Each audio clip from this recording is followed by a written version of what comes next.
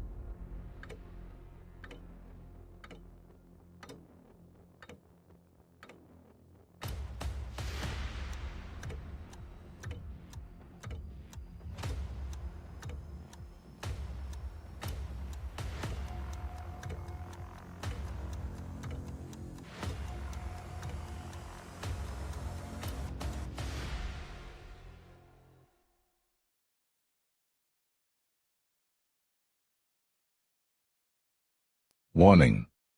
Some viewers may find the following stream melodic. Viewer discretion is advised.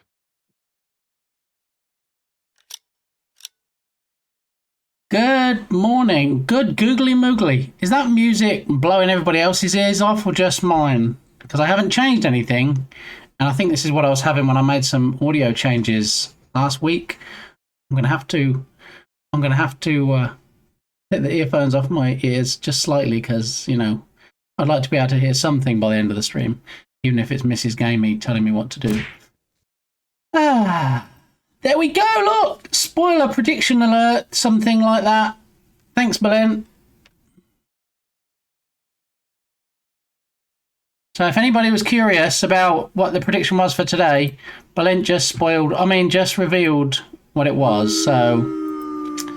So yeah, let's close out the prediction real quick because somebody obviously is eager to see if they lost points. And based on the boo command that just came in, I feel like maybe possibly Belen voted Sloth or Donkey Kong, of which you can see it is in fact neither of those things. It is something else because today we have bom bom bom ba-da-da-dum. Got any grapes?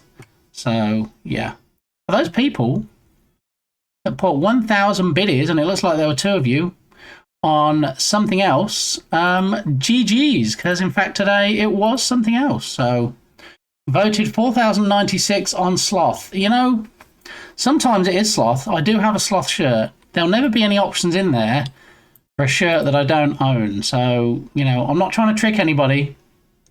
Those options that come up are random. I don't put a shirt on in the morning and then think, I know what I'll do. I'll trick them today. I won't actually put the shirt in the list. So I have no control over which options appear. But obviously, I do have control over which shirt I wear. So my shirt for the day is, in fact, the duck song.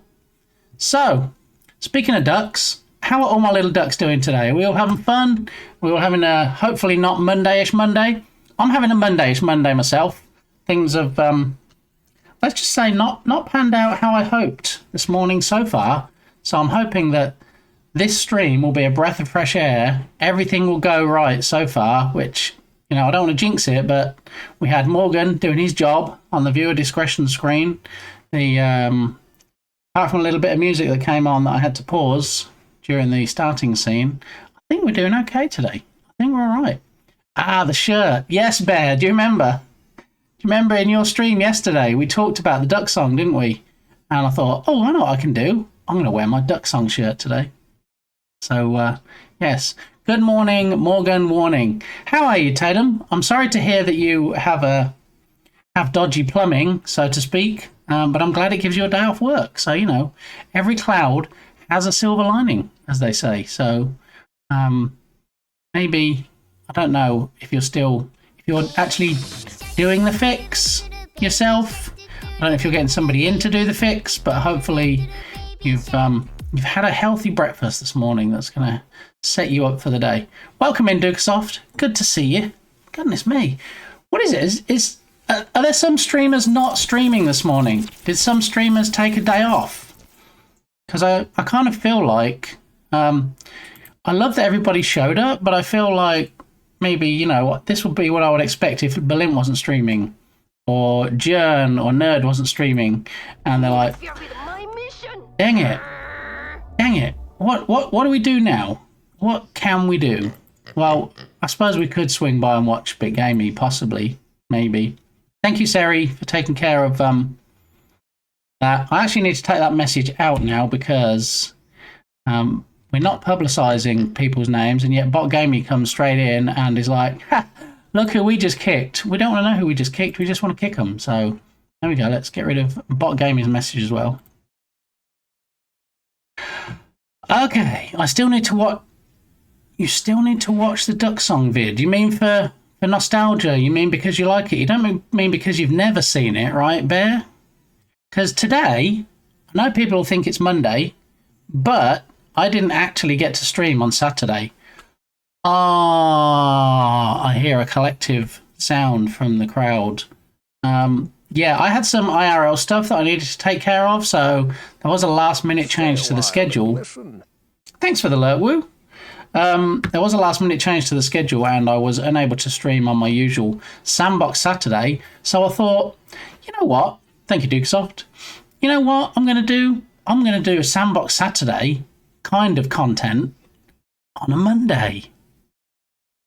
Okay, so if anybody was getting a bit confused about what day it was, even though there's a calendar widget in the corner, I'm going to confuse you even more now, because we're going to do a kind of Sandbox Saturday-ish day on a Monday.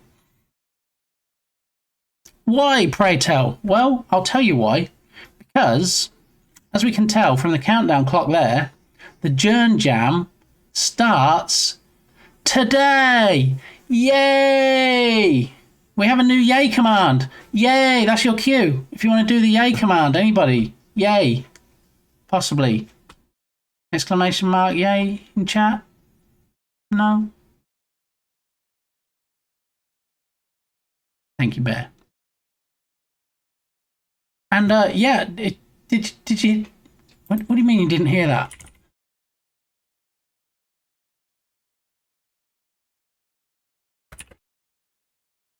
So, as I was saying, we have a yay command in chat. Listen. And there was much rejoicing. Now, I could put a cooldown on that, but I feel that it's so short, and it's funny, and it's Monty Python. If a lot of people do it at once, or if it gets spammed like Dukesoft, just get to hear it a few times. So, one last test before I put the music back on. And there was much rejoicing. And there was much rejoicing.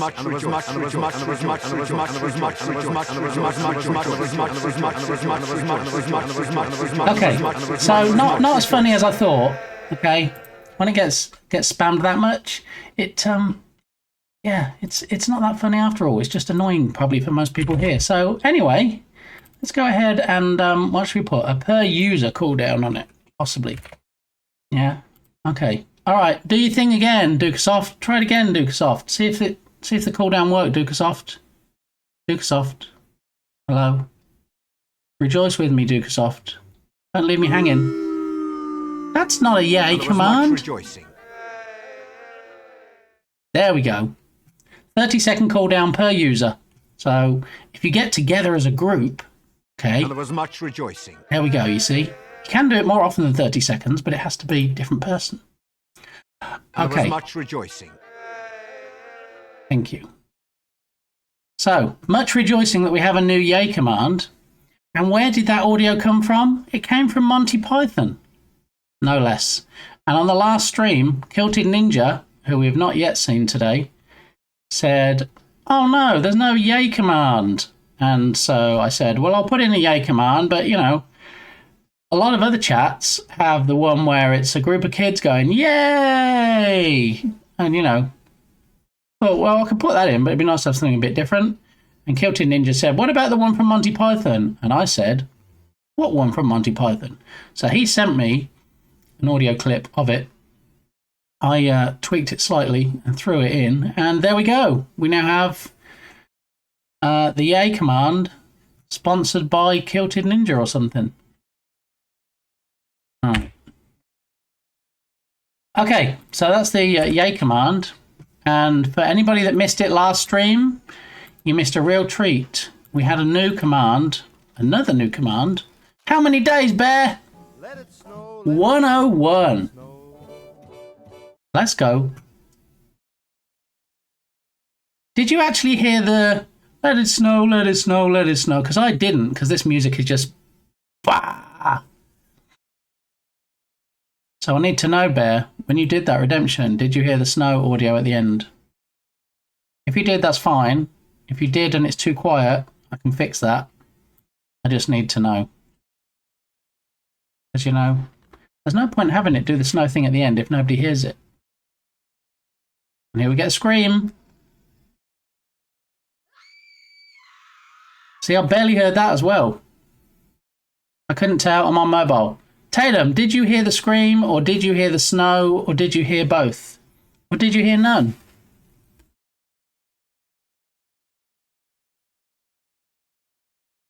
Who knows? Some would say who cares, but I do.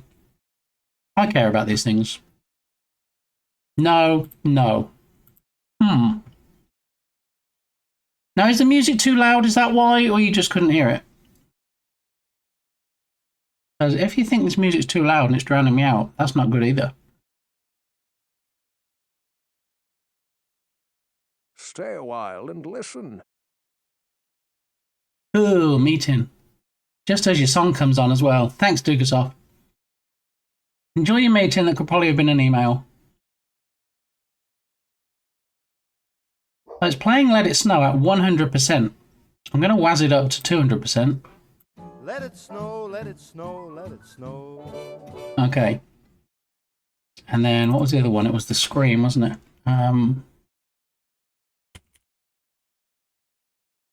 Okay, we have Sleeps Till Scares. And then it plays the Scream there. Plays it at 10%. That's barely... Let's try 100. Let's try 50. Let's not blow people's ears off. Oh, it's too loud. 40. Could probably even get away with 30, maybe. Yeah, that'll do for now. 30 on the screen.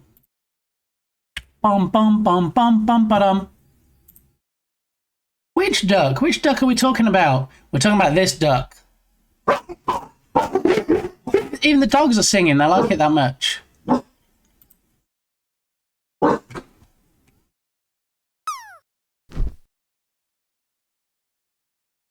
How about no?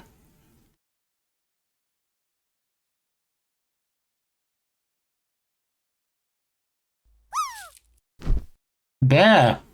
Look at you landing Cheeto nearly slap bang ding dong in the middle of the pile of leaves.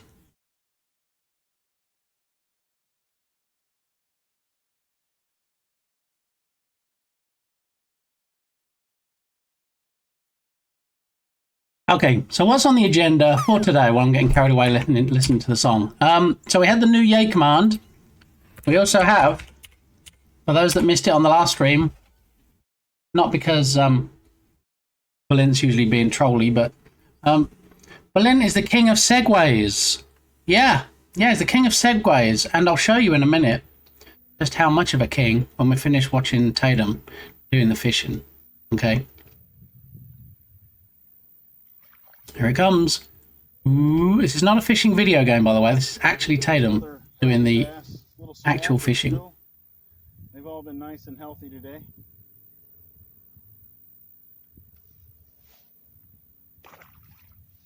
Oh, dog's already blowing it up in here. Ooh. Thank you for that, Berlin. All right, so here we go. Sorry, Cricket. Sorry, Yogurt. Y'all came in and you got to see me dive. Guys, speaking of death. Speaking of death, what could he possibly be going to say next? What's related to death? Hey, Berlin, what? What? Where you will not end up dying is with big gaming. There we go. There's the seg. That's the seg? That was the seg? For reals? For reals? Okay. Music. Anyway, moving on. Yeah, if you didn't understand, you couldn't understand and to understand stuff.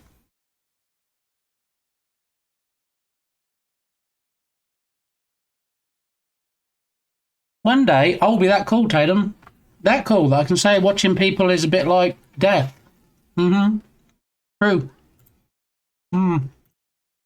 So that command is open to anybody. It does have a cooldown, but yeah. If you feel like Berlin might be being a bit trolly, if he does something you don't really approve of, you can just do the death command, and there you go.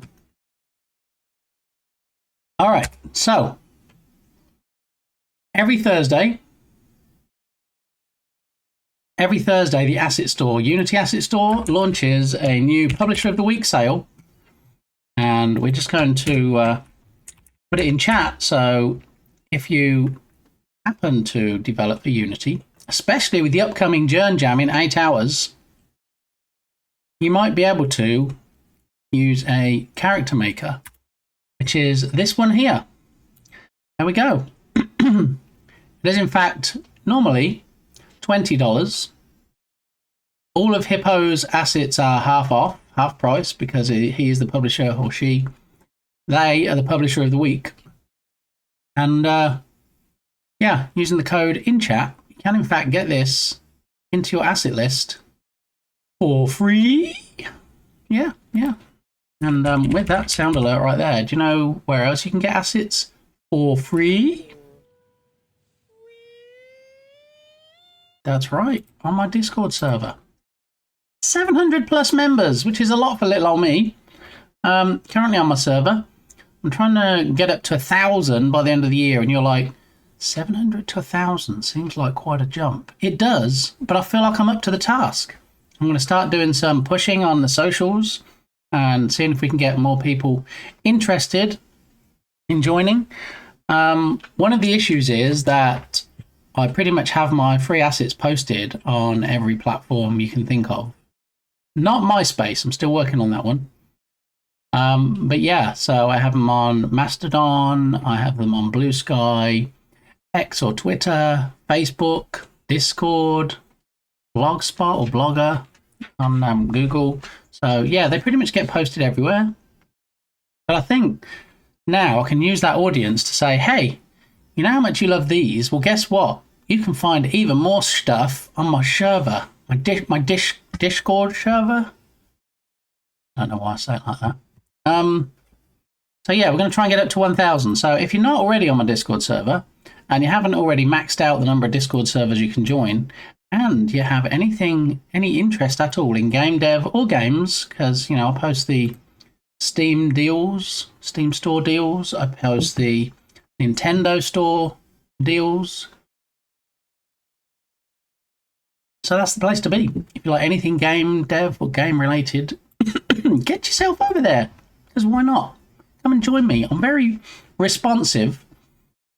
So anybody puts anything in chat, I'm there. I'm always asking for feedback on new things or things that people want to change or add to the server. So it's very interactive. There's a lot of automated posts there. So there's an awful lot of deals, awful lot of stuff going on.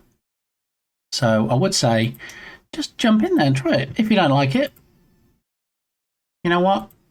Nobody's locked the door. You can always leave if you don't like it. But I can almost guarantee you, some might say a cast iron guarantee, that you'll enjoy it and you'll want to stay. It is true. So get this for free. $20 asset. Get it before Thursday, because that's when it ends. Okay? Just put that out there. Alright, so what else do we have on the store? We have the Iconic Essentials sale. What's an Iconic Essentials sale? I hear you cry. And then I say, well, you should have been here on previous streams, because we cover this pretty much every day. But I won't, because that's just rude. What I will do is say, the Iconic Essentials sale is in fact the latest Unity sale, as not just 50% off a lot of assets, but also daily flash deals, which means for 24 hours, well, these are about to end, so we'll wait for this countdown to get to 0. Every 24 hours, which ends in about 20 seconds, a new range, a new raft, a new list of assets, if you will, go on sale for flash deals. So we are, in fact, going to take a look, and I hope Bear has a coffee, because, you know, me and Bear, we sit there and we drink our coffees. Look, I'm representing Jern today. Drink our coffees and we do some community shopping.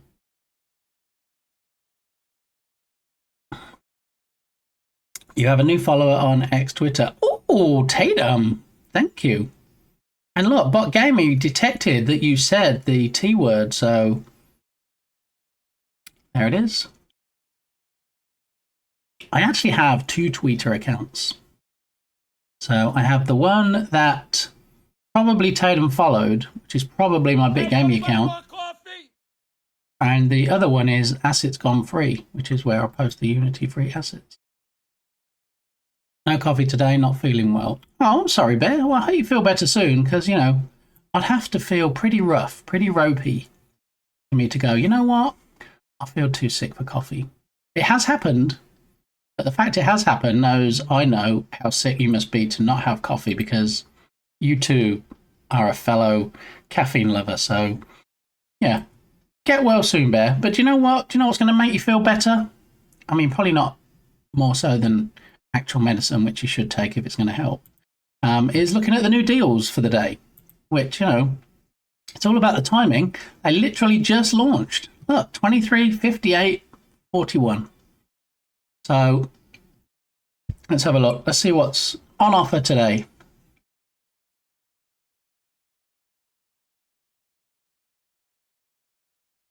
All right, 71 flash deals. We're not going to look through 71 assets. It's usually 10 or 15 flash deals for the day. This 71 also includes the upcoming deals that haven't started yet, which we don't usually look at unless it's a whistle-stop tour of ones that are going to launch the next day when I usually don't stream. So, because Tuesday is not my stream day, we might also have a quick look at those ones, just so you can see what's coming up. All right, 50% ones we tend to skim past, because for me personally, 50% is a normal Unity sale. Anything over 50% gets my interest, like 50, 50, 50, 50, 50, 50, 50, 50, 60. All right. So is it pronounced Eddie? Is it pronounced Edie? Does anybody even really know? Does the asset developer know? A big thanks to our continuing subscriber Irish John Games. What? 36 months? John, we were just talking about you. It was all good. We were literally just saying that, you know, less than 7 hours now until the Journ Jam starts. But, you know, right before you came in, I said, I can't believe it starts at that time. Do you know, that's not a good time for me. Could you change it? Would you mind? I mean, I know it's like less than 8 hours to go, but if you could change it for me now, let me see if you could. I don't know which way yet. I'll let you know. I mean, the date works fine for me. I mean, if I can just get this straight, the date works fine for you, and you're not participating. Just so we're clear on this, right? Okay, so the one person who's not joining the jam is the person that we took into consideration. Okay, no, I get it. That's fine. As long as we're all clear on that, okay?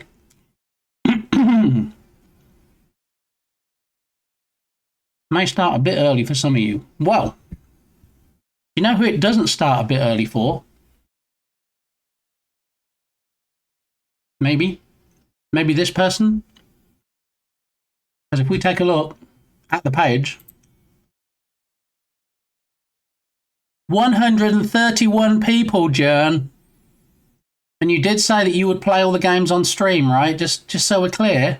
It might take the next month or two after it closes, but you did say you would play them all on stream, yeah? Okay. All right. Yes, it's my jam, my date, my rules, my enjoyment of all you fakers being annoyed about it. You're enjoying it a bit too much, I feel. Jam fun before the jam even starts. Well, I mean, you say 131. I know you think that's not many, but there's still 8 hours. We could double that. There might be 300 people by the time it starts. We just need to wait and see. Plus, of course, that, you know, there's probably more people than that are going to be doing it, Jam, because people use shared accounts. Yeah, so, yeah. Yeah, you wouldn't understand something. So, yeah. Yeah, look. 131. Less than 8 hours. But as we can see up here, look. Starts today for me at, let's ignore the minute, and let's say 6 p.m. 6 p.m. Cutie Kitty, how you doing? Welcome on in. You're doing the jam, right, Cutie? Didn't you say something about you're taking time off work or something like that to do the jam? I feel. Yeah, there we go. Yeah, buddy. So we're just saying how fantastically well the time works for me, because I fetch Mrs. Gamey from work at 5 p.m. The jam starts at 6 p.m.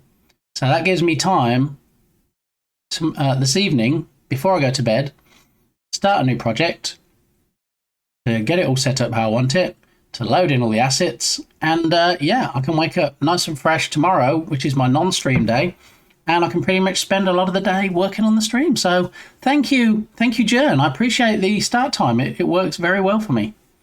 So, Harrio Cat, how are you? Happy Monday. I have indeed taken time off from work, allegedly to work on the jam, but I can neither confirm nor deny it. Okay, shh. It's okay. There's just me and you in here, cutie. So it's okay. Lord of the Jam. Yes. I'm so glad it also works so well for you, Lee. Yeah, and you know what? I'm happy for you to throw me under that bus you're driving. Joan, if you want to say, you know what? Originally we were going to start it at a different time, but, you know, bit gamey.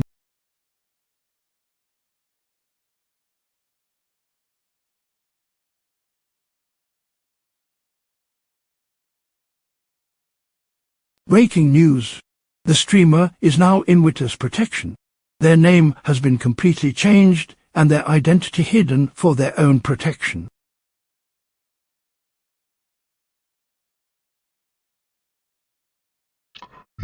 Scamey here. I'm so glad it also works well for Lee. I was super afraid of him complaining. Well, you know, it takes a lot to rile Bit Gamey up. I can't say that we're that close, to be honest, because, you know, he's a little bit of a fecker, to be fair. So I try not to associate too closely with him, but, you know, he does have some redeeming qualities. He does have lots of assets that he gives to the game development community for free. I mean, he doesn't actually give them. He directs people to them when they go on sale that they wouldn't otherwise know about, and mostly those people are in his Discord server, so you probably want to get yourself over there and, yeah, do that thing, if you could. That would be great. But yeah, he doesn't complain, because obviously, you know, 6 PM is almost perfect time. So I hosted a game jam myself recently that some people might not be aware of. And I started that at 4 PM my time. Because same thing, you know, end of the working day, get all your stuff out of the way, something to look forward to in the evening. And yeah, obviously I can't start the actual project until the jam starts because nobody knows the theme. Yeah, write the theme tune, thing the theme tune. So if we look down here, you know, Jern has been a bit sneaky, and I don't know if he wants me to reveal or not to those people. Thank you for those blurb bits, Bear. Appreciate it. I don't know if Jern wants me to reveal because this hasn't been updated. It's updated on the Discord server, but 2 of these options, 2 of these theme choices are no longer there. So I either need Belint or Jern to give me permission to say which of these 2 are no longer part of the jam, because it is in fact in Irish John Games server. And if you join Irish John Games Discord server, or if you are in fact already there, there are special channels for the Jern Jam.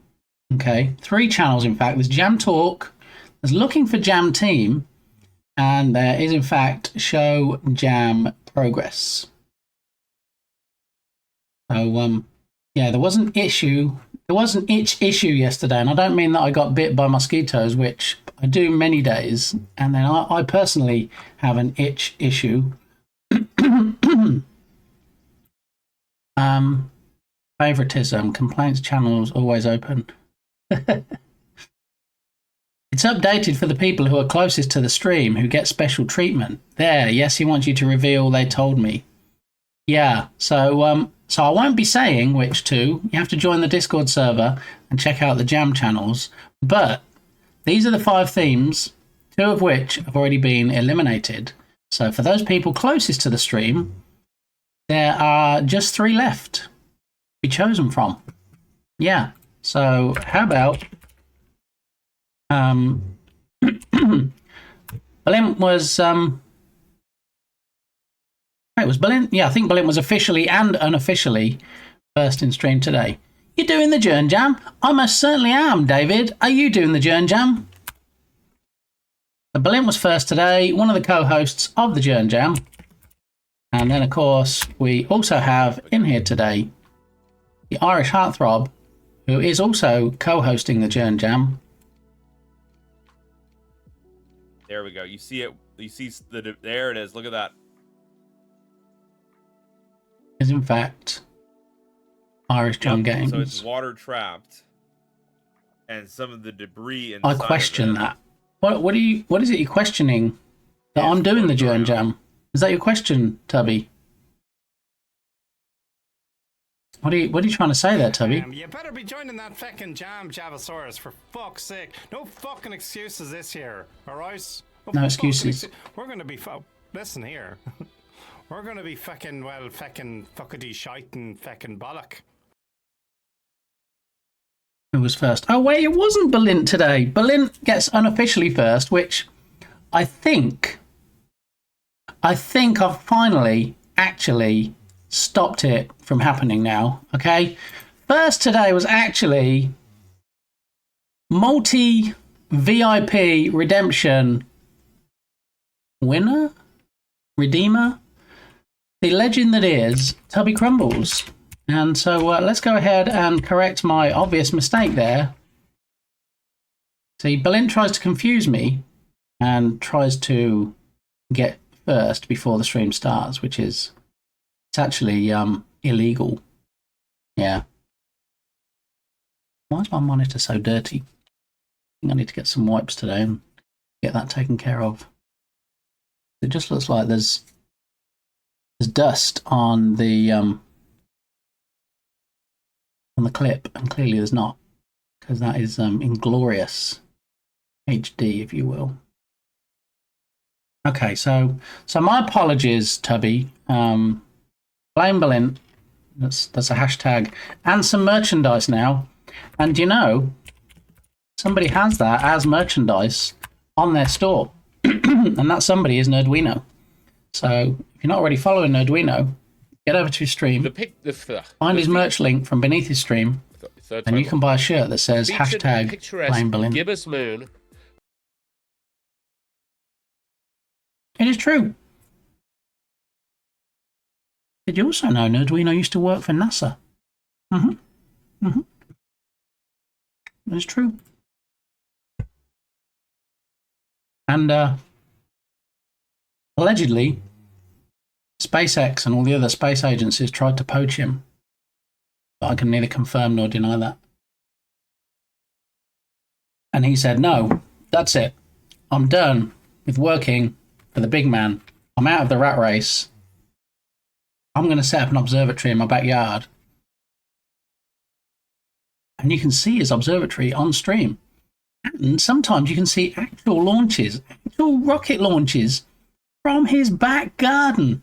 Come on now. Well, Katy Perry is my second favourite moon person. You know, Nerdwino, newest VIP to the channel, is my favourite moon person. But yeah, Katy Perry also tried to poach him, and he said, no, stop. Okay? Stay in your lane. You're a singer. You're an astronaut, not an astronaut. Let it go. All right? Not in a Frozen Disney movie kind of way, but walk away. I think she did. I think she said, do you know what, Nerdwino? I'm never ever getting involved in the space race again.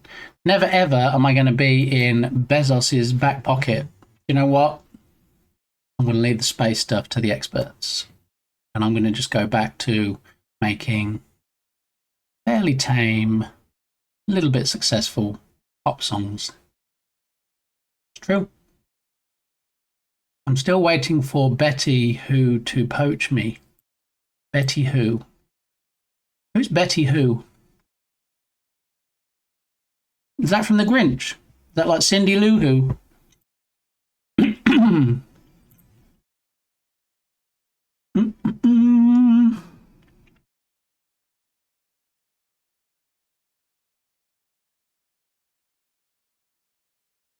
All right, so if you're not already in the Journ Jam, get yourself in the Journ Jam. There's your link. Get yourself over there. Theme voting has closed. These are the top 5 voted themes. 2 have already been eliminated. If you want to find out which 2, join Journ's Discord server. And yeah, I will see you all in the jam in, what does it say at the bottom? Starts in 7 hours and 42 minutens, as they say in Germany. Okay, 131. Come on, let's see. I'm going to keep refreshing it during the stream and see what it gets up to. So speaking of the Journ Jam, we've been doing a little bit of pre-jamming, possibly. Testing out some possible mechanics before the stream starts. And I've been thinking about some different ideas. In Germany, I like that. Yeah, I like that, cutie kitty. Germany.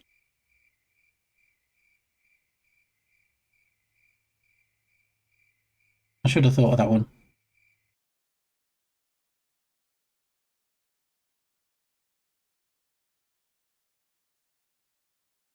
So the main idea I had, show Unity.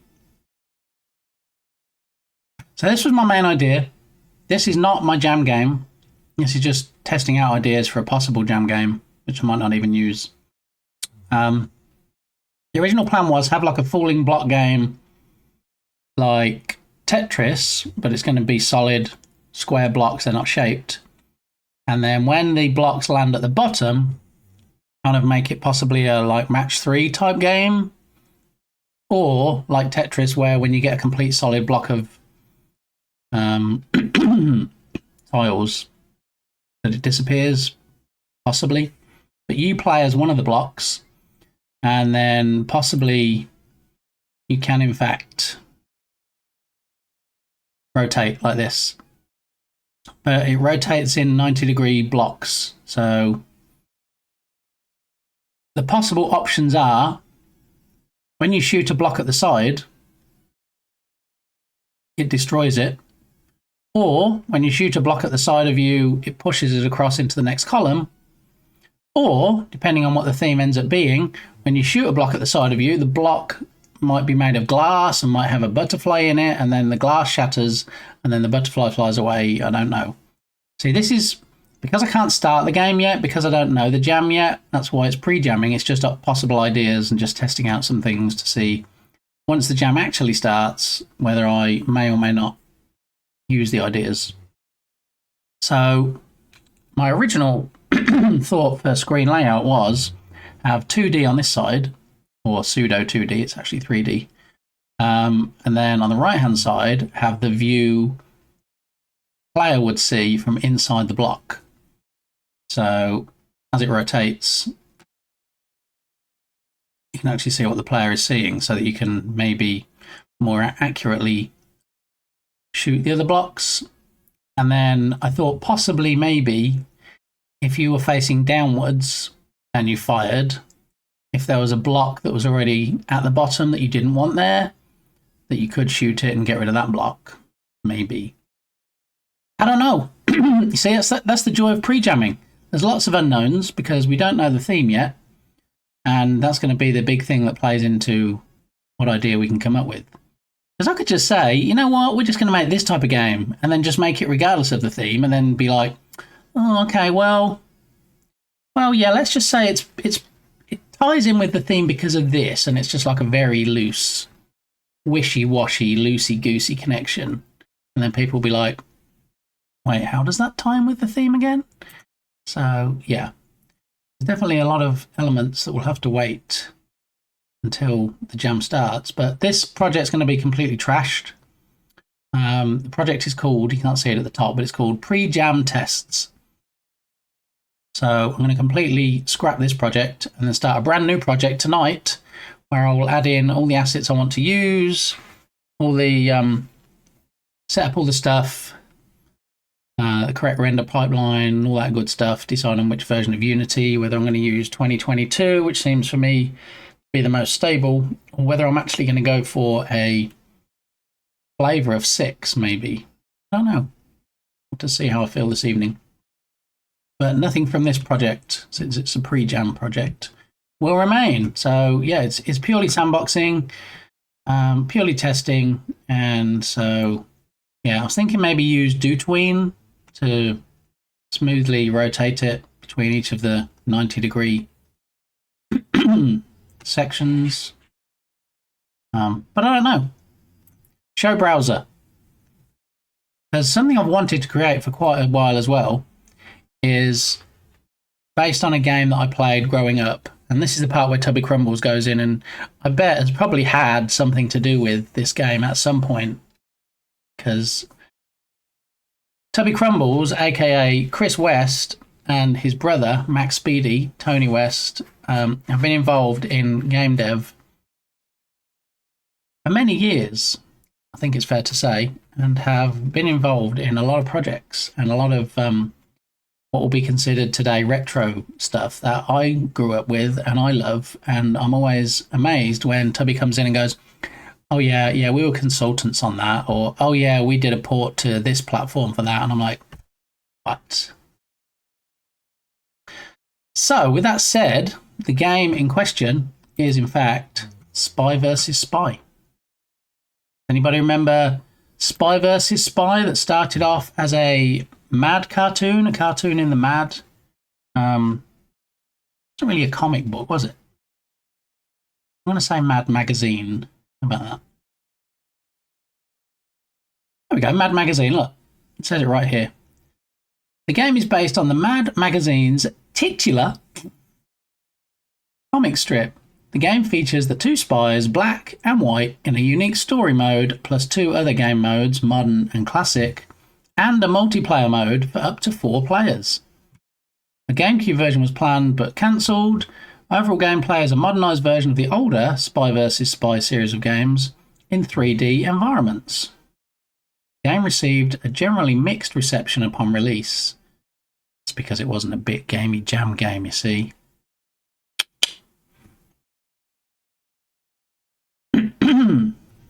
In line with other online-enabled games on the Xbox, multiplayer on Xbox Live was available to players until April the 15th, 2010.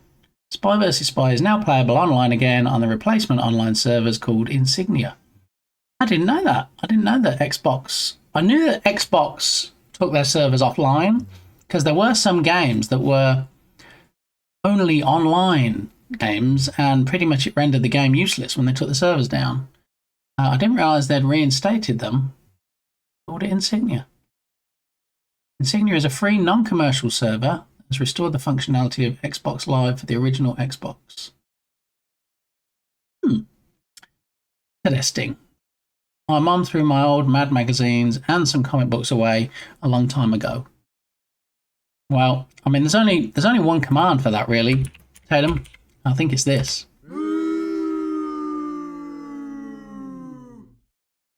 That's a shame. My brother, my older brother, by 18 months, used to get Mad Magazine. And one thing I remember about it was a very clever page where you could actually fold it over, all right? So you fold it like it's feel like thirds. So you fold it over in thirds, and then the bit you're folding over and the bit that you're joining it to actually made a separate picture, which was very clever. Maybe a bit of a silly question. There's no such thing as silly questions here, Harry Cat. How are copyright issues handled in jams? I assume people can't just join and do a Lion King game. Well, here's the thing. It's a very grey area, okay? So there is such a thing as fair use policy. There are exceptions, like if you're doing parody of something. Obvious exceptions are if it's no longer in the public domain, like Winnie the Pooh is no longer in the public domain. Bambi is no longer in the public domain. That's why you're getting movies coming out, which Disney definitely wouldn't approve of. But the simplest way to look at it is, do you feel like Disney are going to come after you if you do a Lion King jam game, which is posted on itch and is probably going to be offered for free to people? I think Disney lawyers probably have bigger fish to fry, shall we say, than coming after jammers. Serious. I am serious. And don't call me Shirley.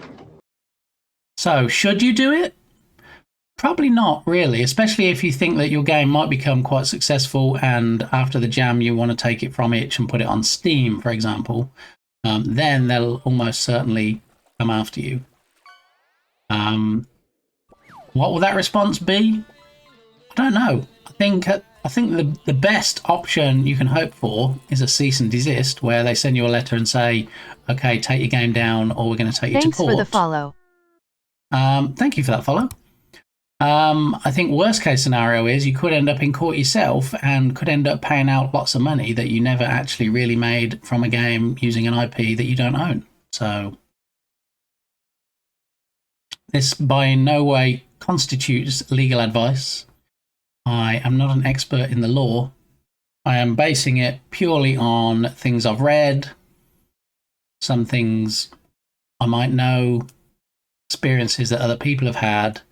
So yeah, definitely wouldn't proceed based on what I just said.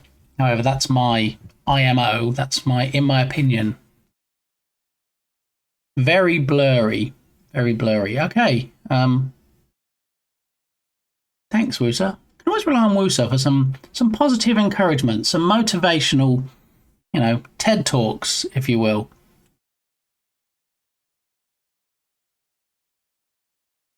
Anyway, on that note,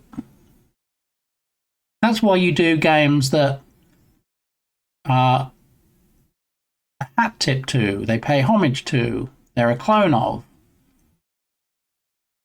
Don't use any of the original names.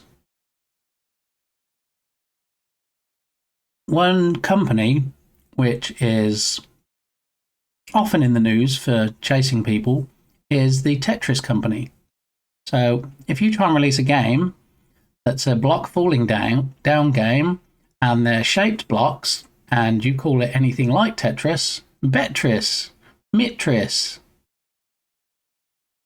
they're likely going to come after you and send out cease and desist because, they don't want anybody taking away any of their market share. Obviously, if you want to play Tetris, but you don't want to pay to buy a version, hey, I'm just going to jump on Steam and I'm going to find a really good indie version of Tetris that isn't called Tetris, but uses very similar mechanics. So then, the money I was going to give to the Tetris company to buy the official game, I'm now going to give to this other person. Yeah, companies tend to frown on that. With good reason, I think. Not what you said, but the laws, systems around copyright. I'm going to say that I think it's the same with any laws and systems. There are loopholes. There are people that do things and get away with things that other people don't get away with. So it can be a bit of a crapshoot, for want of a better word. If you want to roll the ball around the roulette wheel of IP ownership and copyright laws and just hope it lands on red, and if it lands on black, you only got yourself to blame, really. So I personally would steer clear of anything that sails too close to the wind when it comes to IP infringement. I'm working on Rescue Ball. As I say on many a stream, some of the mechanics are similar to Katamari Damacy. Okay? Yes, you roll a ball around. Yes, you pick things up. The size of the ball doesn't change like it does in Katamari Damacy. The items that you can pick up are not determined by the size of the ball. And I didn't realise until I was way down the game dev route of creating this game that in fact the mechanic itself is copyrighted, trademarked. Anyway, Bandai Namco actually have something set up where they can take you to court and say, hey, look, we own this mechanic and you can't use it. So that's why you've got to be very careful. And while it is going to go on Steam, I don't think it's exactly going to sell as well as something like Rise of Piracy. So I don't think they're going to come after me and say, hey, you know what, this is too similar. And if they do, and they say, okay, here's a cease and desist, take it down, I mean, why wouldn't I comply? I'll just take it down.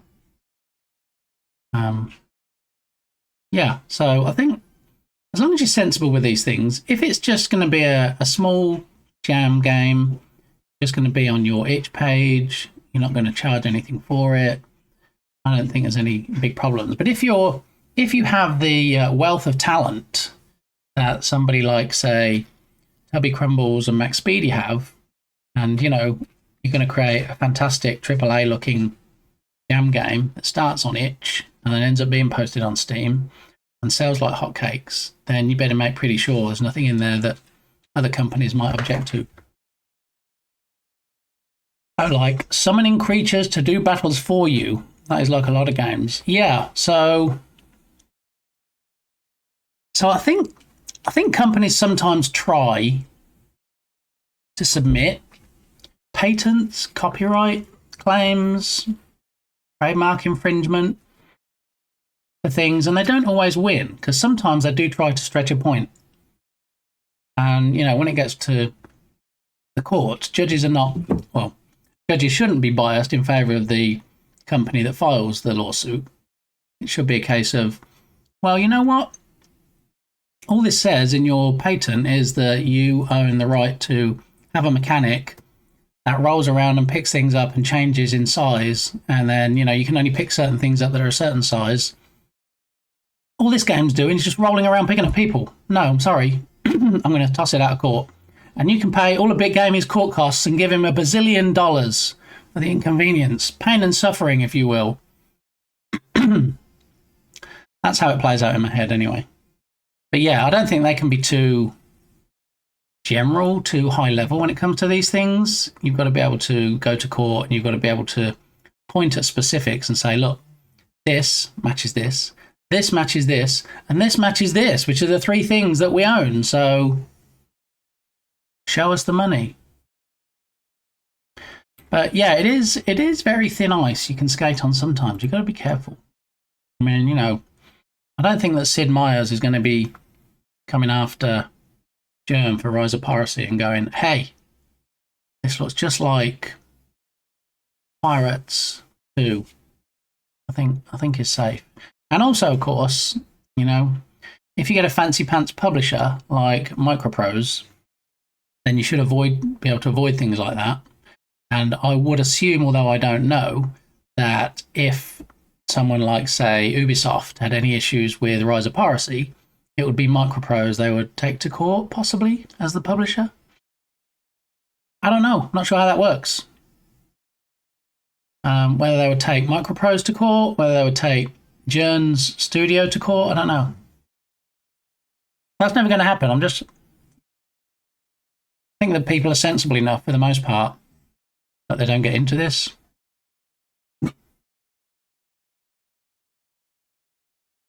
So,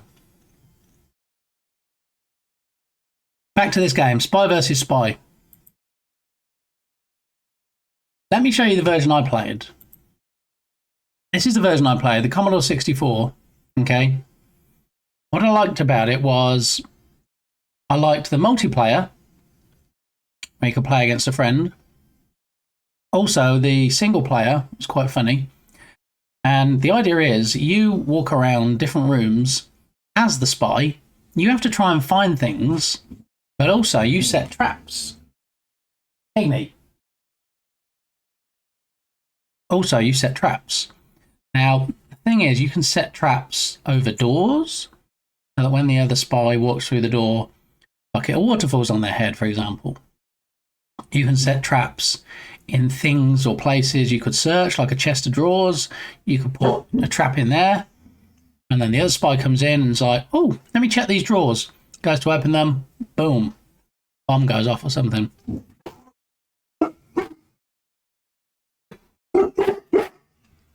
Milo, what are you doing? Well, they're going to go outside in a minute because I can't try talking over them and then get yapping and be barking louder and louder. So, all right, let me put them outside. I will be right back.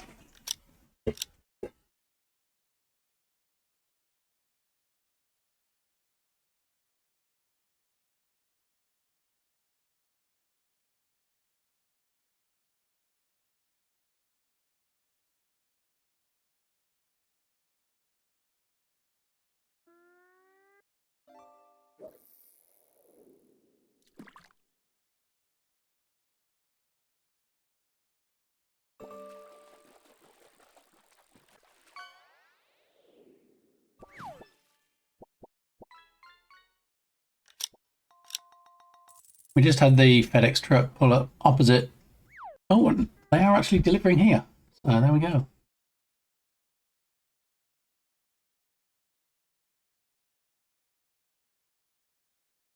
Delivery lady is talking to the dogs like they're her babies. Okay, so let me just grab this package.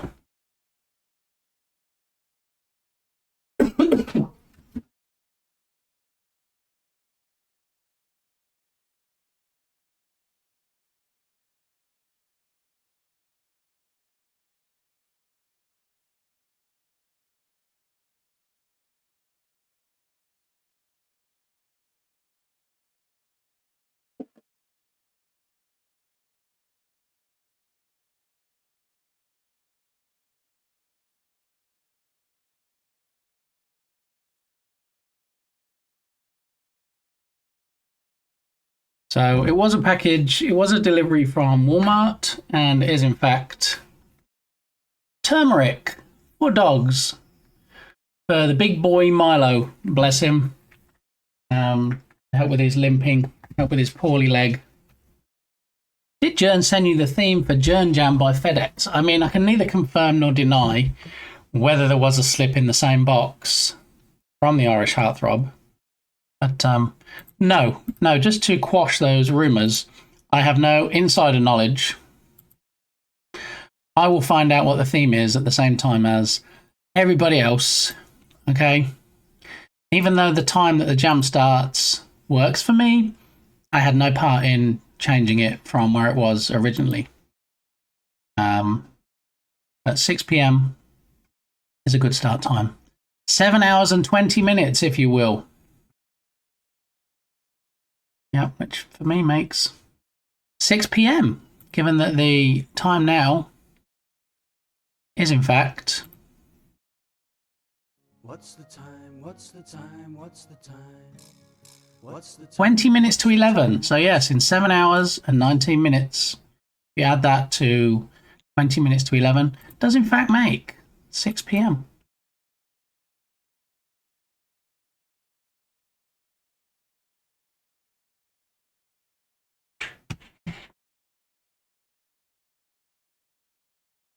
Let's get some songs in the playlist, shall we?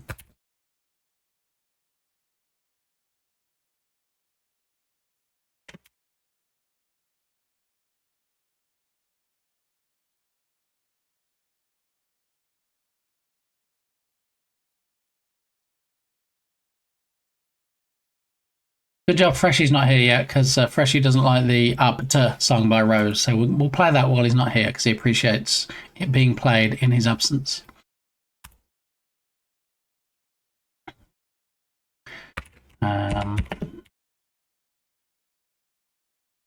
We're almost there. Just one more of my favourites.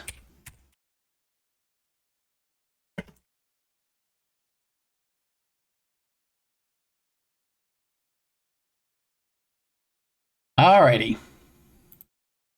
So yeah, we're gonna have a look at Spy versus Spy, but the whole idea revolves around you trying to find all the things you need as the spy, trying not to trigger any traps that the other player has set. And it has been a while since I played this, so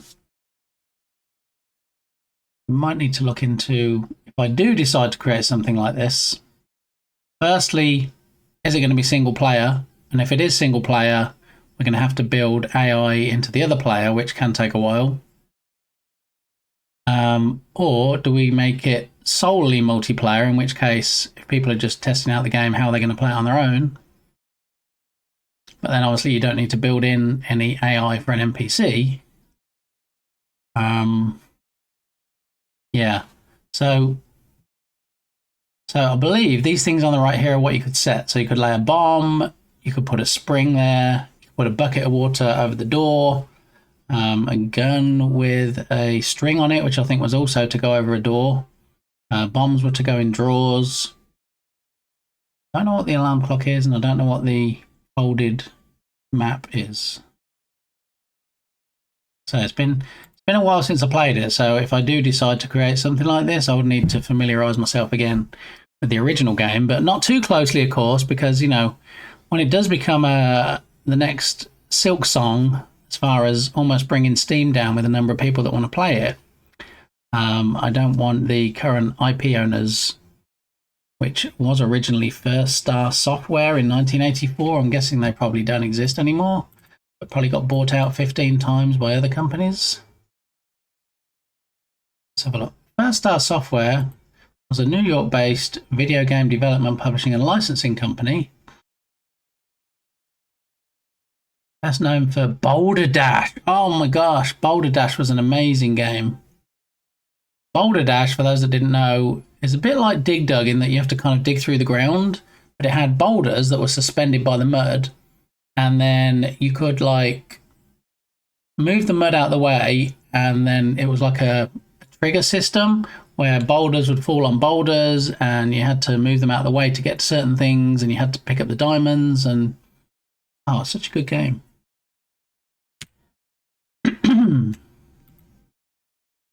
And Spy vs. Spy, which first appeared on the C64. Games were ported to or written for home computers, consoles, and later for Mac, Windows, and portable devices. Millions of units have been sold in both the Boulder Dash and Spy vs. Spy series of games. Right, so as of January the 1st, 2018, the First Star Software name and website are owned by BBG Entertainment, which also purchased all IPs: Astro Chase, Boing, Boulder Dash, Bristles, Flip and Flop, Millennium Warriors. Wait, how do you buy a company and you get all of these IPs, but you don't get Spy vs. Spy? So is Spy vs. Spy still owned by the Mad magazine company?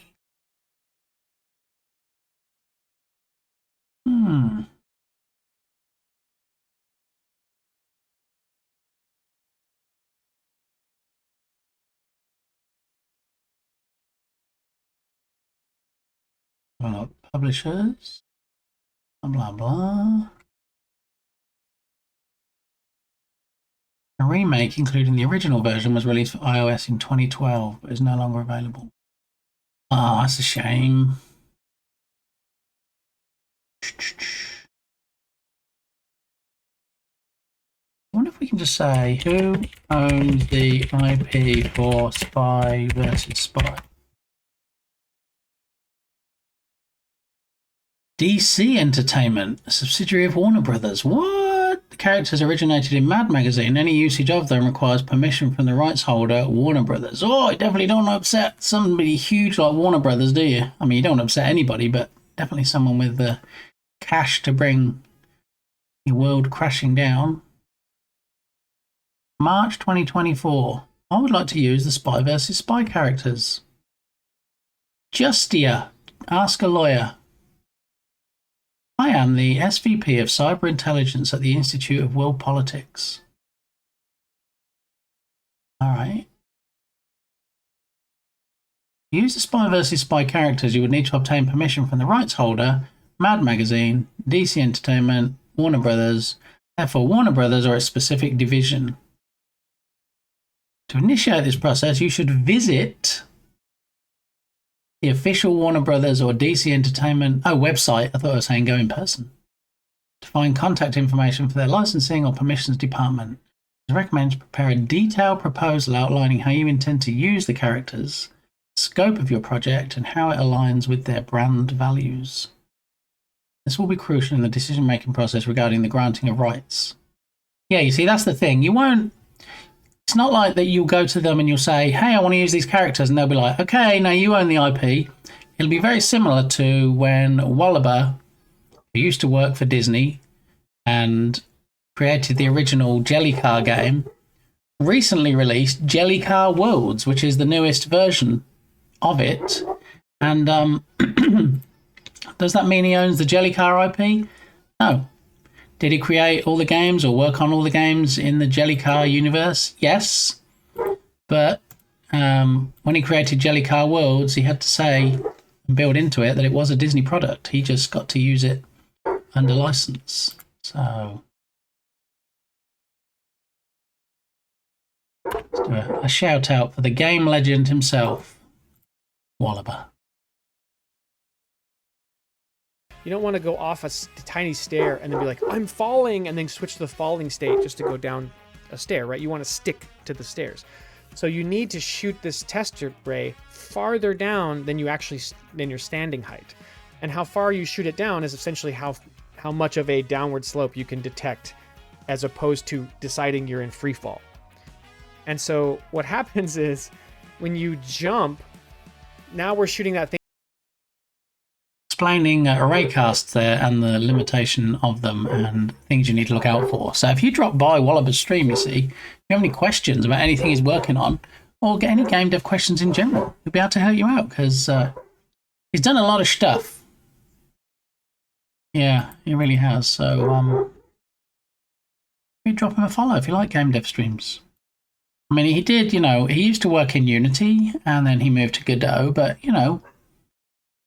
we're not going to unfollow him for that. We're going to encourage him in his endeavors. As Jern always says, it's not the engine, it's what the developer does with it. So, but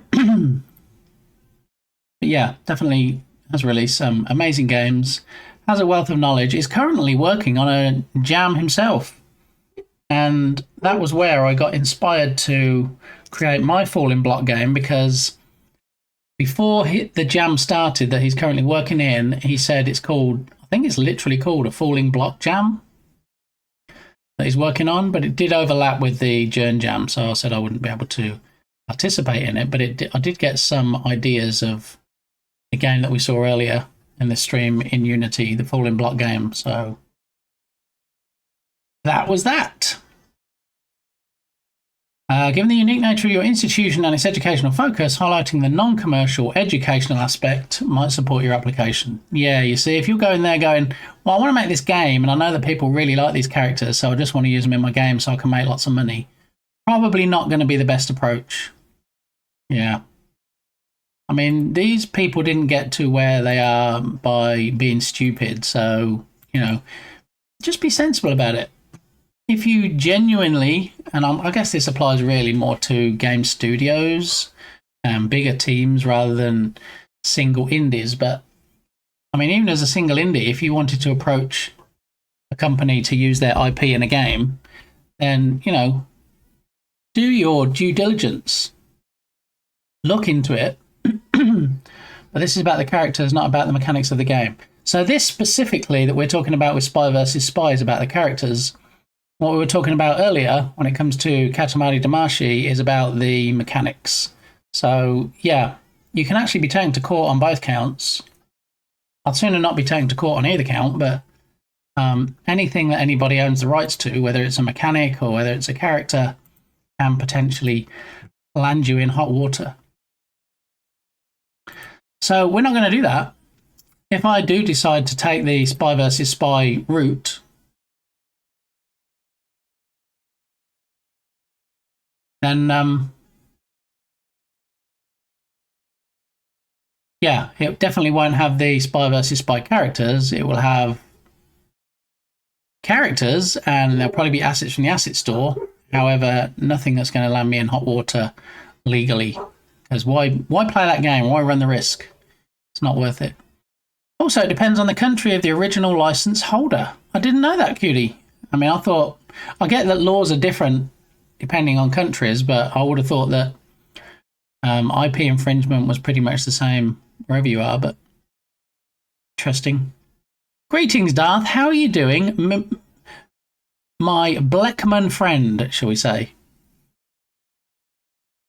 Welcome in. Happy Monday. We just it's a Monday, but we didn't have a sandbox Saturday, so we're kind of doing a little bit of pre-jamming for the Journ Jam, which we can see starts in 7 hours, 7 minutes. We're doing a bit of pre-jamming, a bit of discussion about possible game mechanics, characters, and stuff.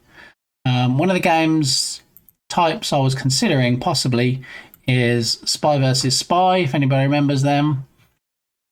This is actually the Commodore 64 version from Beyond. It's the version that I owned and used to play, which we can see down here.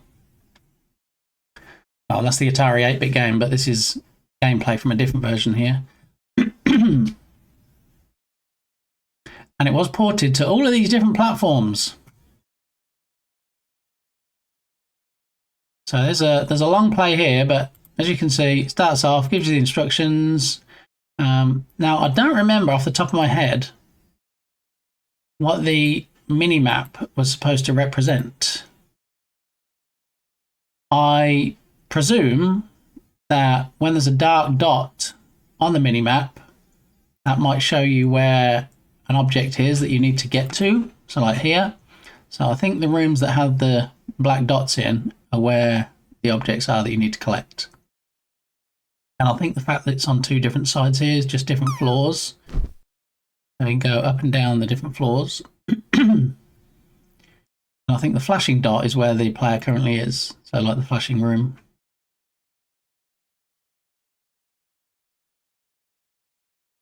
Alright, so I think he just chose a spring, and I think he's about to put the spring in the drawer, the white guy.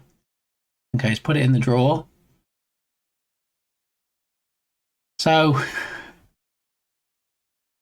you can see the other player when you're playing this, whether it's one player or two player. You see the other character. So you can say, well, yeah, I can see him, so I'm going to be able to see if he plants bombs and stuff. But a lot of the rooms look similar. So you won't necessarily know which room of that type he put it in. And you're supposed to be busy focusing on finding stuff and avoiding his bombs anyway. So it's kind of you got to split your time between trying to see what he's doing and where he might be, and then trying to figure out yourself how you can grab all the objects and complete the game. Yeah, so as we can see here, actually, well, I guess what the map icon is just to bring up the map. It's not actually to plant anything. So you can see down here the yellow arrow on the UI is pointing to the map. So the black spy is probably about to bring up the map. There we go. So it clicks on the map and brings this up to show you where he is. I think it only shows where you are. I don't think it shows where the other player is, because that would make it too easy, wouldn't it? So he is in this room here, the one that's blinking, and then he has to get to the other rooms where the black dots are to collect things. Okay, so this one's flashing, so he's here.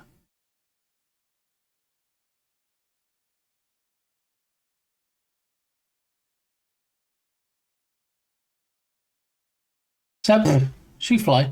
So I think if I was creating it, I would probably... I mean, it says there have been newer versions in 3D. I think if you wanted to capture the essence of the original, I'd probably just have it, if not in 2D, then have it with an isometric camera, just so it looked 2D. Because I like when games get remade sometimes, but I think, you know, you can kind of lose certain elements to it if you change too much.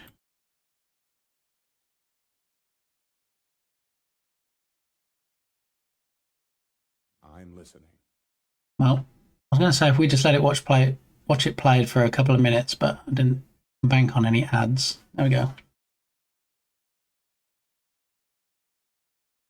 Now, as an example, this is not legal advice and it's how I've understood the language. The EU has a lot stricter laws, but they protect creative work, not mechanics. Like I'm using certain stats that are very similar to another game. The names of the stats and how they work is mechanics. And that is fine. If I would copy the story or the way it looks, that could be confused for that game. It may land me in hot water. Yeah, it's a very grey area, and definitely if it's a thin ice that you think you might want to skate on, then definitely get a legal professional. My Steam analytics are finally working. I had added a special Steam link to every one of our socials, and today I finally saw visits. No wish list though yet from the socials. Nice, nice. So when you say your Steam analytics are finally working, I presume that they were always working, but now you've added links everywhere that people can click on. You're actually seeing some data collected. It's not that it wasn't working and you had to change something to get it working, I'm guessing.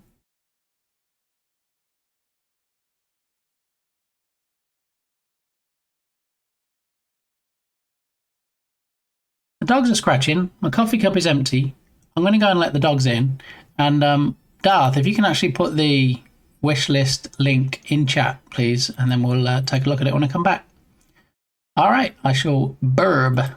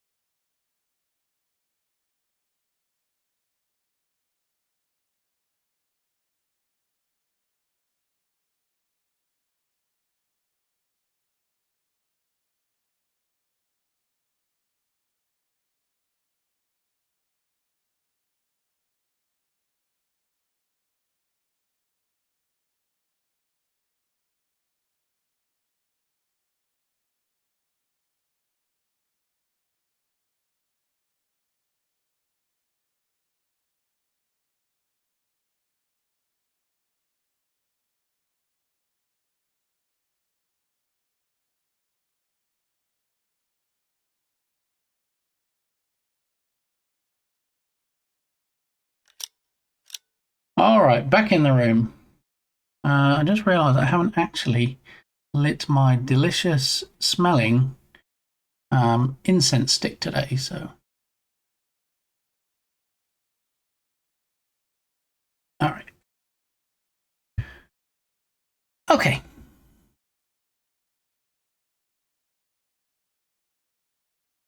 It's called UTM link. Yes, I'm familiar with UTMs. That's where you have like the, is it question mark UTM equals on the end, and you can use it for tracking. You have to add a tag at the end of the address for the marketing analytics to catch it. Otherwise, you get general info, as Steam has policies about collecting such info. You can legally circumvent it using UTM links. That's weird. They would have any issues with you.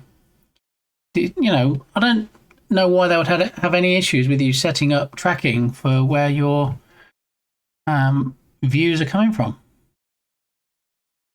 I have, and I just need to make sure there is no confusion about my game and the original game I've used as influence. The only reason I'm not saying the game's name is not to create said confusion.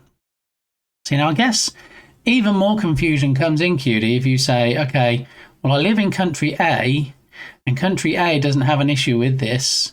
But you know what? When my game gets successful and then I sell it in country B might have an issue with it.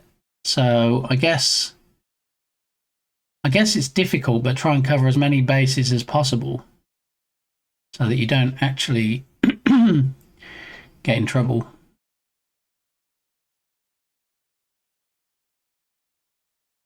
Dr. Javasaurus, how you doing? Happy Monday to ya.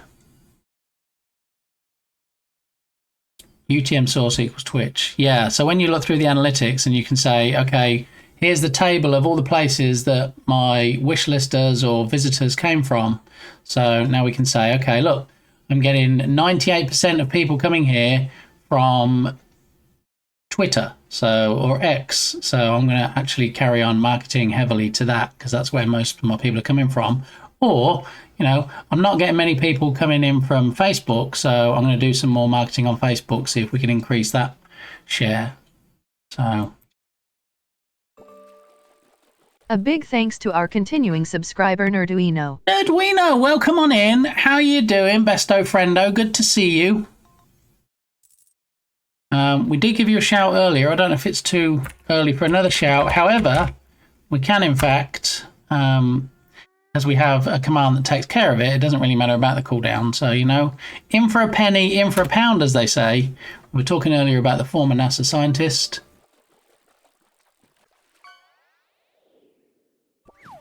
Yeah, GeoJam. The same area. Lily likes rocks. Absolutely. All these people. It's great. Lots of geologists here on Twitch, actually. Lots of geologists. Everybody's a rock star. And in this case, NASA did not provide more. See, you can watch interesting science videos with Nerduino. Super exciting. But there is also something that's really strange. Oh yeah. And potentially. Look, this is a clip where Nerduino actually had an well, he didn't have an earthquake, but he was at home when an earthquake happened on stream, live on Twitch. You just never know what you're going to get at Nerduino stream. You don't. So if you like spacey stuff, if you like sexy British accents, get yourself over there. All right. Just saying. I'm great. Yes, how's you? I'm doing all right. We're just about to have a look at Darth Blackman's game on the Steam store, so everybody can go ahead and add it to their wish list. We're going to pin it to the top of chat for 5 minutes. There it is. Links at the top of chat. I'm going to click the link so we can open it. That would be a good help, wouldn't it? All right, we're just talking about Steam store and tracking. As somebody that's going to be purchasing a page on the Steam store next month, that's good information to know that they pretty much don't like you using tracking analytics, so you can actually use your own by using the UTM source at the end of the URL. So that's good. How's your day going, Nerduino? Welcome on in. That's actually the original version of the new Mars finding from April 2024. Yes! I live in Belgium and the license holder is Ubisoft, based in France. I am aware that All this is very tricky, and yes, I have consulted with a lawyer about this. I mean, you don't have to give me too much information, cutie, but when you consulted with a lawyer, how did you find a lawyer? How did you know you got a good one? How did you know that they were specifically able to help you out with things like video game development, IP infringement, copyright, all that good stuff? Because I'm always curious, you know, if it's something that I ever look into, I'm curious how people actually find a good one, not one that's just going to take the money and go, yeah, you'll be fine, it's okay. Release your game, you'll be good. Morning is getting going, just got finished making mini crepes for breakfast and have my coffee, and now I'm in the best stream on Twitch. I've told you just to focus on this stream, Nerdwino. Why are you having other streamers tabbed? Love your face, Nerdwino. We were talking about my second favourite moon person earlier, the astronaut, and how, you know, I suggested that Ms. Perry stays in her lane and carries on making mediocre pop tracks. But, Katie Kerry, exactly, yes. Yes, she's in witless protection. Her name has clearly been changed to protect everybody if it stops her from singing. Okay, so we are pre-jamming. We're kind of treating this a bit like a Sandbox Saturday, since we didn't have a Sandbox Saturday on Saturday. This is the game from Bear Stick, aka Darth Blackman.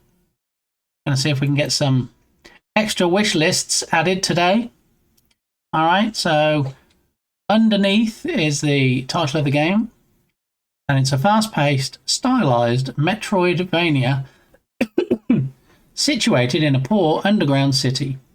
Collect trash and loot, explore an expansive urban wasteland, engage with fascinating characters, and make choices that will affect how Emma's story will end, for better or worse. I could do the voiceover for this. Darth and team, I apologise. Darth and team. How big's the team, Darth?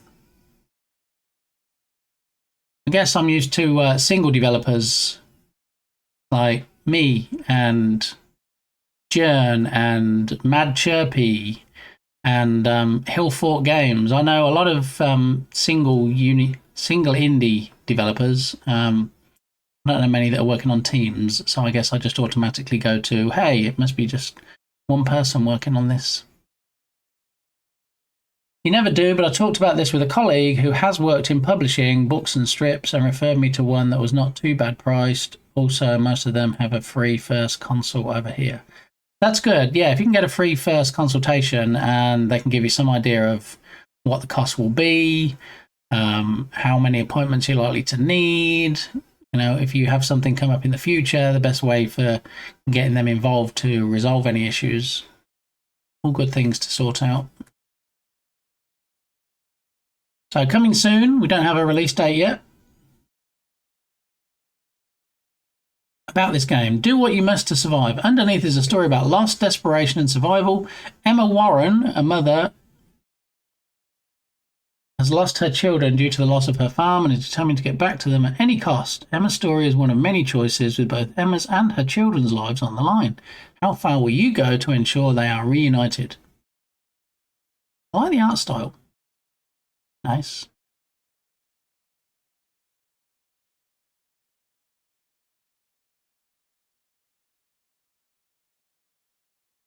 Still developing this. Stay tuned. I like it. Very nice. Yeah. I like the layout. I like the art style.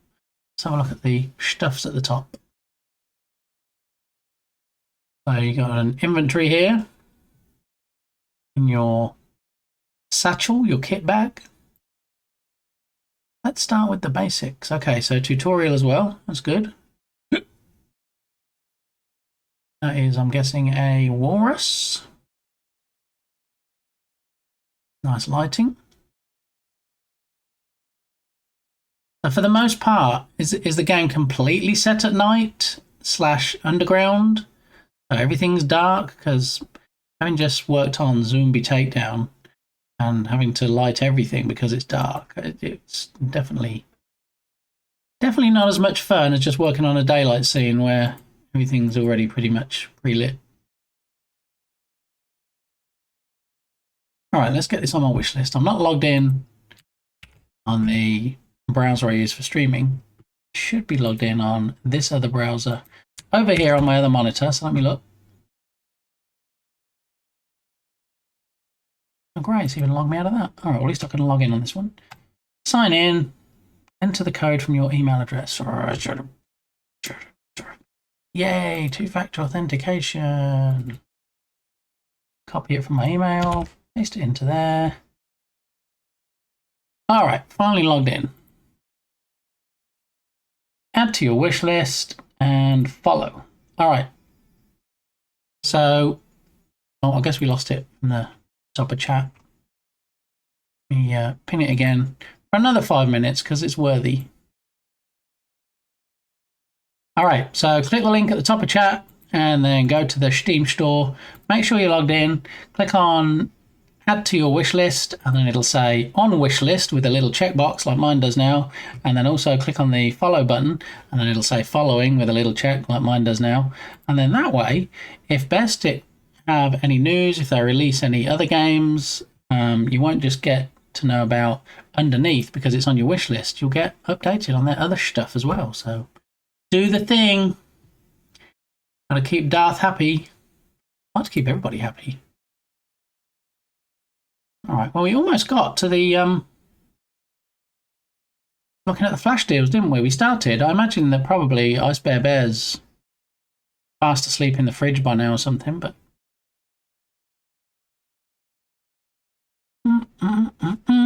we've started during a game jam with a big old team of 12 people. We're right now 5 core members. We're also working on another much smaller scope game that's going out this month. What? OMG. Well, GG's, Darth. Very nice. I think it sounds like you're making inroads. So will Thank you so much, Anna SAS Dev, for the raid. Do you know what? Bit gamey. Don't tell. Quack, quack, a new ducky in the pond. Quack, quack, quack, a new ducky in the pond. Quack, quack, quack, a new ducky. This was the same clip we saw last time. Quack, quack, a new ducky in the pond. Quack, quack, quack, a new ducky Music, in the pond. don't interrupt, how rude. Quack, quack, quack, a new ducky in the pond. Quack, quack, quack, a new ducky in the pond. A new ducky in the pond. Quack, a new ducky in the pond. Can't stay, I need to raid and run. Sorry. No, sorry, Anna. I always appreciate the raid. Thank you. I was thinking about you this morning and I was like, I hope Anna's going long enough so I can raid Anna. And here you are. So thank you. Appreciate the raid. Hopefully somebody else can tell me what happened in your stream today. Always good to see you. If you're not already following Anna Saz Dev, please drop a follow and go and watch the fantastic content, which I was going to watch this morning. And yeah, I had to stream, so I was going to watch afterwards, after hopefully raiding. But it didn't happen because Anna beat me to it. So Deflux, how are you doing? Welcome on in. Nice to see you. If anybody just raided in with Anna and is able to tell us what happened in the stream today, please do so. Or maybe you just enjoy Anna's company and you weren't paying too much attention to the content, but you just like being there. That is also a possibility. Anyway, as Marshall Mathers, Eminem, announced and sang to you when you came in, my name is Bit Gamey. Some people call me Lee, and I work in the Unity game engine. And usually my main project is Rescue Ball, but since, as you can see from the bottom of the screen, the Journ Jam starts in 6 hours and 44 minutes, we're doing a little bit of pre-jamming today before it all kicks off and we find out the theme at 6 p.m. my time. So yeah, welcome in everybody. Good to see you. And Anna Ray, the duckies are here. Serafina, how you doing? Happy Monday. Hope you're having a good one. Shark Geek is also in the house, our resident shark expert. How are you doing, Shark Geek? All right, I think we had a question that I almost answered from Nerdwino before the raid came in. So will the theme for Journ Jam be announced in 6 hours, 49 minutes, or do we know already? We do not know, even though Journ is a besto friendo. We are both aware of how jams work, having both hosted jams before and participated, that the theme does get announced, in fact, when the jam starts in what is now 6 hours and 43 minutes. We have whittled the theme down, and if you go onto the Discord server, Jern's Discord server, you'll find out which two, if you know, don't post in chat, please, which two of these it no longer is. So we have it whittled down to 3 now, so we just have to decide on a game type, style, mechanic, genre when the theme is announced. I've got dog scratching at the back door. I'm not going to go to the BRB screen. I'm just going to mute the mic, but I'll be right back in 1 minute and 7 seconds. Time me. Go.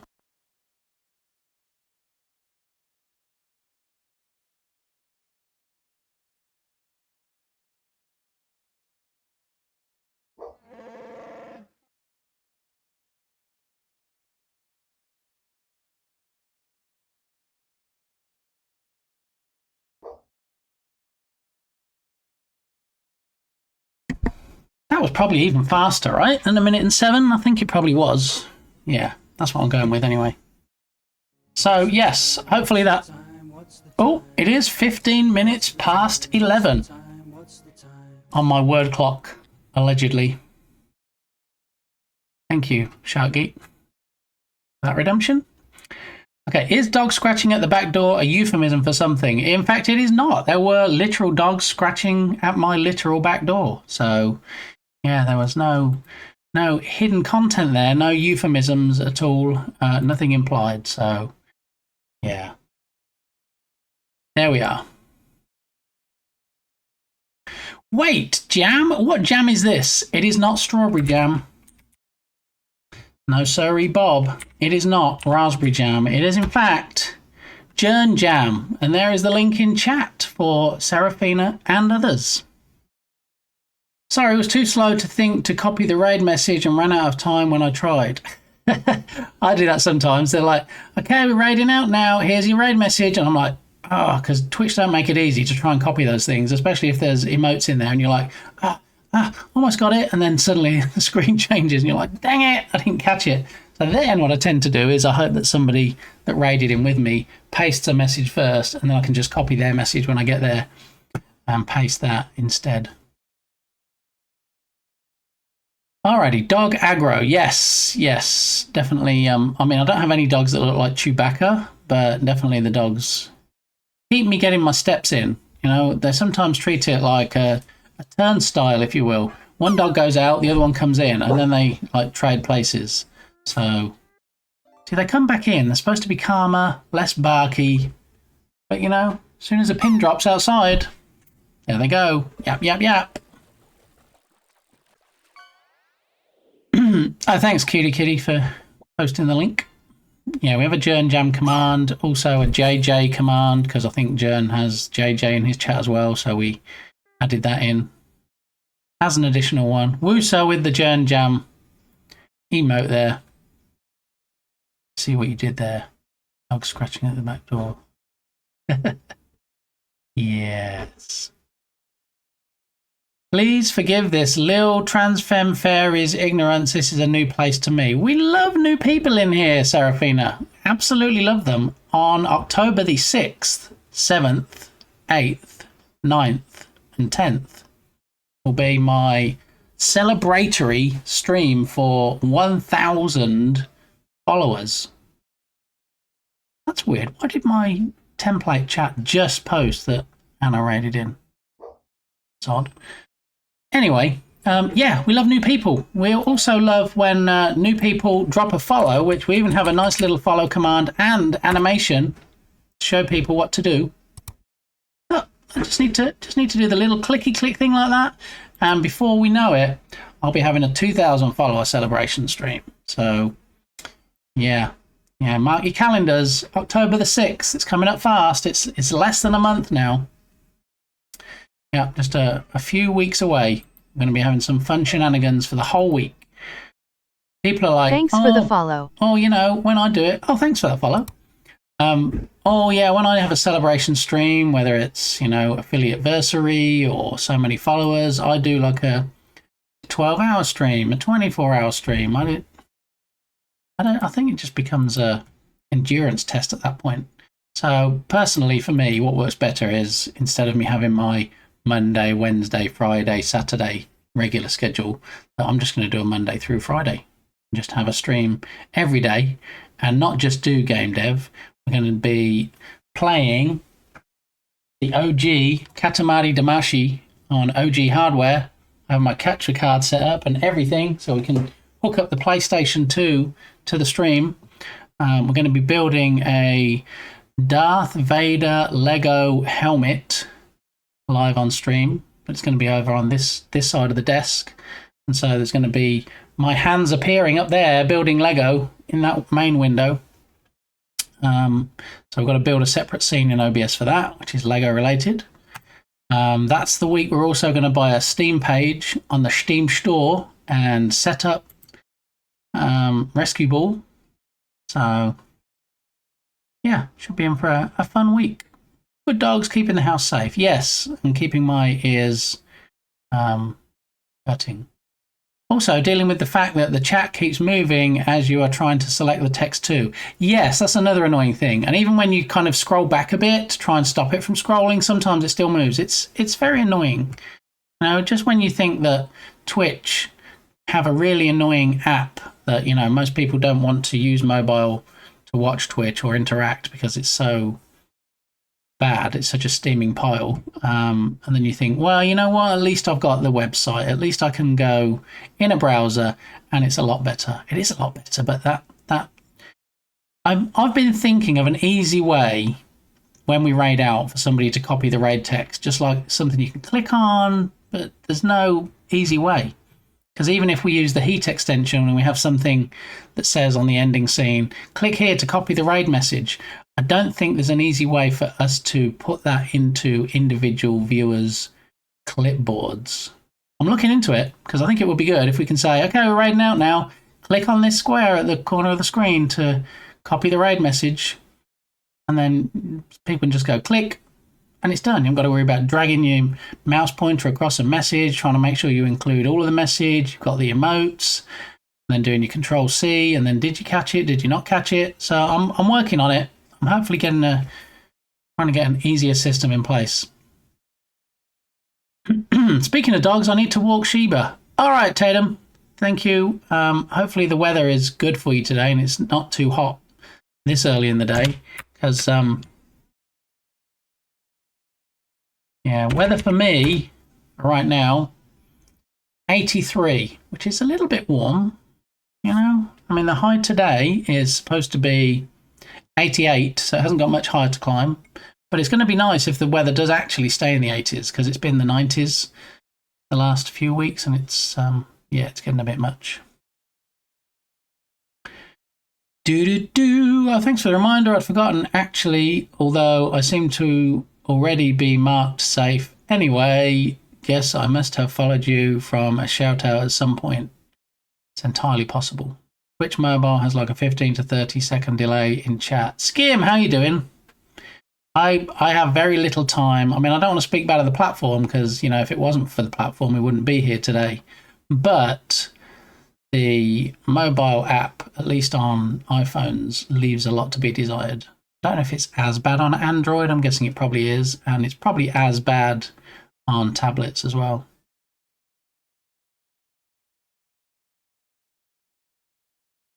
I hated every last bit of being forced to live with the app during the time I was without a working PC, bar one.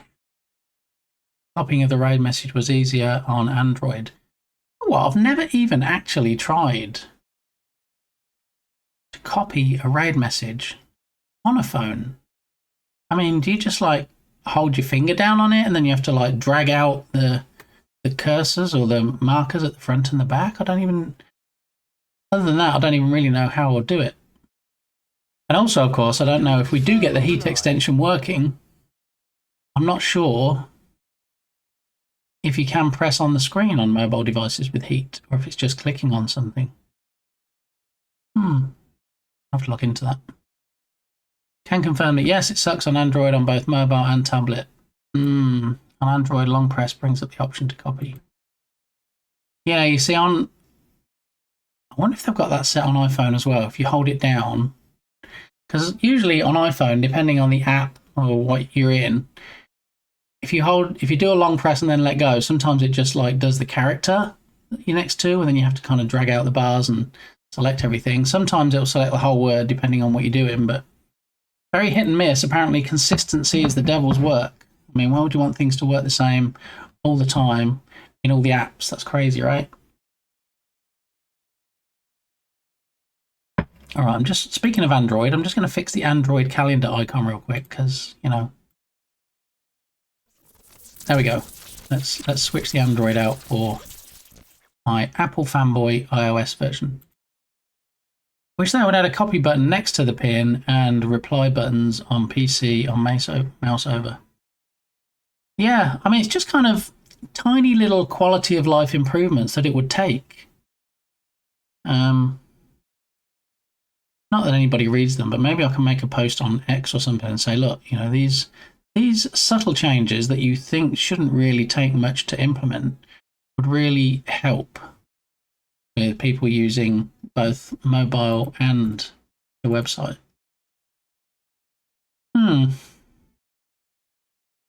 Yeah, maybe, possibly. Okay, so Journ Jam starting today. Starting in 6 hours and 32 minutes, like it shows at the bottom of the screen. We have 130, somebody else joined, 132 now. Yeah, Journ was in here earlier and he's like, 131, what? I said, well, it hasn't started yet. I'm sure we might get some more. And there we go, 132 people. I feel like that is a simple quality of life feature that a lot of users would appreciate. Yeah, sometimes it's just the small things, isn't it? And I get, you know, as a developer, I know that people saying, oh, you know, it'd be fairly easy to do this. It doesn't always translate to it actually being easy. Like, I know Kilted Ninja was only joking when he said about it being easy, but he said he made a suggestion to one of my redemptions and said, oh, it'd be good if it did this. That'd be pretty simple to do, right? I mean, it's doable, but it's not pretty simple. And I am looking to do it when I get some time spare. Can folks join after start? Yes, absolutely. You can join any time before it finishes. That's the same with any jam.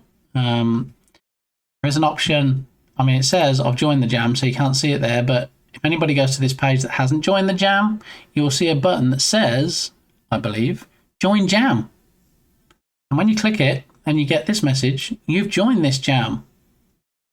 But if you join and then suddenly you're like, oh, I'm not going to finish in time, or, oh, look, now they've announced the theme and I can't think of anything that I can do that would be good and would tie in with that theme, then you can, in fact, leave the jam.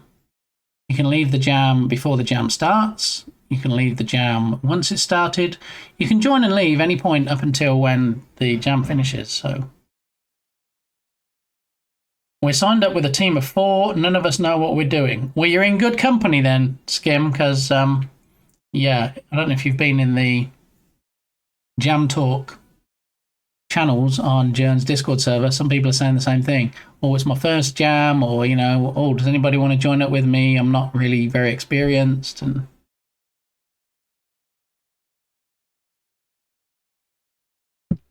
oh, no, that is me saying that seriously as a dev myself. Yeah, I mean, I think as well, it depends on what tools are used.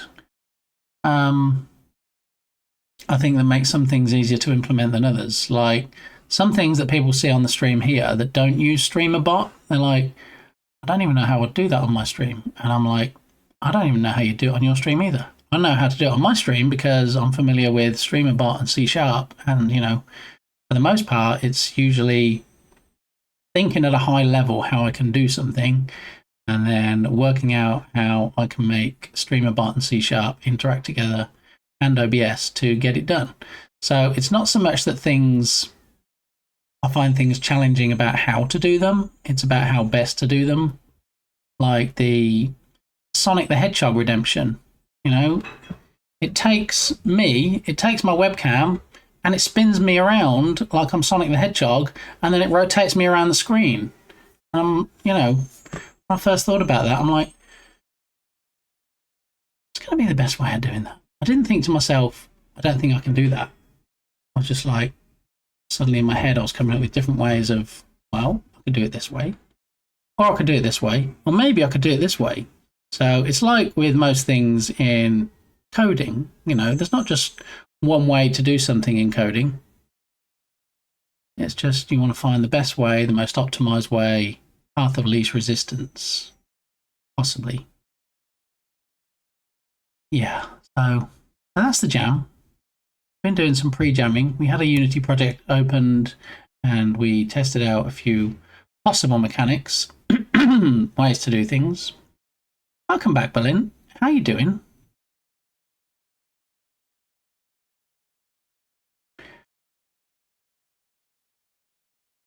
Yeah, so the link's not at the top of chat anymore, but Darth Blackman's game, go drop a follow on underneath. For those of you that missed it, there's the link again. Go over there, drop a follow. Covered in meetings. That's why Dukasov had to leave. He had a meeting too that probably could have been an email. I'm sorry you're stuck in meetings on a Monday, Berlin, because meetings suck most days, but more so on a Monday when all you want to do is just work yourself in slowly to the working week and not have to worry with some of the junk I've seen that you have to put up with in meetings. Probably most meetings, probably all the meetings. So, here we go. We're going to have a look finally at the flash deals that have launched in the Iconic Essentials sale today on the Unity Asset Store. We'll see if we're going to buy any. Sometimes we do. Mostly we don't because of the price. So we've got 50, 50, 50, 50, 50, 50, 50, 50, 60. All right. Speaking of the Sonic Redemption, let's pull a silly face.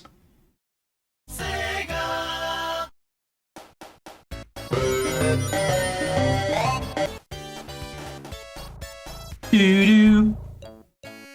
Sorry, Berlin, you got crabbed. Crab meat came out and stole all your rings. You were not successful on this occasion. They really do. I can't wait to tell you about this email thread too. Oh my goodness.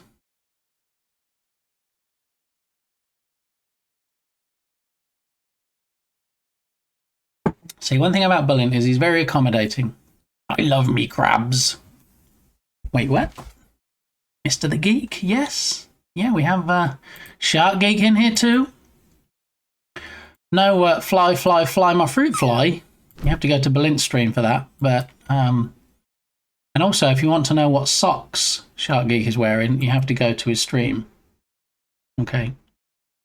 Don't know if we'll see any socks on this clip. Try to flip them over and put them into sleep state or whatever. Yeah, Unky Dank Meme. So that's called tonic immobility, and yeah, that's actually what we witnessed here. I think right about here. No, there's drone footage as well. Yeah. So you see that orca came up from underneath it, and it's doing two things at the same time here. It's biting the great white and rolling it over at the same. Can't wait to meet that man. I bet we will be S-tier friends. I bet you will too. Yeah. I think we might ditch that redeem. You've seen them all now. I mean, you know, arguably I could say, well, all right, I'm going to ditch my daily prediction because, you know, people trying to guess what shirt I'm wearing. Eventually, you're going to have seen all my shirts. So, but you know what? How can you not want to see Got Any Grapes? See? The duck song. There it is.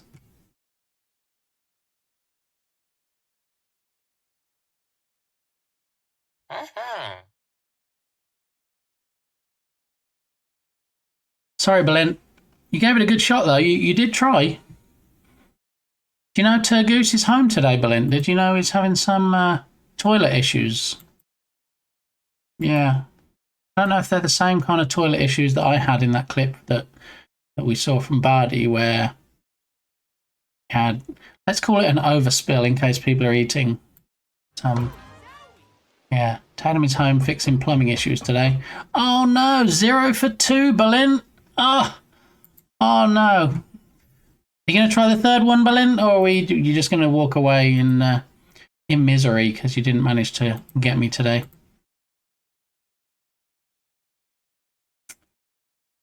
Yeah. Yay, Bitly was safe. Yeah. I only speak for myself, but I have a janky mess stuck together with spit and putty holding my stuff together, if I am to be honest. I think a lot of people are in the same boat, Serafina. Not Turgus. But I hope not, your toilet was welding. In fact, it was welding.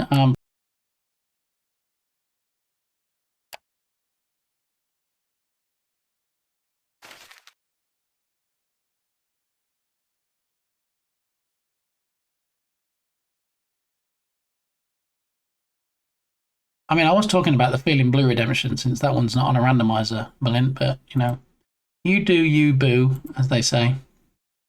Actually, I'm 0 for 3. Oh, did you already try that? Lost Sega. Okay. Yeah, I thought it was your toilet, not Mr. Goose. Yeah. Easy mistake.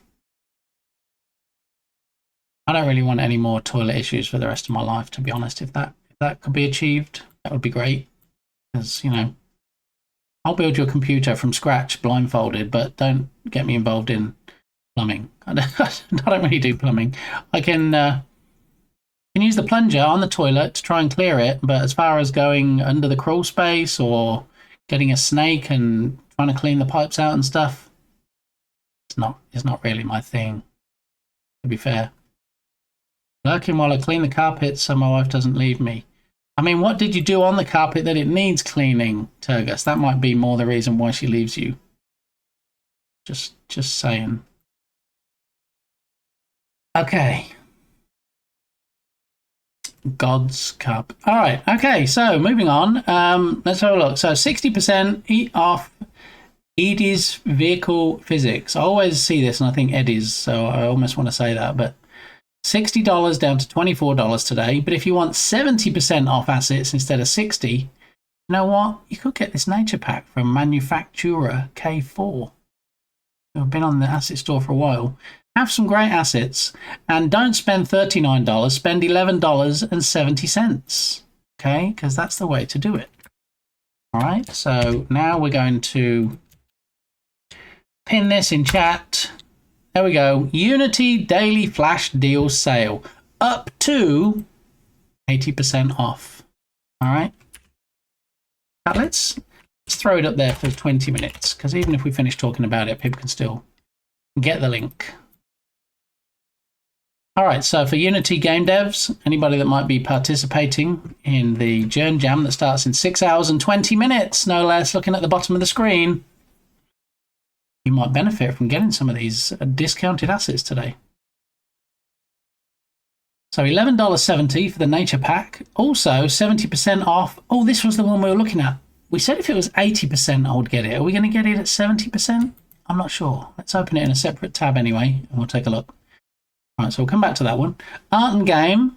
Every time I mention Art and Game on stream, I always want to mention that as a previous customer of theirs, they give you some great discounts off of their other assets. So now might be the day to get in on that. $23.70. You can get the Ethereal URP 2021 Volumetric Lighting and Fog package. And then when you look at their other assets, and they have some great ones, be discounted for you. You heard it here first. Okay, so Bonecracker Games, realistic car controller. I feel like vehicle controllers can be very challenging to get working. So if you can get a good vehicle controller asset, and it's just a case of, hey, drag your wheels in here, point us to the camera here, point us to the player here. If it's as simple as that, then I want that vehicle controller, because I have a lot of projects, not just in the pipeline, but where I've used vehicles. And I tell you what, it's such a time saver having a good vehicle controller asset. So I do have a few, but for the sake of H. Macaroonies, we'll take a look and see if it's worth getting the Bonecracker Games one for 80% off. All right, also 80% off is Ultimate Loot VFX Pack, which I already have, but you can get for low price of $3 today in the sale. Shader Crew are offering their Toon Shader, $50 down to $10, 80% off. Art and Game again, look, another Art and Game. You can even get in on the getting discounts on their other assets for $15.80 instead of $79. 80% off their anime NPR Toon framework. And that's your lot for today. So for tomorrow, because we're not going to be here tomorrow to look at these, in less than 24 hours, after the Jern Jam has already started, no less, you can get the Big Environment Pack, Low Poly FPS Weapons Pack, Low Poly Cartoon House, Big Environment Pack Volume 2, so you can get Volume 1 here and Volume 2, both in the sale. Watermelon Games are offering their Squad Shooter, Gaia Pro, VS, Terrain, Trees, Grass, and Water for Unity 6, which I already own. Polygon Sci-Fi Worlds, $500 unis normally. Get it for a fraction of that tomorrow in the flash deal sale. Character Controller Pro. Let's have a look, see if there's any more on the next page. Possibly. All right, so all the way down to, let's do them in reverse just so that we don't overlap. Okay, so Fantasy Forest Environment, Quirky Series Mega Pack, VR Physics Player Controller, Stylized Hit and Slash, Stylized Earth Skills, Dreamscape Nature Bundle, Game Launcher, Polygon Particles. I actually already own this, even though it doesn't show purchased, because I got it from cintystore.com. I got it from Cinti's own store. And you know what? I'm actually a partner with the Cinti store. I do have an affiliate link. And you can see I have a number of Cinti channels on my Discord server. If you're not already a member, then feel free to join the 700 members already over there on my server. And you too can see all of my Cinti channels. I have Cinti Unity, Cinti Unreal, Cinti Store, and Cinti News. So you can get all the Cinti stuff on said server. Alrighty.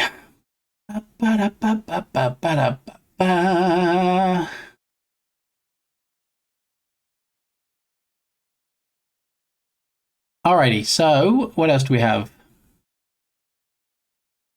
We have Projectile Factory. So you got low poly particles down here from Cinti. Wallaber, how are you doing? We were talking about you and the fact that you're doing a jam game at the moment, and I believe it's the Falling Block Jam, possibly. It's going okay at the moment. We can't start the Germ Jam, Falling Block Jam, there it is. We can't start the Jern Jam, as you can see at the bottom, for another 6 hours and 15 minutes. So it does in fact start at 6 p.m. my time this evening, which is after I finish streaming. So I'll be launching my new project in Unity and yeah, getting things rolling in just over 6 hours.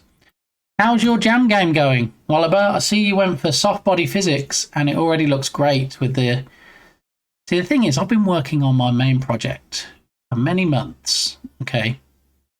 And I don't have anything on screen to show about it. Wallaber has been working on his jam game for not very long, because, you know, jams aren't generally for a long period of time.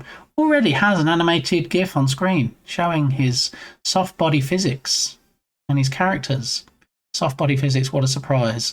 I kind of figured there might be soft body physics in there and or ECS dots. Well, you're not Unity anymore. Or some kind of physics and joints and that kind of thing, because, you know, you're an expert in those fields, Oliver. So, yeah. I'm actually, when are you streaming next? Because I'm actually enjoying watching how you're doing this. The main idea that I had, and I did mention it in your chat when you first said about you were doing this jam, is possibly getting some mechanics from Tetris and some mechanics from a match 3 game and kind of putting that all together, and then having the option where you play as one of the cubes and you can also shoot the other cubes tomorrow around this time of day. That's perfect, because tomorrow is not my stream day. So plans do I have for tomorrow? I should hopefully be able to be there. So if you're not already following the legend that is Wallaber, and I do believe we did a shout out earlier. The clip we got earlier of Wallaber, if you remember, was where he was talking about raycasting and somebody walking downstairs and shooting the raycast down, and you only shoot it down a certain distance. But if they jump in the air and you shoot it down a certain distance, obviously there's nothing for it to touch. That was the clip we got earlier. So, you know, if you want anything, if you need anything explaining, game dev related, go drop Wallaber a follow. Let's get another clip. Let's see. Which one am I going to get this time? When you cut it, see how the edges don't look very oh, good and it's stuff like seam stress. but like now that it's an actual like mesh, it really like ties the room together. Yeah, you know, recent like one. that. And you can stitch things together, and when you stitch it, it cinches them together. It's like zzz, you know. Zzz, zzz.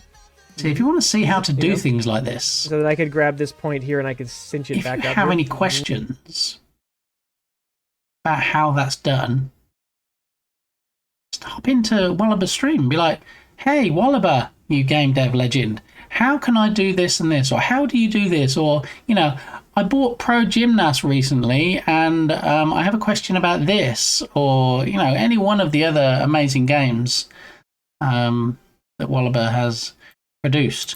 And the reason that we were talking about Wallaber earlier, the reason that you came up is because we were talking about licensing and copyright and trademarks and infringement. And then I was talking about how you had the Disney license to create Jelly Car Worlds. And I know that you touched on that in your last stream where somebody asked about it and said, I think it was something about incorporating something Jelly Car related into your rally car game. And you said, well, actually, it's not my IP. I can't just run away with it and do things willy-nilly, if you will. So kind of a strange situation. I mean, it's a great situation to be in, the fact that you can, you know, I mean, how does that look? You've got an amazing resume, CV anyway. You know, how great does that look when you're like, oh, yeah, Disney just licensed the IP to me. It's like, what? What? Say that again? Yeah.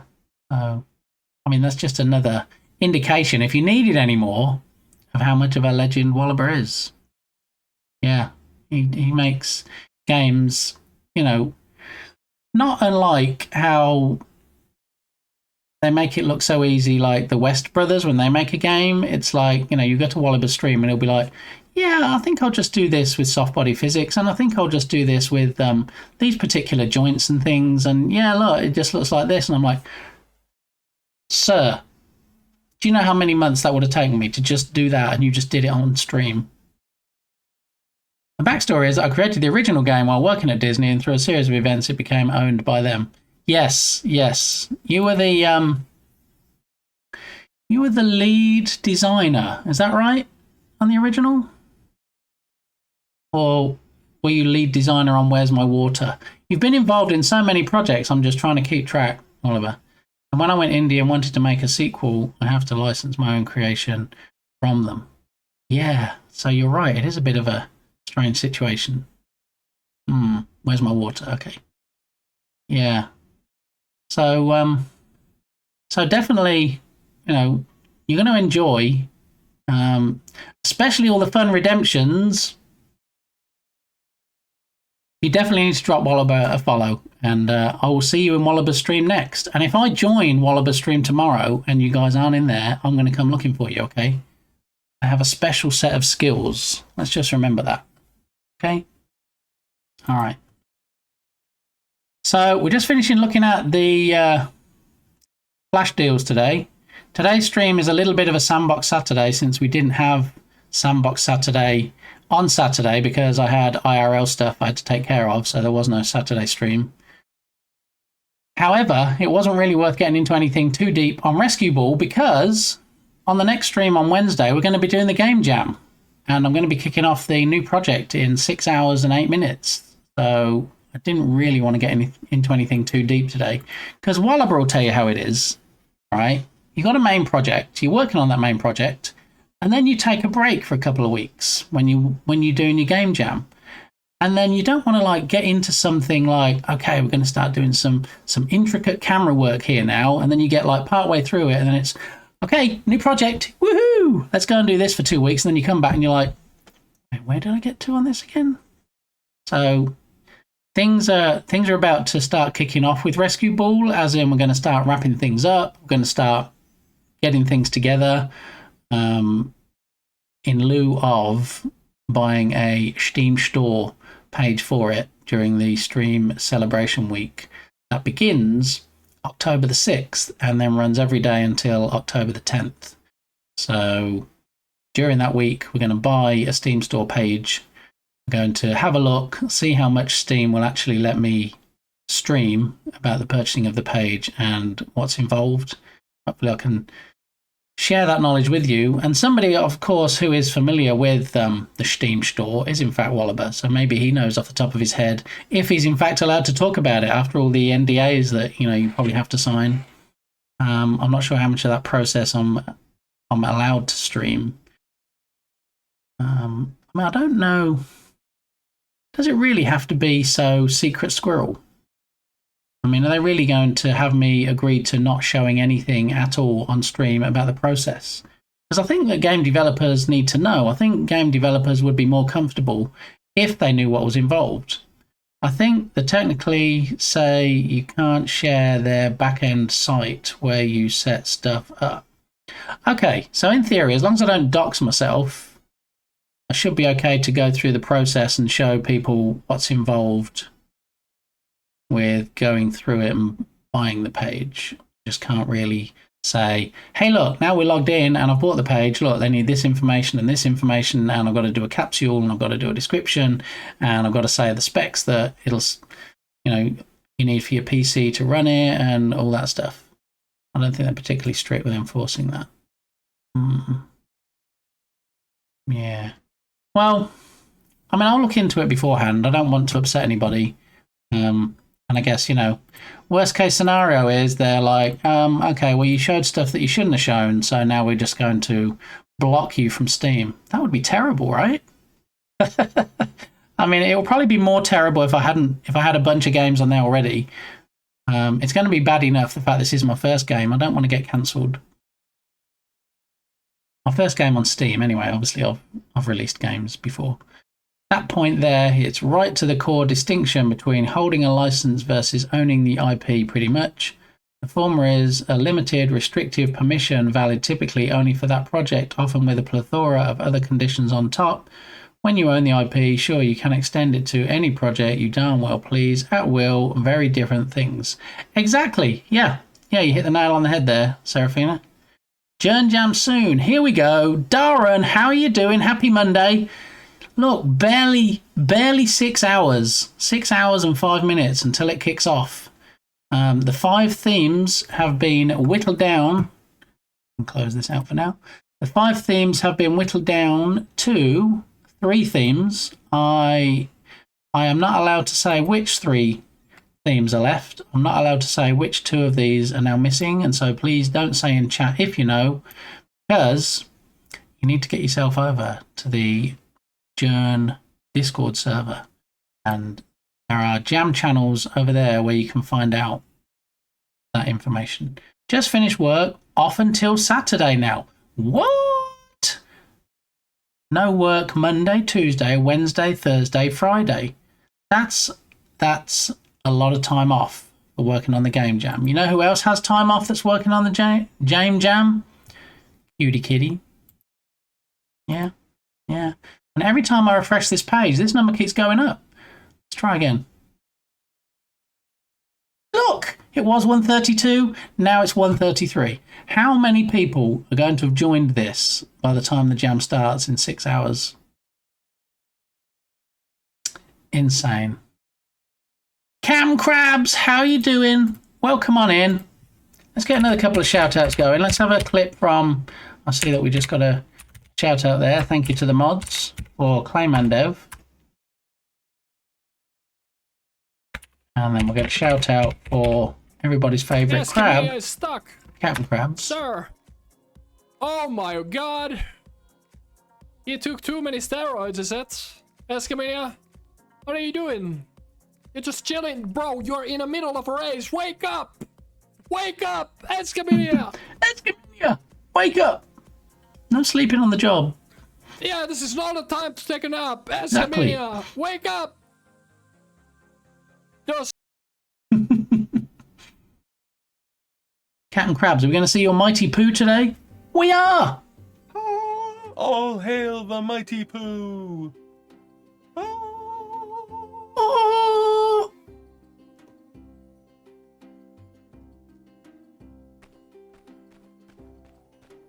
The Pooh seeks its followers. All hail the mighty Pooh! The Pooh Extreme, the mighty Pooh. I mean, as far as collectibles go in a game, that one's got to be one of the stinkiest, right? Just saying. Mighty indeed, exactly. And Captain Krabs is in fact a mighty game dev. So drop the Krabs a follow, get yourself over there, see what all the hype is about. TD, why did you do that? Why did you break the calendar by changing it back to Android? It was quite happy just sitting there displaying the iOS format for the calendar, and you just had to swing in here like Tarzan or Spider-Man and just flip it and then just carry on going again on your merry way. See how it is. All right, well, we just had the mail truck pull up. I don't know if she's going to bring a package. If she is, then we're going to get some yapping dogs. Or is she just going to go...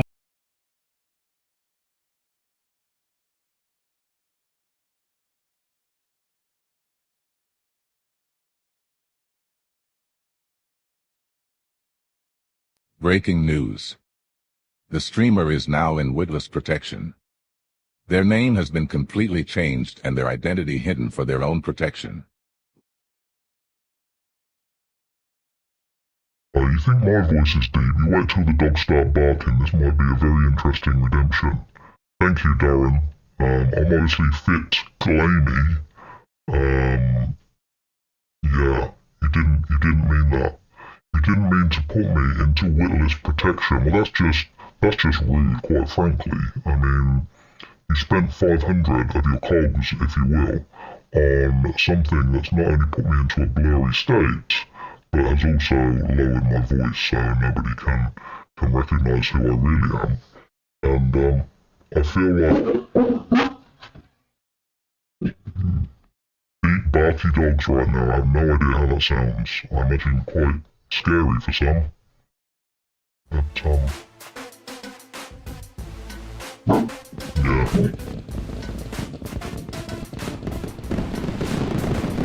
Open it up.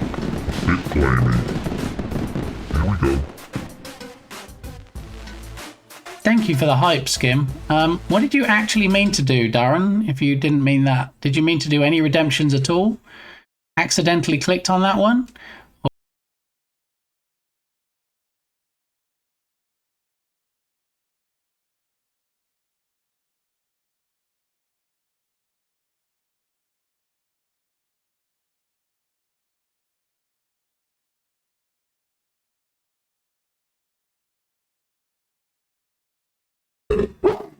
Thank you, Nedwin. You didn't mean to do that either. I'm going to mute the mic.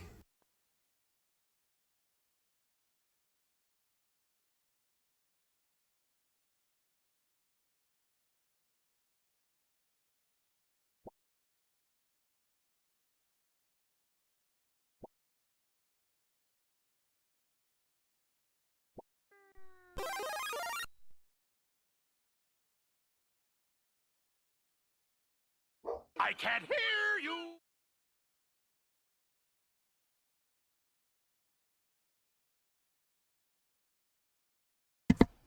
Thank you, Nerdwinner, for that gigantified duck blowing kisses. Oh, I felt that one.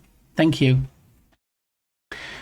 No more spending my points until 999999. That sounds like somebody German Thanks not for the wanting follow. something to happen, possibly. Thank you for that follow. Wow, look at this. We've had like... Usually, I rarely get anybody follow during my streams. I mean, or outside the streams either. But yeah, I think we've had like 3 followers today, so much appreciated. Thank you. What's actually 999999? So we've got the test LED sign, which is something we're going to get working during the 1,000 follower celebration stream starting on October the 6th. We have the sign. I did buy a new power supply for it after discussions with the amazing Besto Friendo Some Cool Nerdwino. So I'm hopefully going to get that up and running during that week. Bit 3D, I'm still working on that one. That's a work in progress. If you've seen Astro Canuck's stream where he has a 3D filter, I think I'm going to try and take that in a different direction. Because I think what Astro Canuck does is he just throws up a filter on screen and everything is in 3D. I want to do things a little bit different. I'm just not sure how different yet or in which direction. So it would be funny if we did a shout out with a clip for Astro Canuck and got him showing off the 3D redemption. Let me know. Let me know what color stud you would like. Yeah, he has lots of studs on his stream. Go back to Stream Elements and start leave over, delete everything. Do do do do do do do do do do do do. Bum bum bum bum bum bum bum bum bum bum bum. All right, just catching up on some messages real quick. Do do do do do do do do do do.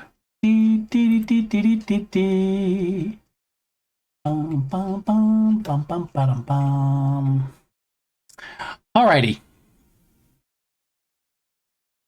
So you have over 1,100 followers. I know I've been a bit slack. I've been a bit busy. Are we allowed to say I've been busy doing lots of different things and trying to organize this week, which, you know, since it's not just me going live and turning on my camera every day, I have some prep work to do. I just want to make sure that everything's in place so that things can go well, because what I don't want to do is, hey everybody, look, here's our 1,000 follower celebration stream week, and then during that week people dislike the content so much they're like, why did I even follow this guy? Why, you know, quick, let me unfollow. And then by the end of the 1,000 follower celebration week stream, I have less than 1,000 followers. That would be terrible. That's not quite the plan. Did anyone else get the Twitch?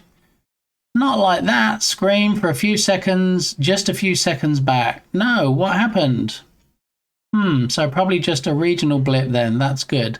See, Nerdwino is kidding with you now, Serafina. I actually have a fake disconnect redemption that is supposed to make it look and try and trick people into thinking I've actually had a real disconnect, when in fact it's just a very good replica of what happens when streams do disconnect. So, yeah, fooled you. Please don't leave. Please don't unfollow. Please stay. Thank you. Alrighty. So now, what are we looking at next? What did I get to? Did I rabbit hole and then just forget where I was? We had a couple of assets that I thought I may or may not purchase today that were in the sale. Ah, Nerdwino, you're such a jokester. Has anybody ever seen Nerdwino with orange hair? It did happen. There is a clip for it as well. Sometimes we see that clip when he mentions about it being a Frabtious stream. Maybe we will see it today. Who knows? Got me good with that one. All right, let me just close that out and then back to that. Okay. So now, anything on my Discord server I need to take care of? No, lots of channels lighting up, which is good. That means lots of automated new content for the peeps. Nothing that needs my attention at the moment. So one of the things, talking about Discord, that I was most pleased with recently that I implemented was because a lot of the content on my server is automatic, it's automated. Sometimes there are things that people need to report to me, like if somebody spams and puts posts in there, like to Steam or Discord links that they shouldn't. Or if there's an asset that gets automatically posted that is not necessarily suitable for all ages, that shouldn't be on the server. Viewers wanted an easy way to be able to... Members wanted an easy way to be able to report those posts to me.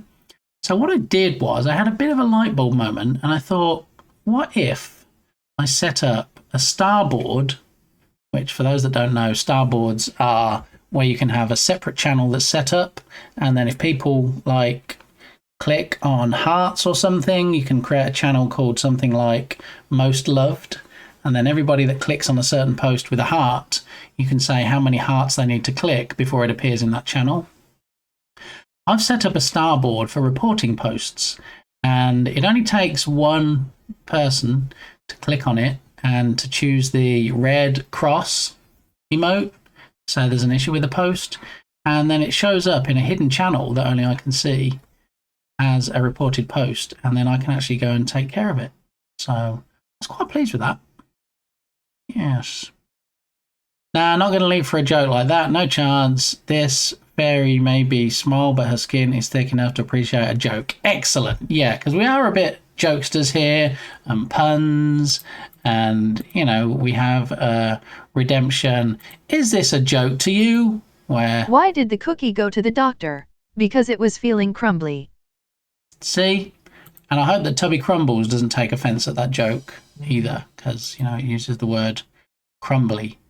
So, yeah. And I think Seribot, I don't think we've disabled Seribot's jokes in here, so you could probably do like a dad joke command as well. Why did the half-blind man fall in the well?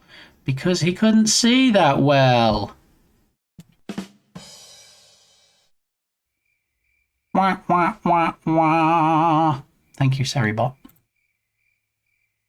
So yes, we do like jokes. We do like puns. You'll see that some of the redemptions are punny as well. Like bit shirty, which is a phrase I realise mostly might be recognised by the Brits in here. I don't think it's a term I've ever seen used in the US, but getting a bit shirty is getting a bit angry. Obviously, you know, I'm a bit gamey, and you can look at my shirt. So that's how that name came about. Yeah. So when I create a new redemption, I try and make it a little bit funny, punny. Like Sonic's one is called Spin Class. The Minecraft one is called It's All Mine. So yeah, there we go. If you don't like puns and you don't like jokes, that's okay. You can still stay. We're not saying you have to appreciate them to stay, because, you know, who really appreciates dad jokes? Now, one thing I didn't show you, since I have a PTZ webcam that does a pan, tilt, and zoom, and we can actually move around ad infinitum as we want, I think probably I might be able to show you my new shelf. This is something I talked about on a previous stream a while ago. It's something that Turgus said, oh, you can probably 3D print that. And I think Turgus might even have looked up like 3D prints of the things. Well, I found a couple of them on Temu, and they were very cheap. And so I thought, well, let me just buy them and see. Because as much as I like ducks, I don't really want ducks all over my desk, because I need to be able to see what I'm doing. Although if you saw my desk, you'd be like, there's not even room for one duck. It does need a little bit of a clean. But anyway, I'm going to see now. Oh, actually, there's a hummingbird at the bird table, at the bird feeder. So let's have a quick look at that first.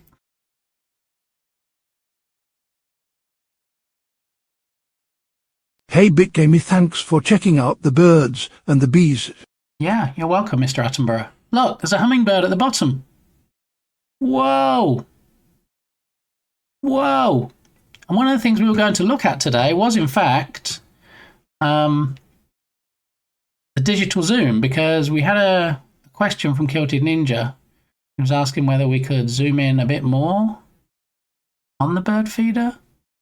Sir David, to you, I apologise. I hope he wasn't offended. Thank you, Nerdwino, for setting me straight.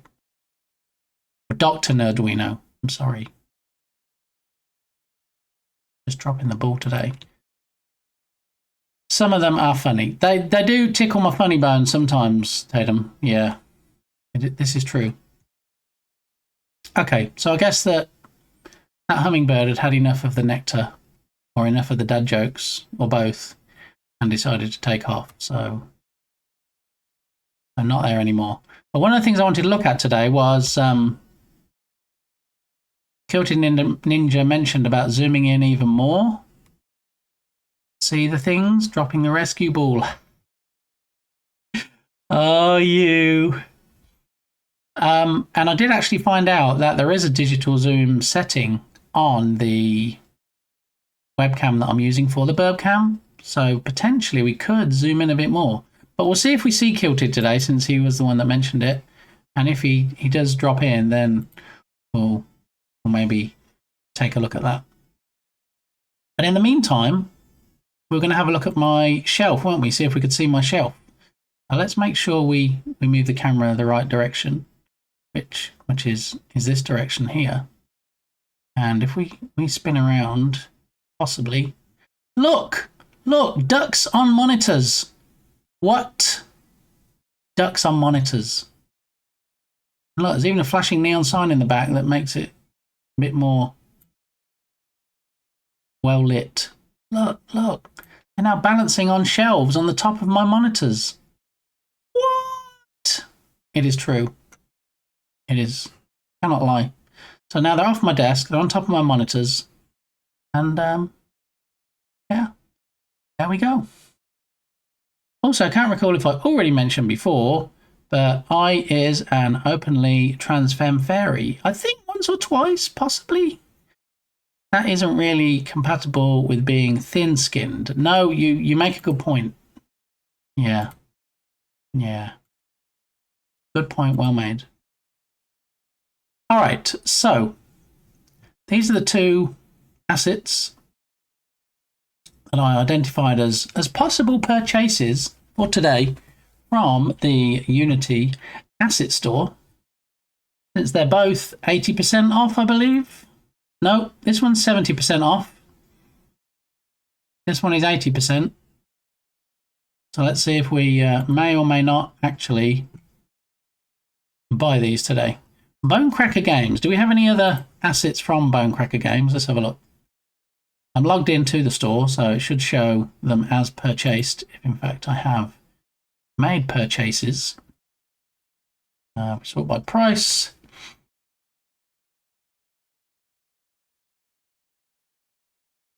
I am British. That also isn't compatible with being thin-skinned. I mean, not really singling anybody out today. I'm just saying I don't want to offend anybody, whether you're a fairy, whether you're British, whether you're anything. Okay. So, clearly have some the free assets offered by Bonecracker. A realistic hovercraft controller. That's the kind of thing I feel you could charge for, but, you know, Bonecracker offers it for free. Creator for Realistic Car Controller Pro. Come down here and look at the paid ones.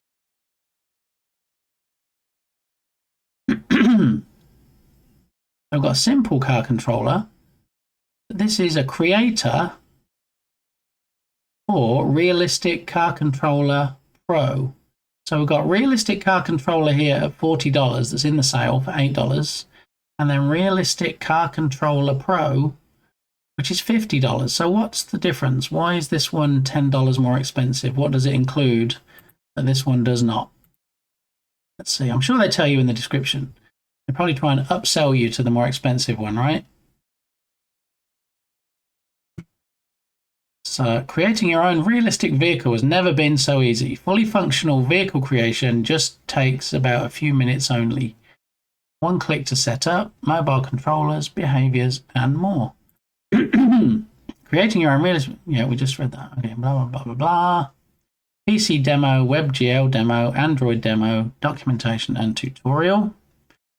The asset has been fully reviewed and improved in many ways to make it better and more efficient. And that was in July, so that's good. Fairly recent updates. Upgrading from Realistic Car Controller to Realistic Car Controller Pro is 50% off for a limited time. So I'm curious now, if you spend $40 on this one, they obviously give you a discount to upgrade to the $50 one from this $40 one. What happens if you buy this at $8? What then does it price the upgrade at? Get to the Pro version. And in fact, I want to find out what the Pro version difference is. See, Realistic Car Controller, 50% discount for RCC users. So are they saying if you pay $40 for this one at normal price and the Pro is $50, you get it for $25? So in theory, if I pay $8 for this one, and I can get the other one for $25, $33, I can have the Pro version. You're not really selling me on the Pro version, are you? Because you're not telling me the difference.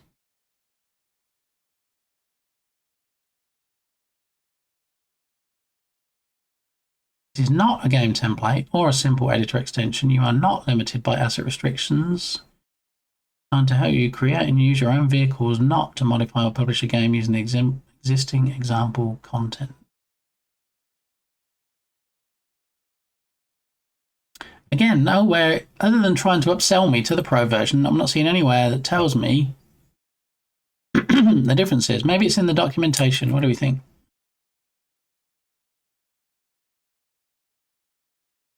Okay, so there's the standard car controller.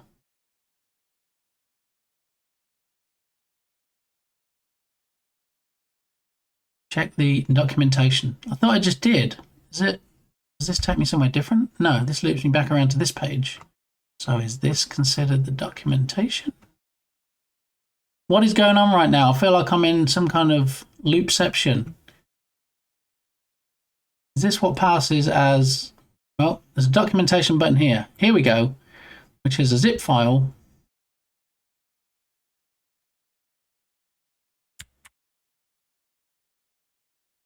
Oh. Right again. Okay, now it's downloading it. Opening when complete. All right, so it's downloading. It has downloaded. It's now opened Windows, and it gives you a whole bunch of PDF files, which is good. I like that it's not all in one big sprawling wall of text, but I also don't see anything that tells me the difference between this version and the Pro version. An FAQ PDF, maybe it's in there. Because if I see something which is a showstopper, that you get it for Pro but you don't get it for the basic one, then I'm probably not going to do it.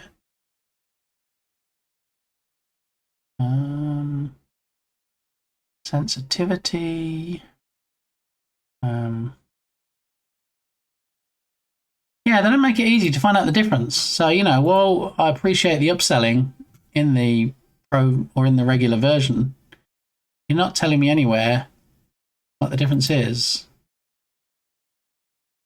between the Pro version and the regular version.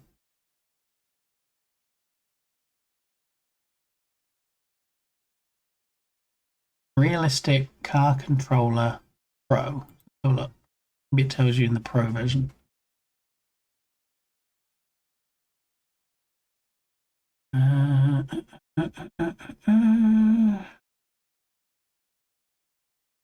All-in-one light version. Integrates seamlessly with RCCP for traffic.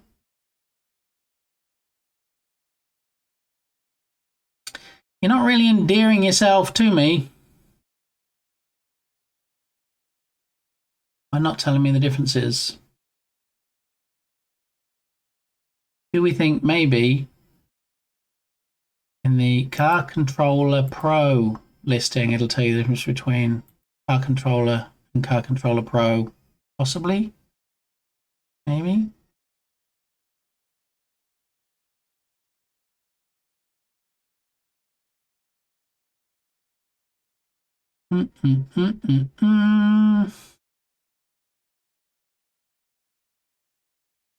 No. So I guess they just expect you to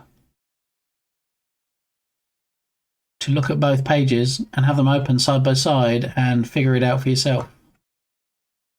Not impressed with that approach. All right, close out the $50 one. So this $8 one, let's have a look.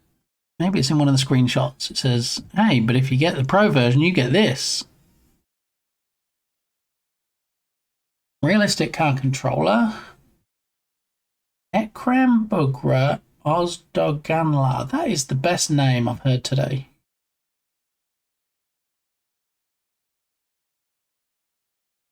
Mobile controllers.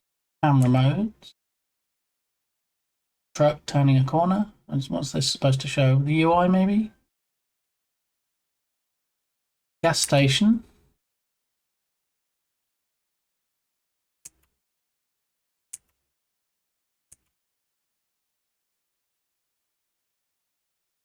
Now, is this screen possibly? No, I thought it might be showing you the difference between the regular and the Pro version, but no, that was a bit too much to expect. Interior and dashboard. Telemetry. Multiple terrain ground physics. Okay, well, I guess we should look at the reviews and see. 463 ratings and 290 reviews. And looking at this, it's a bit of a mixed bag. I get the vast majority is 5-star, which is good. So we're going to sort it by most recent because that'll tell you if there's anything broken in any of the later versions. Asset on 3 stars with bad support. Ruh-roh. The asset is almost okay. I mean, that's the level, right, that us asset store developers aim for. Almost okay. But 2 stars down. Before you buy, you should know about 2 things. 1, manual transmission doesn't work on mobile devices. Audio, the sound of engine should be lower when the player is inside the car and muted. And the last important thing, developer doesn't respond on emails. I wrote a few times on the 2 email addresses and the contact is very bad. I mean, how very bad do you mean? Do you mean they're slow to respond to you? Did they not respond at all? Devil's in the details, please, Max. That was hopefully the last meeting of this year. Oh my goodness, was it that bad, Dukasoft? Well, you know what? Pull up a comfy chair, grab your favourite beverage, and just enjoy being amongst friends for the rest of this stream. How about that? So this says bad support, and this was a month ago. This says not support, and also a month ago. The asset is good, but the developer has not responded to emails since December. There is no support. Either our emails are in spam or we are ignored. Oh, and he responded to this one. Hi, thank you. I'm glad that you like my asset. If you can let me know your email address, I'll do my best. Or send a new email to contact@bonecrackergames.com. Still the best car controller on the asset store. Used it in multiple projects, never disappoints. Super smooth physics, easy to set up, highly customizable. New updates, compatible with Unity 6, ERP and Hadoop. Your support and consistency are unmatched. Huh. Yet the next 2 reviews say there is no support. Backed by exceptional. That's what you want, isn't it? When you buy an asset, you'll be like, I was going to buy it, but I need to know first that I'm going to get exceptional.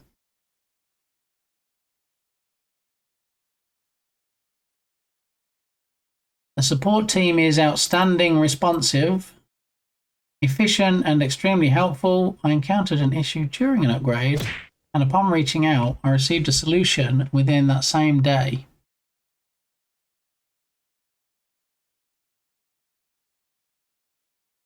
Why does OBS do that sometimes? Why is it? We've been streaming for what, nearly 3 hours? And sometimes it'll just go, connecting to chat, and then it'll just act like I've only just got here. Thank you, Dukesoft. I thought you might appreciate the Duck Song shirt today. Okay, so for the most part, so I've got a lot of great reviews, just the support might be a bit sketchy.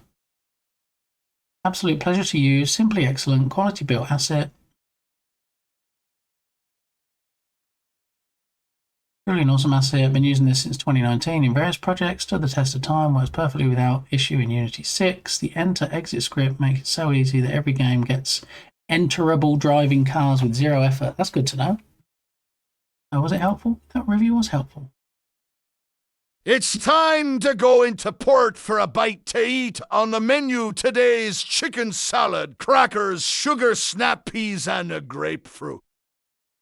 Well, it's actually 12:30 p.m. almost for me, so it is in fact lunchtime, and that is making me very hungry given that chicken salad is one of my favourite sandwich fillings. I get that it's not in a sandwich, but I would put that in a sandwich and eat it right now.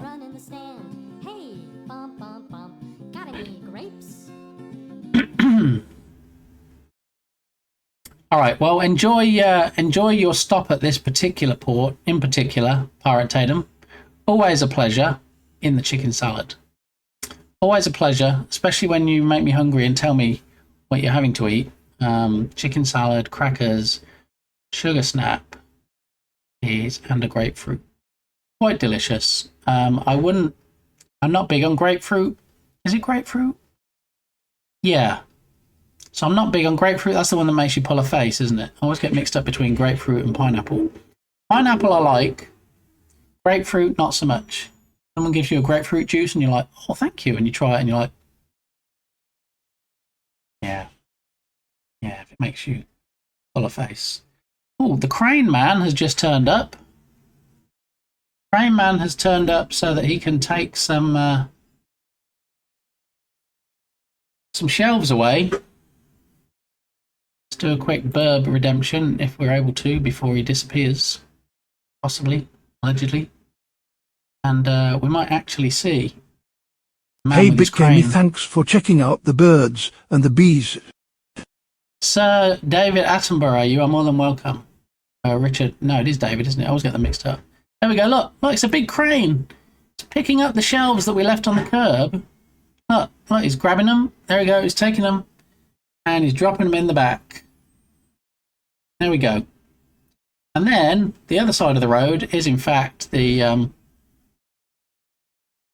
emptying the garbage cans. So they're completely blocking the road right now between them. So, GG's. Nothing can get past. Everybody's stopping outside my house. I guess it's the place to be. There he goes. He's going off to empty other people's cans. Thankfully, he's not on my side of the road right now because my blue can, as you can see there, is currently being obscured by the man with the crane machine. There he goes. Thanks for taking my shelves. Bye now. All right. I love it. Loving it, loving it, loving it. We're loving it like this. What song was that? Let's request that song, shall we?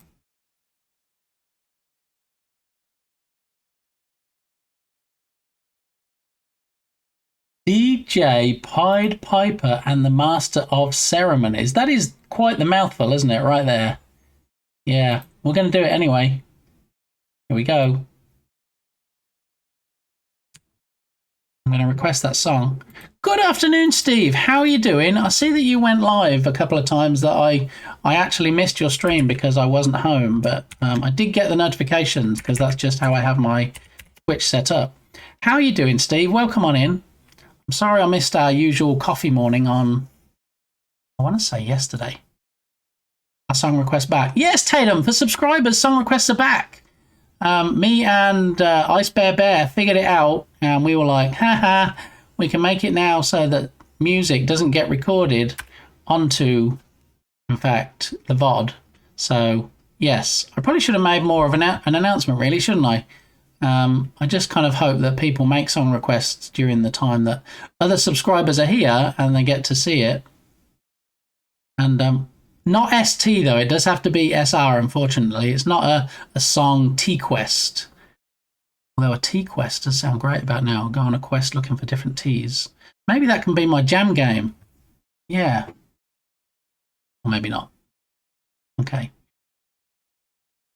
Went live after being off for 2 weeks. Took a road trip to Orlando. How was the road trip? Was it as much fun as it sounds? Because, you know, Florida's quite the place to go. I haven't actually been myself. I know somebody that lives there, or a couple of people that live there, but I haven't actually been. Passenger big something. Okay. Well, it's actually quite funny that we have a song at the moment playing from Kilted Ninja, and I have a playlist that we play on Saturdays for Kilted Ninja, and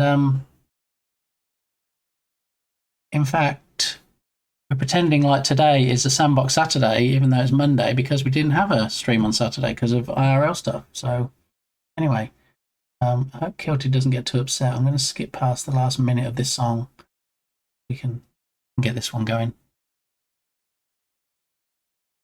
It was good. Went to Disney and Universal. Nice, very nice. Is that your first trip to those places, or are you a veteran, should we say?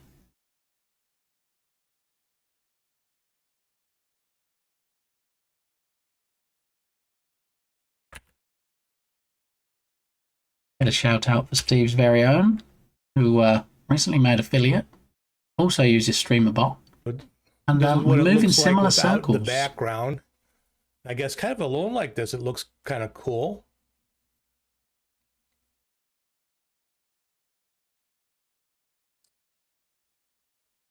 Bit gamey, you are my only hope. To something like that. My split screen. I feel like Steve being projected out of R2D2.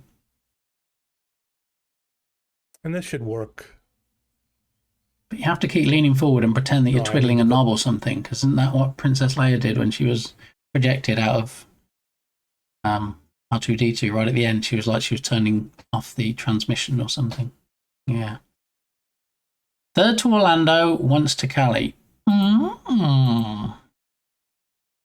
Very nice. Well, it sounds like it all went well. Hopefully there wasn't any terrible things that happened, like earthquakes. And yeah, it sounds like you had a good time. But yeah, drop Steve a follow. Swing on by. Say hi. Tell him that Big Gamey sent you. Alright. How are you liking the new UI update for StreamerBot? Between you and me, Seraphina, I haven't updated yet. We'll keep that between ourselves. I think it's two things that stop me upgrading right now. Time and fear. Time because, you know, I have 3,000 things to do on a daily basis and I juggle a lot of things. And yeah, so having time to actually say, okay, I'm going to back up my StreamerBot folder. I'm going to install the new version. I'm going to test everything as much as I can, see if it works. It's a big ask. Because I don't just use StreamerBot for the stream, I actually use it for a lot of automation tasks as well. And so a lot of the content that you see on my Discord server for free is automated posts. And a lot of that does run through StreamerBot. So for me to say, all right, let's just put the new version on, keep everything crossed, pray to the StreamerBot gods that everything will be fine, and find out it doesn't and everything collapsed in a steaming pile, then it would be a big thing. I mean, you could say, well, yeah, if it does that, then just roll back, in which case, you know, I'd be in the exact same position where I wouldn't have upgraded. So I will do it at some point. I just haven't done it yet. I have seen it. I do like it.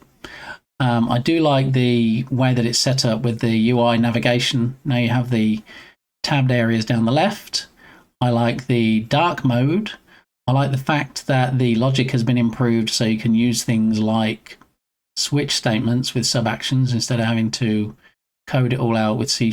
But also, you know, I'm pretty well versed in C# now that if I don't see how to achieve something with actions and sub-actions, I'll just throw it into a execute C# code sub-action and handle it all from in there. So I find myself doing less and less in StreamerBot with regular actions and sub-actions, and then leaning more towards things like just using C# or OBS Raw to achieve what I need. So being able to create a new command from within your new action makes life super easy too. I mean, you could do that in 0.2, 0.8, or whatever it is, the last light mode version. But yeah, that is actually a good thing to be able to do.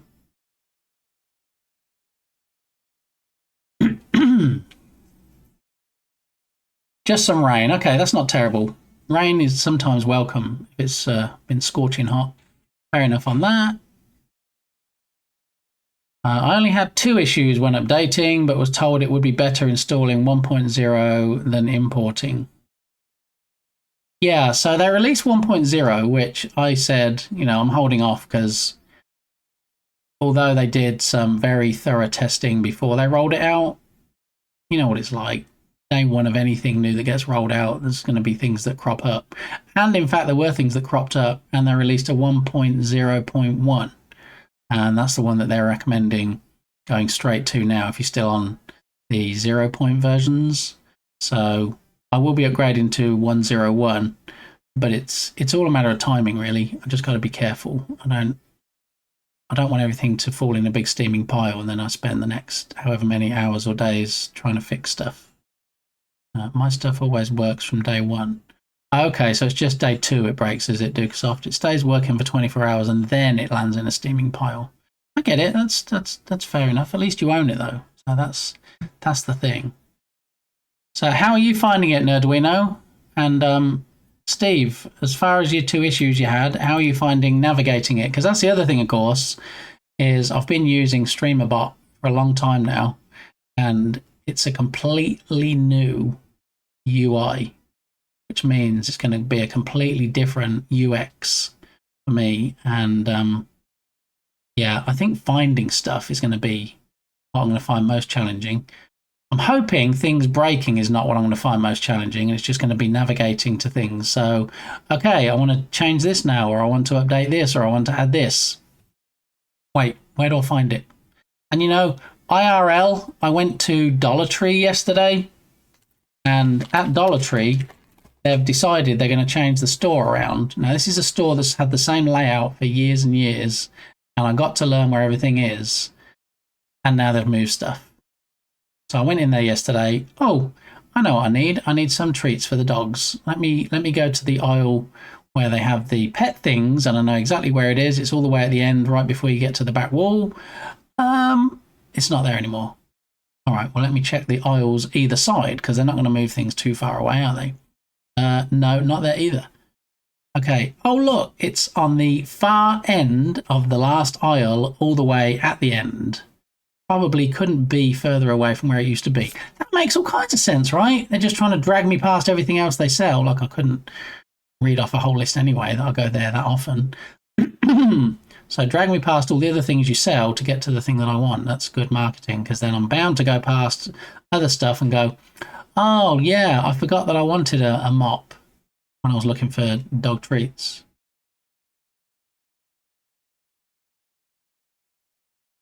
Yeah. So being able to find what I need is a big thing for me as well. I've been fortunate enough on the StreamerBot side to be comfy installing the new one and copying the old data folders over, and be confident enough that it won't be disaster level issues. Yeah, and I mean, it could be like that. It could be smooth sailing. I might have 0 issues. But given how involved a lot of the stuff is I use, given how edge case a lot of the things that I've created, and I don't just mean for stream. Like I said, a lot of the stuff is off-stream stuff. I don't know. I mean, TD said that I should have updated when they were doing the testing phase before it went on public release. And then even with like edge use cases, they would have been more likely to devote time to fixing it, which may or may not be the case.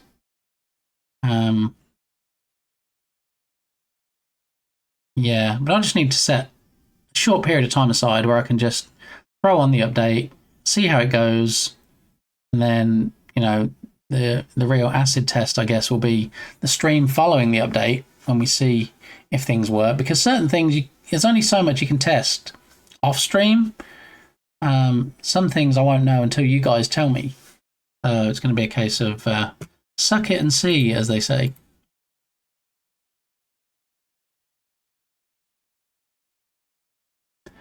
Of course, that's why I deploy on Fridays. Best time to deploy, right? Hey, I'm deploying it and then I'm going away for the weekend. Bye, see you Monday. What could possibly go wrong? A little challenge, but not too bad. OBS, I am much more cautious about even trying to update, as that one has taught me to avoid being burned. See, I'm the opposite. I don't really care with OBS. I've never had anything show-stopping come from an OBS update. So I generally, when I go into OBS, I have it set to automatically check. And if it says there's a new version, as long as I'm not just about to stream, then I'll go ahead and update that. OBS, yeah, that's probably a better way of putting it, Dugsaw. I did get one or two minor glitches when importing my setup. All were minor, however. And I guess really as well, if you're pretty familiar with how to fix things yourself, as long as it is fixable and it's not like an issue with StreamerBot itself, then it shouldn't be too challenging to get those minor fixes in.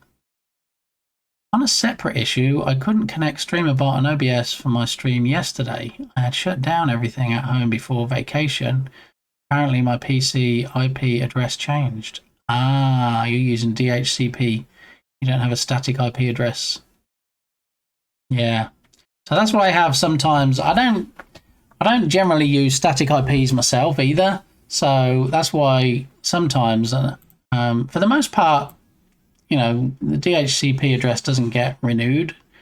So I don't have any issues. But also my two Elgato Streamlights have IP addresses. So sometimes they give me challenges. The webcam has an IP address.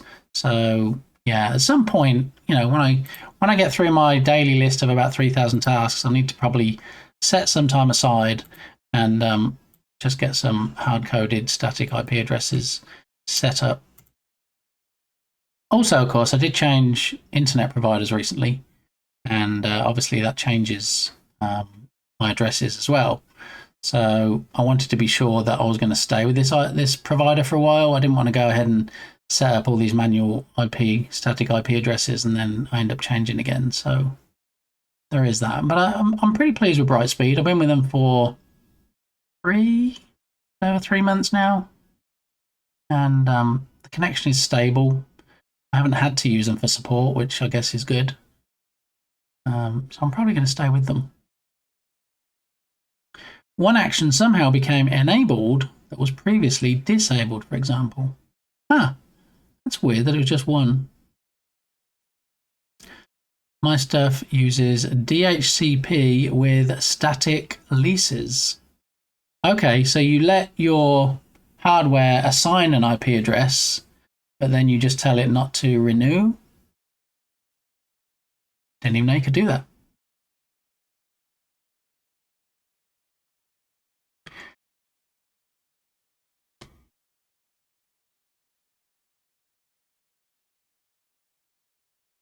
Jeez. Hang on a minute.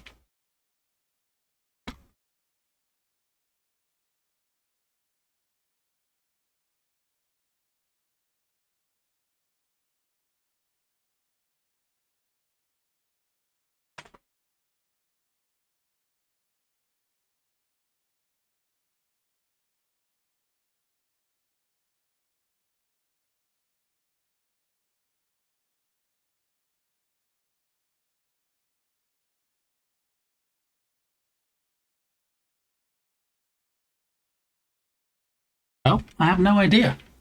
That was a very strange grinding noise that sounded like it was coming from my porch. When I got out there, it stopped. So, very odd. Anyway, yeah, we were talking about finding stuff in real life and going to Dollar Tree. And usually when I go to Dollar Tree, I do like salt and vinegar, nuts. All right, come on, bring on the jokes. I can wait. So I usually get the salt and vinegar nuts because I like anything covered in salt and vinegar, whether it's chips, kettle chips, nuts, whatever. If it's salt and vinegar flavored, I'm probably going to try it. And I noticed these while I was there, which I haven't seen before. I don't know if anybody's tried these. Tried these nuts. Blue Diamond Extremes. Hey Dukesoft, thanks for checking out the birds and the bees. Reaper. Carolina Reaper. Now, I think Carolina Reaper, isn't that like one of the hottest things you can get? Which I guess is probably why it's called Extremes. Yes, there's not a lot going on at the moment. We did have a hummingbird on the feeder earlier that was getting some nectar, but then they disappeared. I wonder if, because it's trash collection day, that they're probably not around because there's lots of noisy vehicles driving up and down the street. Maybe there'll be something swing by later. But as you can see, the bird feeder is full of seed. The hummingbird feeder is over half full of nectar. So, yeah, there's no reason why they shouldn't be getting it today. I like the wasabi soy almonds. Never heard of those. I did try... I've never heard of them. A few years ago, my mum came over to visit and I got some wasabi something. I don't know if it was nuts. I think it might have been almonds, maybe. And I tried it, and it was the most disgusting thing I've ever had in my entire life. So I said I wouldn't be getting those again, and it would probably help if I could remember what they were so that I make sure I don't get it again. But it definitely was wasabi and not Carolina Reaper. So if anybody's tried these, and they say, whatever you do, make sure you don't try them because they're extremely hot, and that's probably my green flag to try them on stream. There we go. No burbs. Trash cam. Yeah, pretty much trash cam today. So, I forgot to take the trash can down last week. Ask me how happy Mrs. Gamey was I didn't take the trash can down last week and that we missed the collection. Not very happy. No. Oh, thank you, Steve. Thank you for that. I'm going to say joke because it may do because I've laughed. So I'm just going to leave that one hanging. No, that wasn't a good expression, was it? How do you get a baby alien to sleep? You rock it. Come on, baby alien pig, go to sleep. Get off my head. All right, you can stop now. Thank you. Bit shamey, yes. It was... Well, I never set an alarm or anything. That's the funny thing. It's just one of those things that you always remember. I don't set a reminder on my phone to do it, or I probably should. But usually the reminder is that you go outside and you see that people have taken theirs down, and that's kind of a reminder to go, oh yeah, I should probably take mine down as well. So we had a very full can this week. But as we saw earlier, it's already been emptied, so that's good. And it's also recycling day, so there's a green can that's down as well. Just got to wait for the collection for that, and then I'll be able to bring both of them back up, completely emptied and ready for a new week.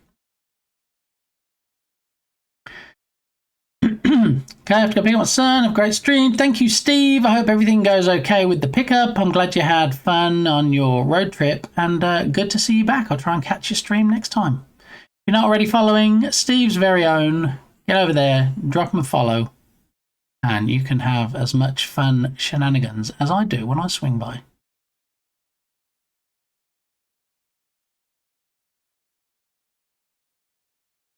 It's an interesting songs on this playlist. It's called Hype DMCA Free Music. 380 songs that are supposed to last 24 hours and 38 minutes, so should just about cover the duration of today's stream. Possibly.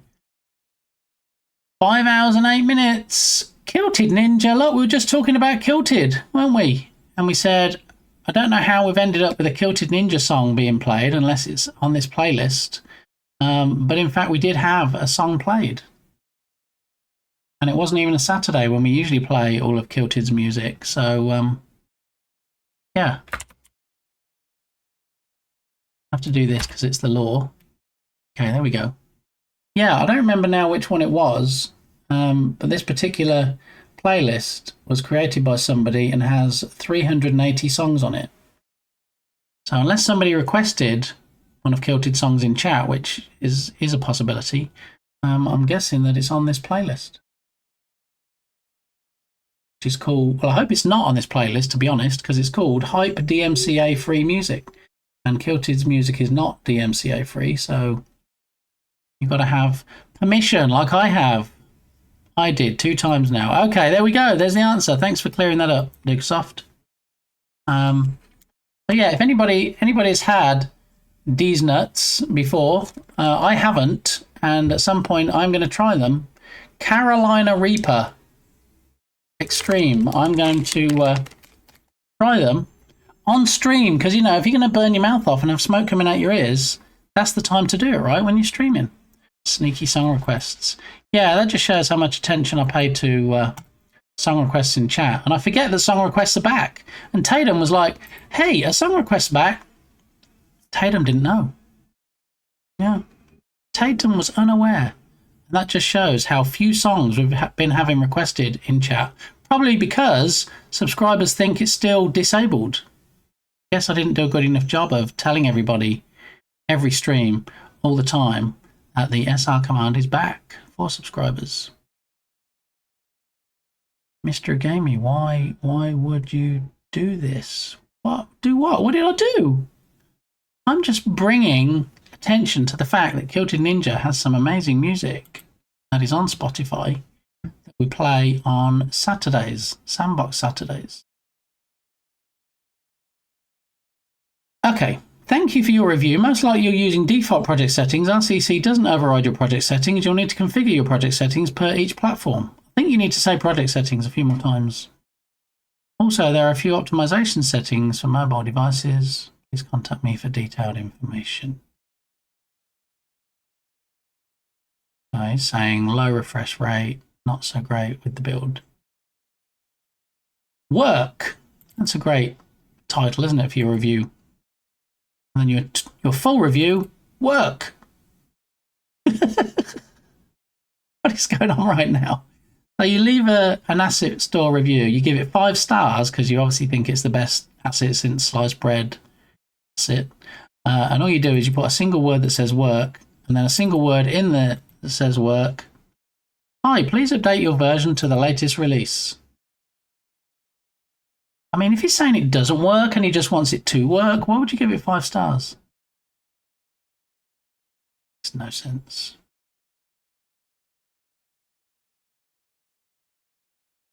Okay, excellent asset and supportive developer. Well, that's different to the 2 reviews, the most recent ones we saw that said there is no support.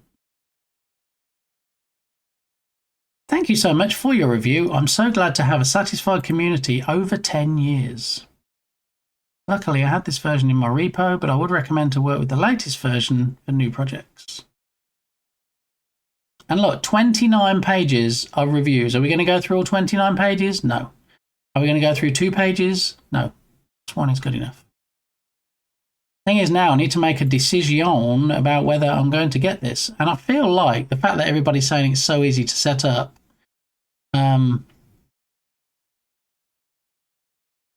I am tempted. I'm not going to lie. Midway it was. The Reaper thing. Why would you punish yourself? Well, you see, I don't mind hot things, Kilted. I've never tried anything like extremely hot, but like if we go somewhere and it's like, would you want this with jalapenos or do you want it without? I'll be like, yeah, I'll have it with, because I like a little bit of spice, but I don't like anything blowing my head off. But I did see these in Dollar Tree, so for the low price of $1.25, I actually got these to try to see if I like them. But the fact they call them extremes, and the fact it says Carolina Reaper on there, and I think if we look up Carolina Reaper, Carolina Reaper chili pepper is a cultivar of the Capiscum chinense plant. Pepper is red and gnarled. Okay, it was the hottest chili pepper in the world until 2023. Maybe it's a little bit more spicy than I was planning on. So is it still the hottest? Let's have a look. The hottest chili pepper in the world. Now let's have a look, see what it is now. The Pepper X is currently considered the world's hottest chili pepper. Yeah, SHU, isn't it? Scoville heat units. Certified average heat of 2.69 million. So, what is this one here then? SHU. So this is 1.6 million, and the new one is 2.9, so almost twice the heat.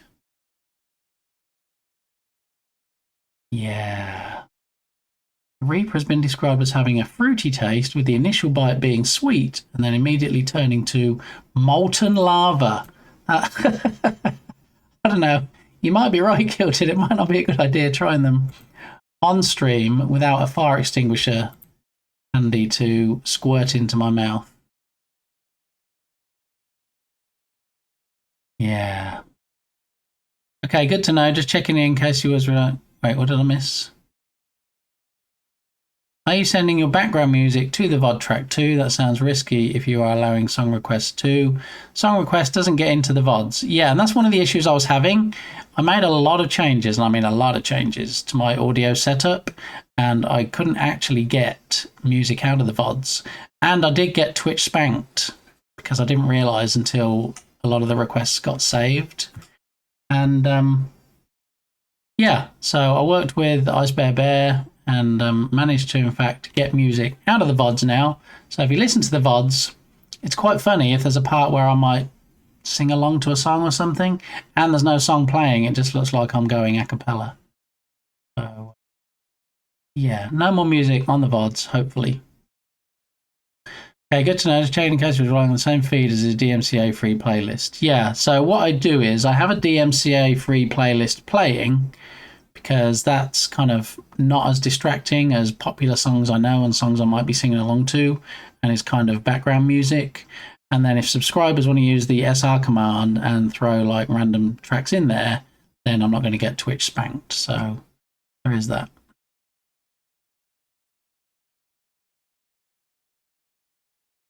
Thank you for that link, Dukasoft. Is that who we are hearing now? Yes, this is the music of Patrick Morris, aka Kilted Ninja, who we have in chat, whose playlist of music we play usually on a Saturday, when we have our Sandbox Saturdays when anything goes. But today we have a couple of tracks played thanks to Dukasoft and song requests. Sing it. I'm not sure you can really sing along to this one. I mean, you could just make up your own lyrics.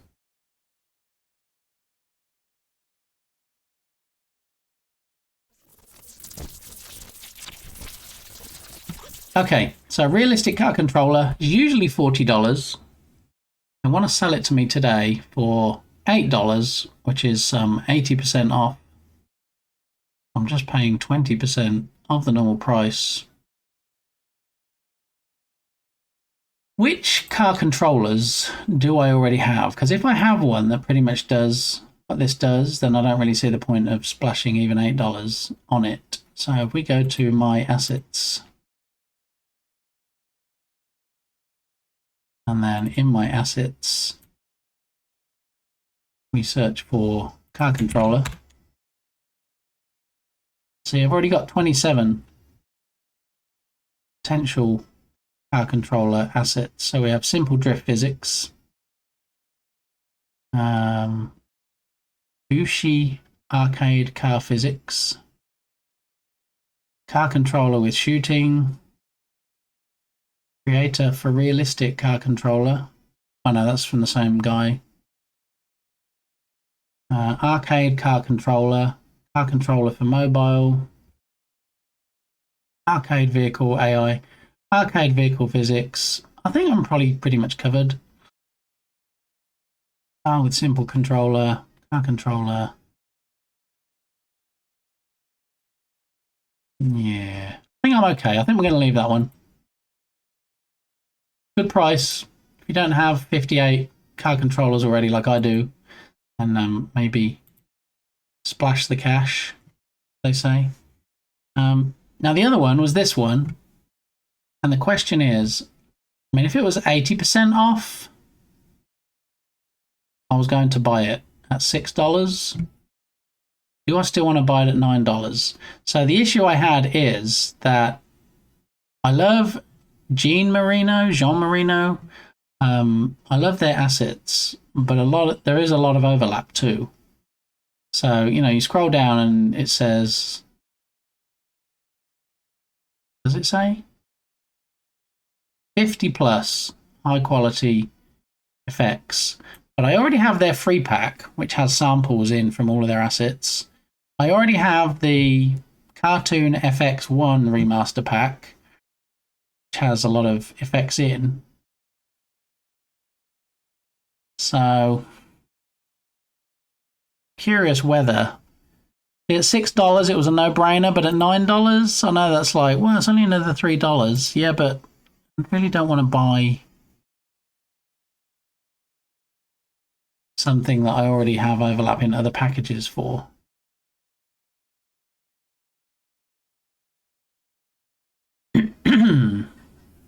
How dare, I know Dukesoft, how dare I change it to unbroken iOS version. You can defo go doodle oh doodle doop really fast multiple times. I mean, I could. I'm not sure anybody would stick around if I carried on doing that, but kind of singing. I mean, some people would say, you know, if you hear me actually sing, it's kind of singing. Oh yeah, I have some experiences. I often spontaneously sing along. My karaoke streams feel even more uncanny to look back on, though, as they have the same too. Why have we not done a shout out yet for Serafina? Let's fix that real quick. Here we go. Milo, calm it down. Oh no, we're not Clip machine balk again, are we? Let the dogs out. Hang on.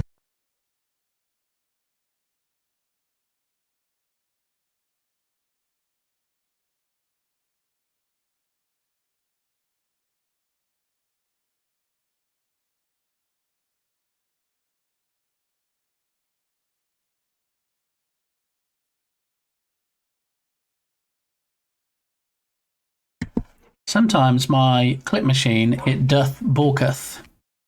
And Kilted. Kilted, do you remember there's a new command on the stream? Kilted. I'm so glad I paused the music for that. Thank you, Dukesoft. And there was much rejoicing. There it is. Is it loud enough, Kilted? I can turn the volume up if it's not loud enough. And bear in mind, normally it would be over the music. So, okay, so if it's loud enough, let me put the music on and then we can try it again just to make sure it doesn't get drowned out by the music. Seems alright to do a tiny bit louder. Right, let me do that before I do another test. So it's at 100%. I'm going to wazz it up to 200%. And then tell me if this is better, especially with the music in the background. And there was much rejoicing. That work better? Is that good at 200%? Because that's the max I can put it to in StreamerBot. So any more changes? Sounds good. All right, thanks. Any more changes to that I would have to do to the actual file itself with Audacity outside, and that just gets a bit more time consuming. So, all right. That one's done and dusted. And there is a cooldown on it after Dukesoft spammed it earlier. I think it's 30 seconds per user cooldown. So, yeah. So it can't be abused. 200% sounded good to me, even with background music. All right, excellent. We will leave it as is then. Thank you much. All right. Oh, look, there's the spammer himself, Duca Spam. Okay, so are we going to splash $9 on this one? There are some good ones in here that don't have in the other one, but there was lots of skulls when we looked through it before the sale started.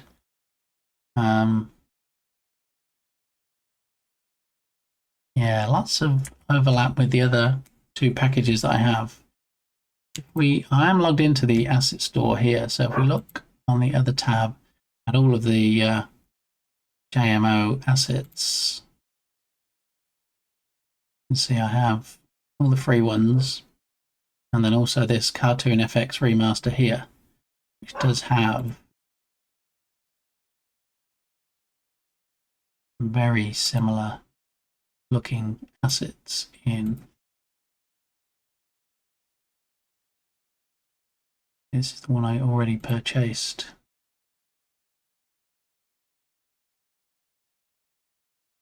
Decisions. I have 20 hours and 53 minutes to decide.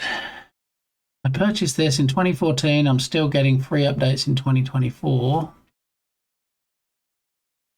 That was a year ago. And that was the last review on it, which was a year ago. And since then, there's been another version. So 1.961. That's weird. Said it was version 1.961 that was reviewed. And yeah, we're not even up to 1.9. What's going on? Maybe it was 0.961. Anyway, fixed demo scene, fixed inconsistent lighting, updated README, shaders, automatic detection of orthographic cameras in URP, demo scene. Yeah, so it's still getting updates. It would be nice if there was dates next to these different subversions.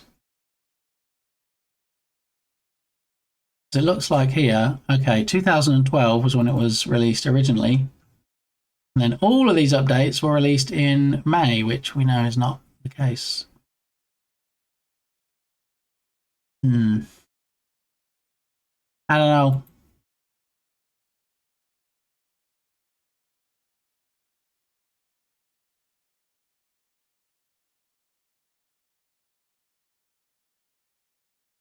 My immediate concern, well, not concern, but my immediate thought is whether I can use this for the Journ Jam, since that begins in just under 5 hours.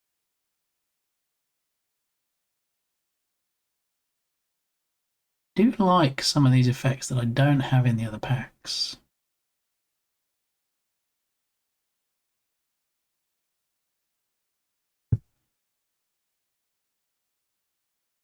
I remember there was one, hits and impacts, that was it. These ones are quite nice.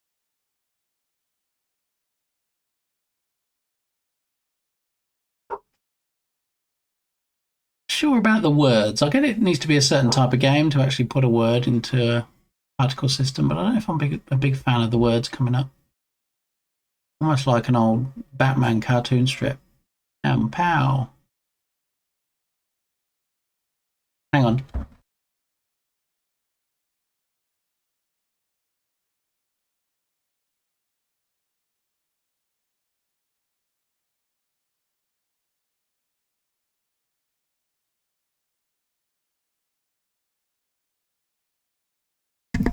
Okay, I figured out what the noise was. It is, in fact, a solar-powered bird feeder that we have on the porch that has run out of water and it's making a grinding noise because it's trying to push water up and there's no water there. So I'm just going to fill up the watering can real quick and throw some in there so it doesn't keep making a grinding noise. If anybody wants to redeem the burb cam, then you'll see me doing it. So let me just go and grab some water first.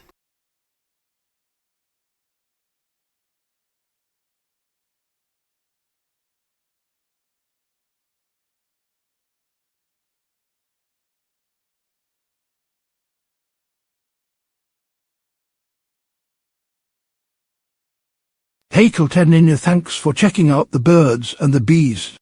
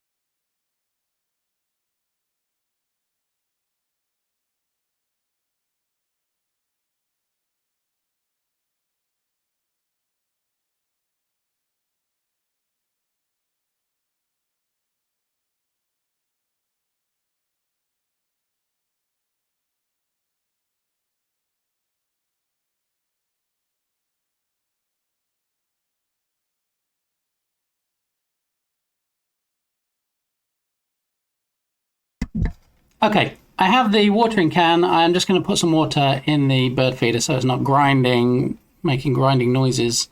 Yeah, if you want to see me doing it, which is obviously riveting content, then you'll have to redeem the burb cam.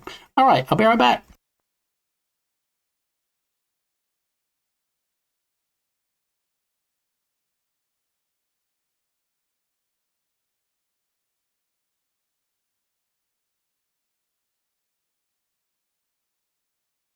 Hey Seraphina 985, thanks for checking out the birds and the bees.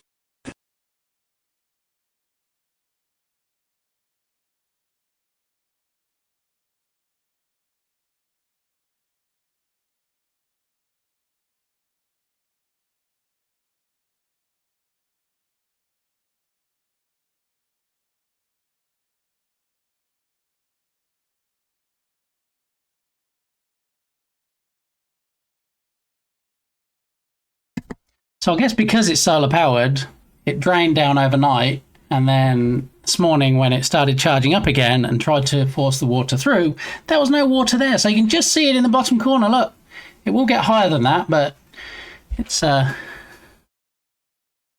recharging at the moment. Oh, yeah. That's what the noise was. I suspected it was that, but I wasn't sure. Until I went out and actually went right up to it and was like, yep, it's definitely that.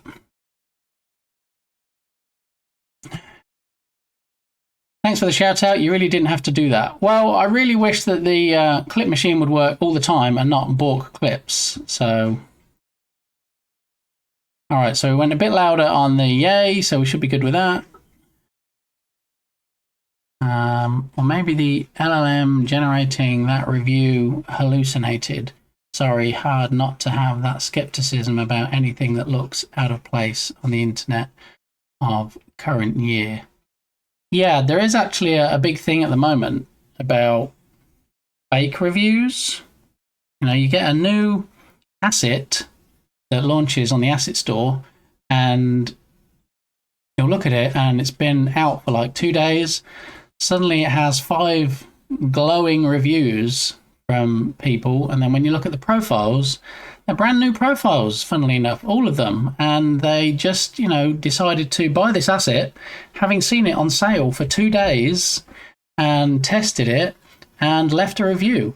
So there is a big thing at the moment about that, and you can report it to Unity, and Unity do take them down, but yeah, that's why I like to see a range of reviews over a period of time, and I don't necessarily, on new assets, use reviews as a way to determine if I'm going to buy it or not. Duke, how the devil are you? Welcome on in. Hope you're having a good Monday. Burb. Yeah, maybe it needs to be that instead, Kilted. Maybe it needs to be a command instead of a redemption.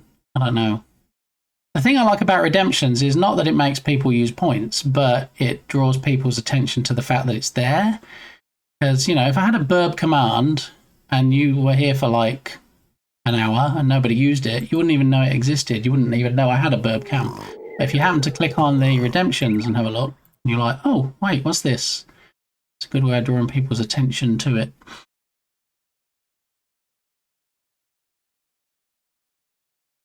Maybe try reaching out to me on Discord, same username, after you finish stream or tomorrow whenever you have time. Wait, who's reaching out for what? What did I miss? I am well, yourself? I'm doing okay at the moment. We're treating today's stream as more of a Sandbox Saturday type stream where it's anything goes, loosey-goosey, because it's not really worth getting into too much today as far as Rescue Ball goes, because in 4 hours and 43 minutes, the Journ Jam starts. So for the next couple of weeks... Oh, there it is! For the next couple of weeks, we're going to be working on the Jam game, whatever it turns out to be, when the theme gets announced. And so, yeah, I didn't want to get into too much Rescue Ball stuff today, that we then got to take a break for 2 weeks and then come back to it and try and remember what we were getting involved in. So, yeah. I got bored of being retired. I've applied for the police. Okay, well, yeah. I mean, how long were you actually retired for before you decided you were going to get back into the rat race? I had similar issues of unreliability before, changed to a new method like 6 weeks back and has run flawlessly ever since. What was unreliable? 3 months. Oh, you gave it a good shot then. I mean, a whole 3 months, and decided that you didn't have enough to do, so you wanted to get back into the workforce. Possibly. I was hoping for you to reach out to me when off stream and I'll share my method clips. Oh, okay. Yeah. To be honest, it doesn't balk that often. And there doesn't seem to be any consistency. We already changed from one particular clip machine. In fact, I think this is probably the third. And I think I'm at the stage now where it happens so infrequently that I'm just going to be like, do you know what? It still does the fancy pants shout out.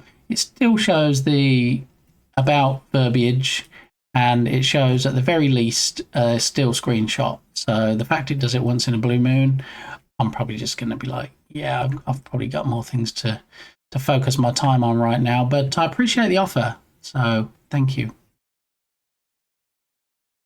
Okay, so one big question. Do you rely on a browser source at all? Do you know, it's been so long since I set it up. I think I do, but it's in a different scene, so I can't easily like switch there and check anything right now. But chances are I probably do, because I'm not sure.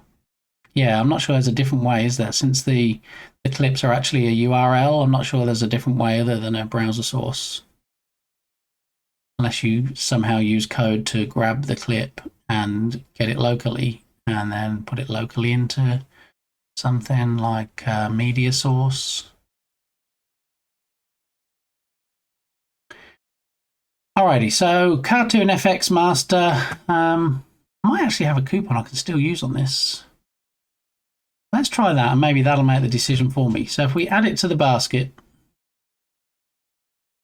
and then I'm just going to go into blurry mode for a moment, just because it's going to try and dox me. And then we'll go to checkout, and then I'll go back to my Discord server, and I'm going to go to my secrets channel, which everybody can see, that has codes in it, discount codes. And let's see if you only get 5 uses for this discount code. I just don't remember how many times I've used it, so I'm going to give it a try. I'm going to punch it in, see if it works. And it did work! Huzzah! That's probably the last time it's going to work, because I've used it a few times. So the original asset was $30. The discount takes off $23.25. What with the flash sale and the coupon code. So it now brings it down to $7.30, including tax to pay. And I think we can run to that. We can get that. So understand and agree to the end user license agreement. Pay now. Let's do the thing. We're buying it. We're getting it, people. JMO. I did see a couple of effects in there that I can use if we go for the falling block idea, the game, possibly for the jam. There is. That was the light bulb fix for me. No downloading still. Oh, very nice. All right, so now it's purchased for the princely sum of $7.30. We can unblur, and here we go. You purchased this today, September the 15th. And now when we look at the Jean Marino, if I'm going to go French on it, you now see, if we sort by price, I have Cartoon FX Remaster 1 and Cartoon FX Remaster 2, and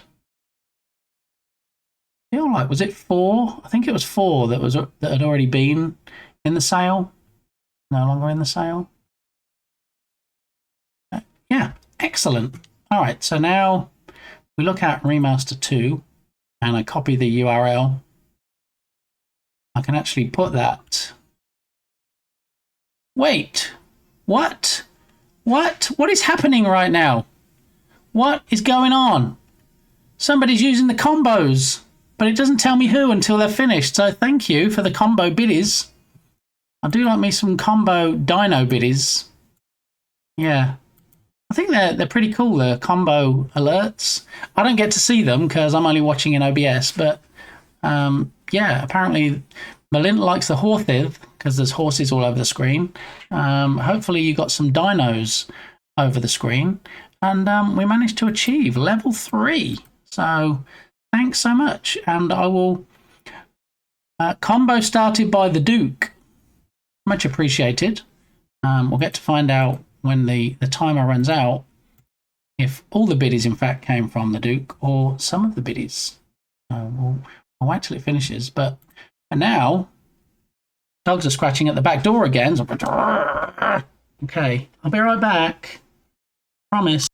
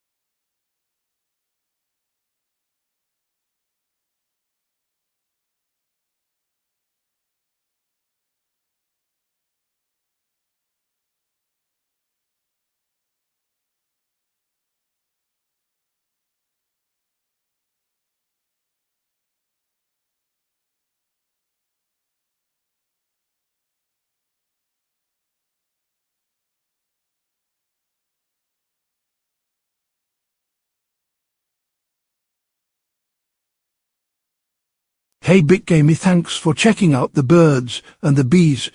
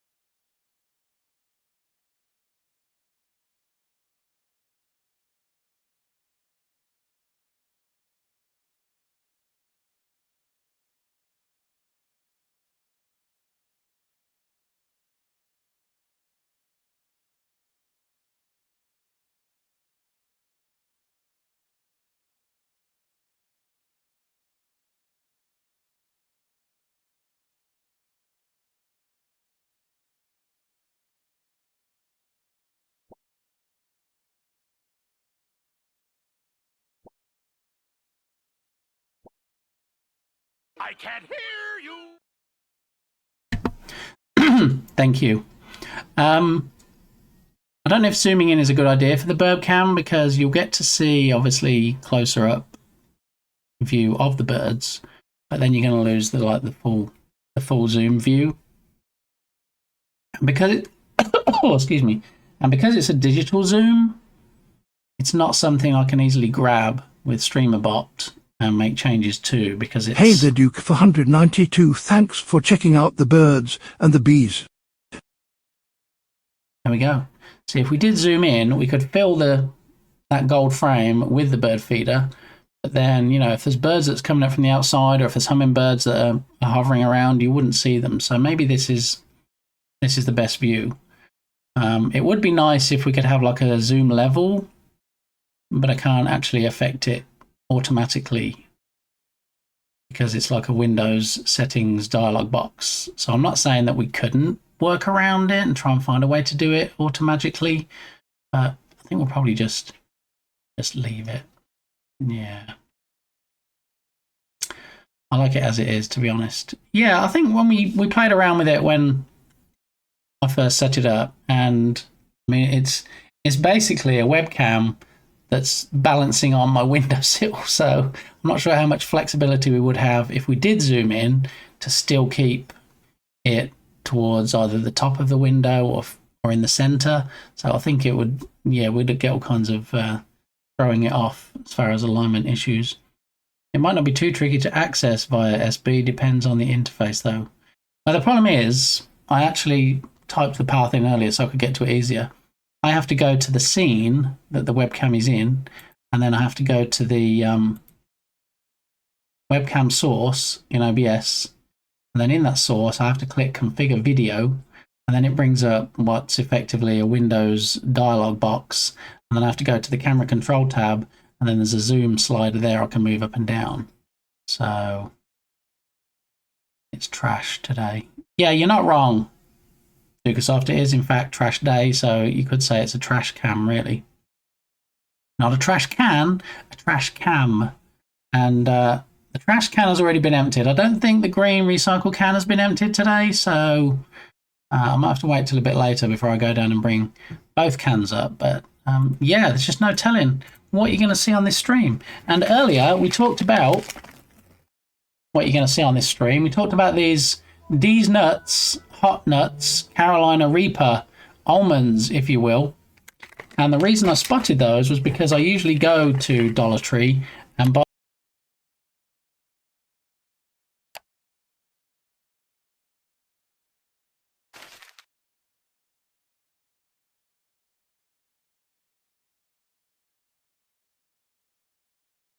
Thanks, Dukasoft. I usually go and buy these when I was talking earlier about salt and vinegar. So it's these sea salt and vinegar peanuts that I buy. Planters, as anybody knows their nuts, will know that Planters is a good brand. And as I was going to get those, I saw these extreme ones, and I thought, well, you know, viewers love it when I do stuff to myself. Rephrase that.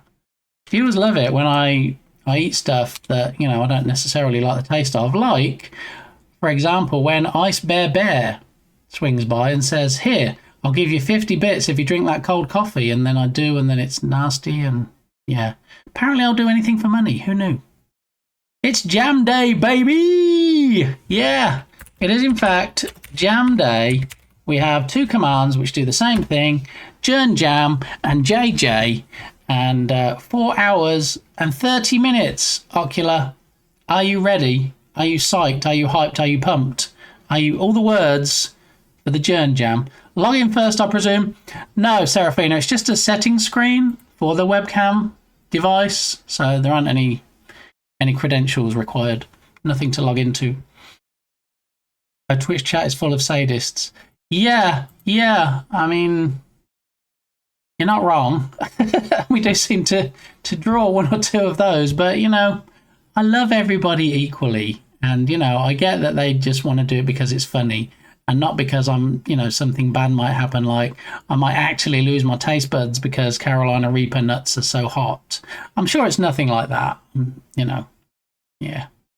Totally ready to copy whatever you come up with. I appreciate that, Ocular. And, you know, that's always in the forefront of my mind when I try and come up with ideas. It's like, well, what can I do that Ocular could easily copy? So today we've even been looking at a possible spy versus spy idea that we might do. Are you familiar with Spy versus Spy, the game? Which is not that one. It is, in fact, this one. Spy versus Spy 1984 video game. Maybe. I'm just trying to decide if I hate myself enough that I want to try and do multiplayer. I don't know. I'm not sure. Because it couldn't just be multiplayer, because then it would limit people able to test it. Might not necessarily have other people to test it with. But then it would have to be single player with an NPC spy, and also 2 players, and then I'd have to kind of learn multiplayer. Do I want to do that in 2 weeks? I want to fumble around and... I don't know. Love Spy vs. Spy. Used to love the comics in Mad Magazine. So I was talking about Mad Magazine earlier because of that very reason. And also, do you remember the pages that used to fold over? You could fold them over and then the bit you joined to the other bit would make a separate picture. My brother used to get it. And I was at the back cover. I didn't remember that part, but yeah. Yeah. What is the theme list down to now? We're not allowed to say. We had Balint and Jern in here earlier, obviously both co-hosting the jam this year. And if you want me to tell you in a whisper, I can. But yeah, they wanted me to not tell people the short list. We've now whittled it down to 3 from these 5. But if you want to find, this is what I've been told to say. If you want to find out what the short list of the 3 themes is now, because 2 have been lopped off the list, then go ahead and join the Discord server or watch Irish John Games when he streams on Mondays, Wednesdays and Fridays, and you can find out that way. Okay. I'd put money on it being a simple request like that from that info, to be sure. Yeah, like I say, I mean, it probably is easy.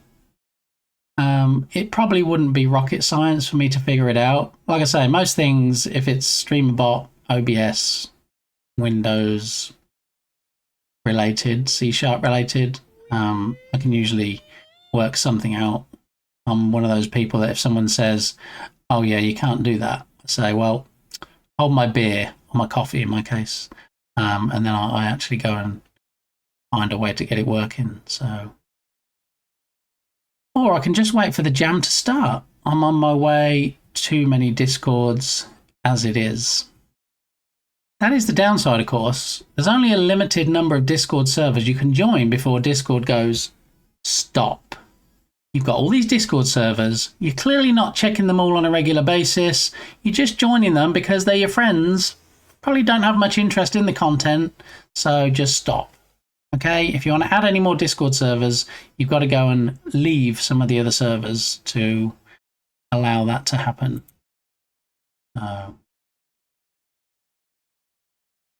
So what theme would Spy vs. Spy fit into?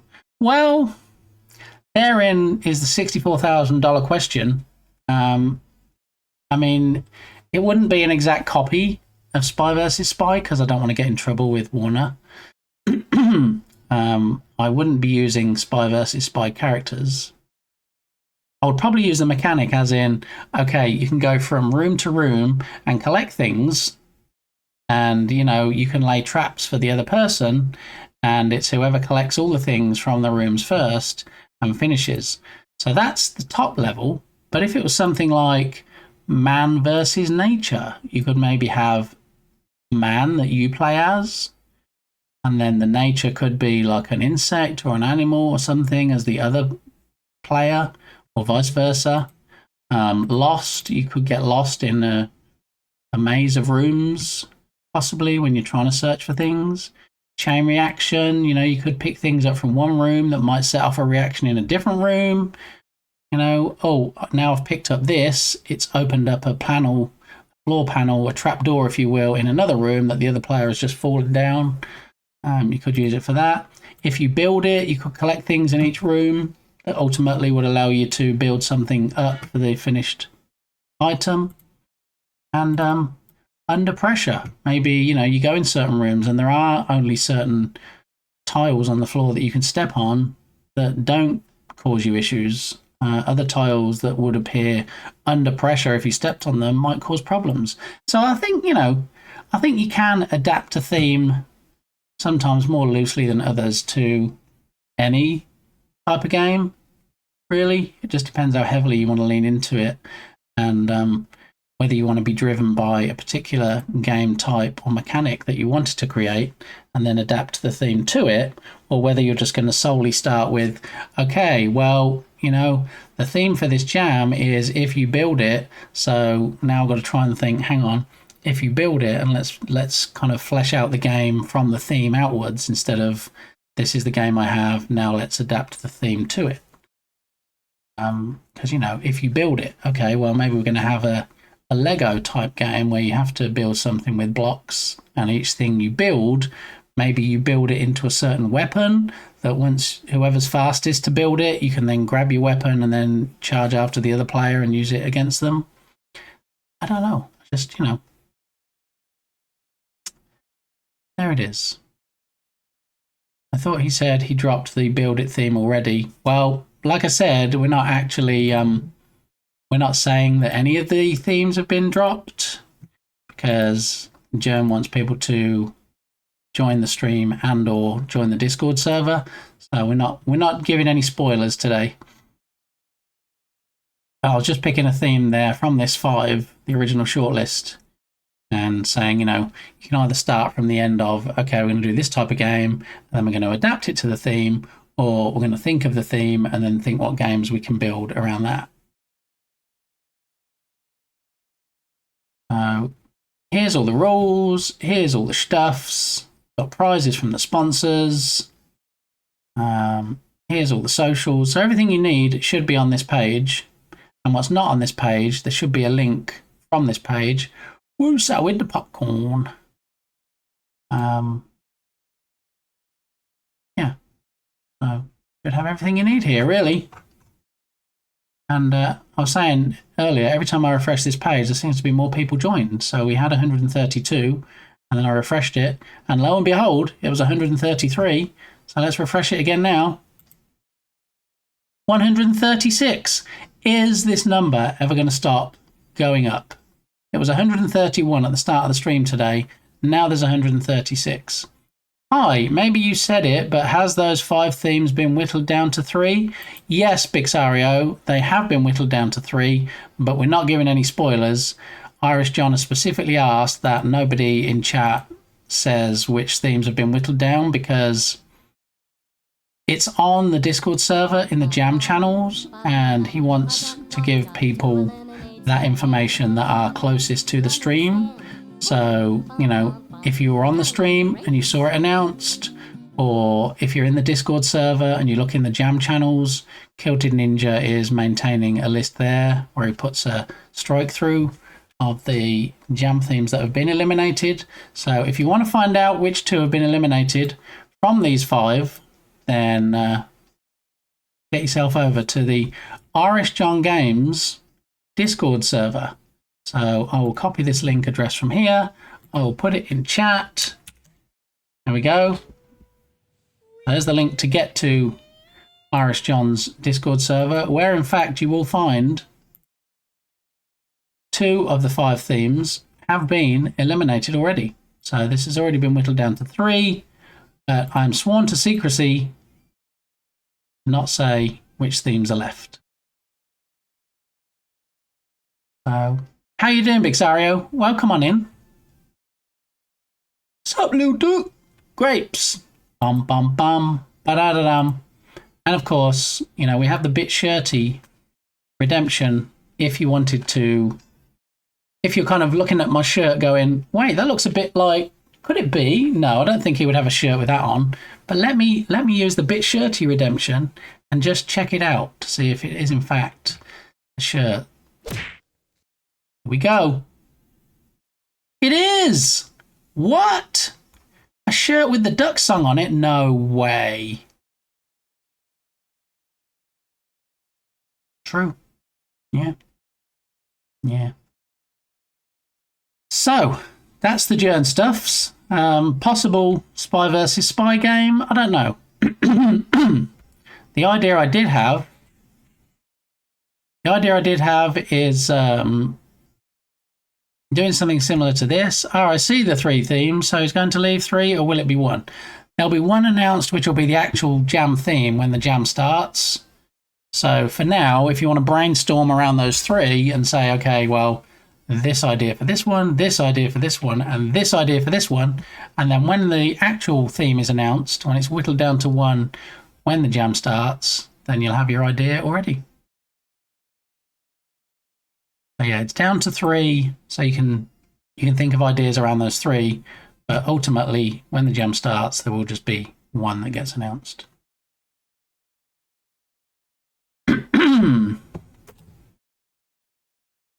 Alrighty, let's see.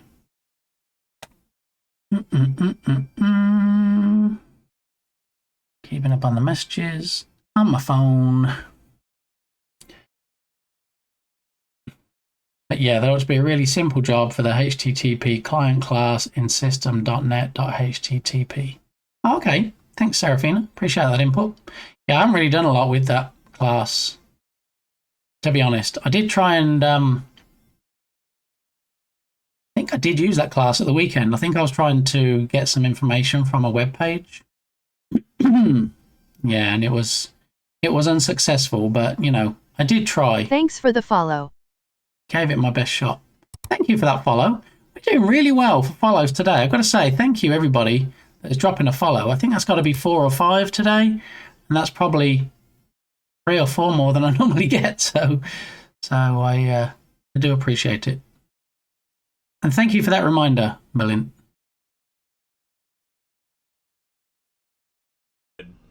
Zelda Gift World. And Give me the cake now. Pendant. Oh my God! Empress needs cake. If we can get some cake to right, Empress hold TV, right. please. That would be good. Subscribed for 21 months. ZGW.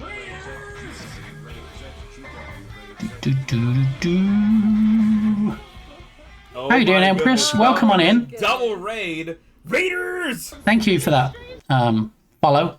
We do have anonymous follows on, but if people chat in the chat, then they're happy to chat. I'm happy to say thank you to them in person.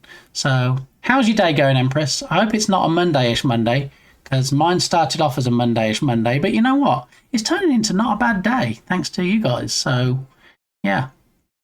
Yeah, always good to see everybody. I can unfollow and refollow if needed. Yeah, that's okay. That's all right, Woosa. It doesn't really count as a new follow. That just counts as somebody trying to go above and beyond as a friendo. So I appreciate the suggestion, but it's not needed at this time.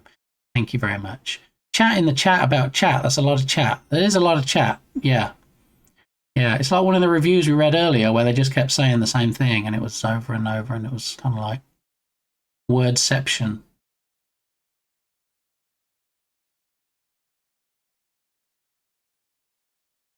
Hey.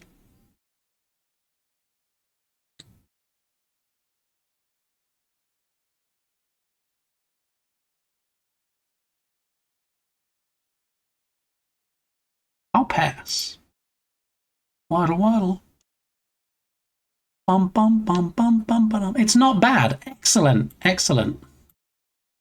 All right, so we're having a quick bit of a chit-chat at the moment about the Journ Jam, which starts in just over 4 hours. Berlin, have you seen how many people are in the jam right now? Have you actually seen the most recent count of the number of folks interested in submitting a game to the journiest of jams, which is the Journ Jam? Are we ready? 136. More! M-O-A-R. More! 136. And there's still 4 hours and 14 minutes to go. So I feel like this number is going to rise even higher. I feel like Journ's going to get it up like he's never got it up before, because he did say that this is already the biggest jam he's had as far as most people joining. And that was when it was in the 90s. Look at it now. Yeah. Excellent. Exactly. Yes. My kid showed me this cartoon, Weird. It's weird, but it's funny. And there's also a Duck Song 2, and I believe a Duck Song 3. And the newest one, I think, is Duck Song Christmas. It does involve the jolly bearded man in the red outfit. The biggest one ever. Gosh darn, it's so big, so absolutely huge. I mean, everybody's right. Yeah, this is true. This is true. That's what she said. Or, as Fresh Meat 911 usually likes to abbreviate it to the acronym, TWSS.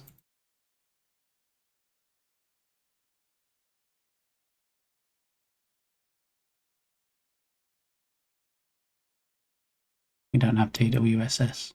I'll put that in, actually.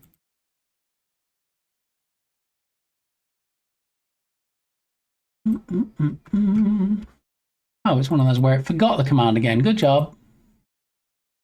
Try again. TWSS. Okay, and we're going to say anywhere in the message. And it's open to everybody. However, we do know there are certain people, as demonstrated earlier, mentioning no names, Dukesoft, that we do maybe need to put a somewhat of a cooldown on so that it's not abused. Okay, so now if chat detects TWSS, as in that's what she said anywhere in a chat message, you should get something.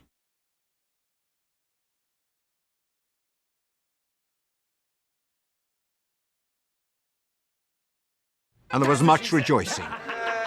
That's not... It didn't work, did it? Yay! Tatum got the yay working. My TWSS clearly did not want to work. Let's have a look. Find out why. Commands, tools. Okay, enabled, anywhere. And there was much rejoicing. Okay, so I guess it is working. That's what she said. I think we need it louder though, don't we? I don't think she said it very loudly. All right. Hopefully, should be loud enough now.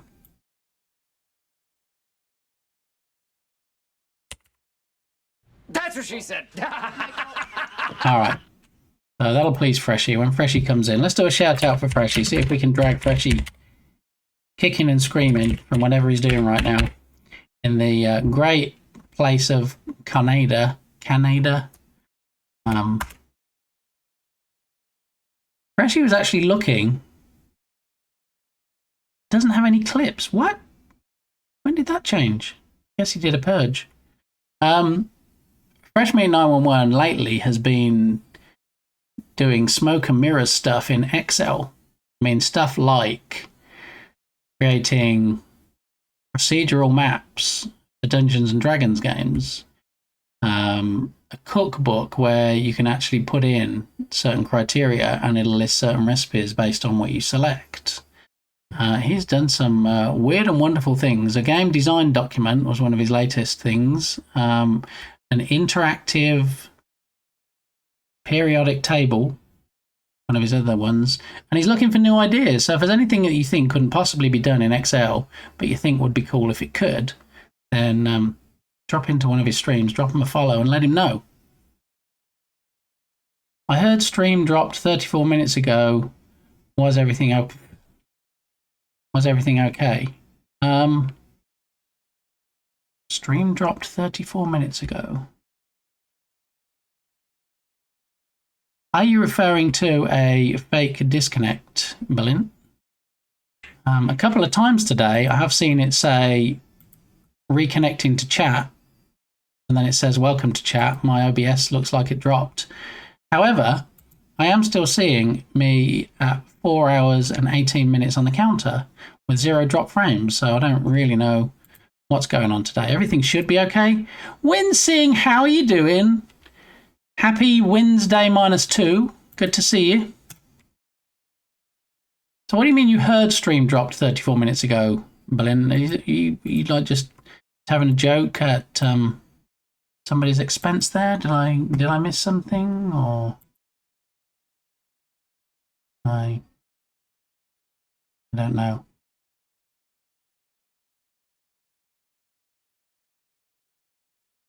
Possibly.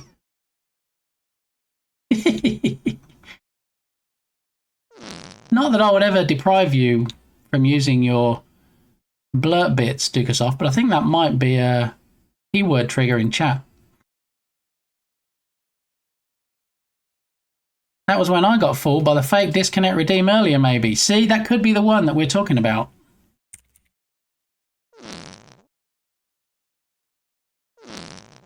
Yeah, yeah.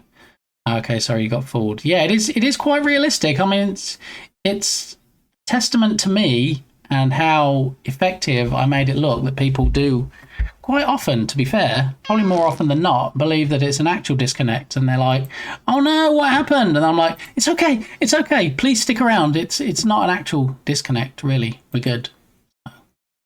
Can't remember how long back that happened. Yeah. So according to my feed, the Duke redeemed it 26 minutes ago, so it could be around about that time, possibly, maybe. Yeah. Alrighty. ZX loaded. I'm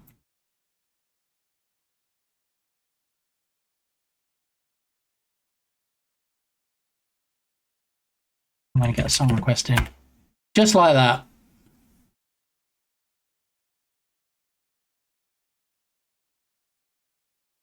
Here we go. And look which version it is, Balint.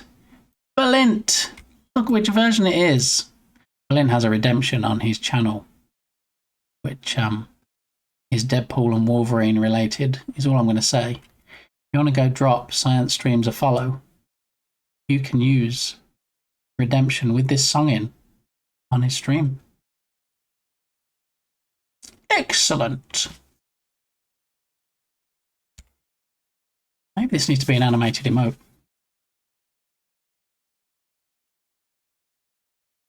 Possibly.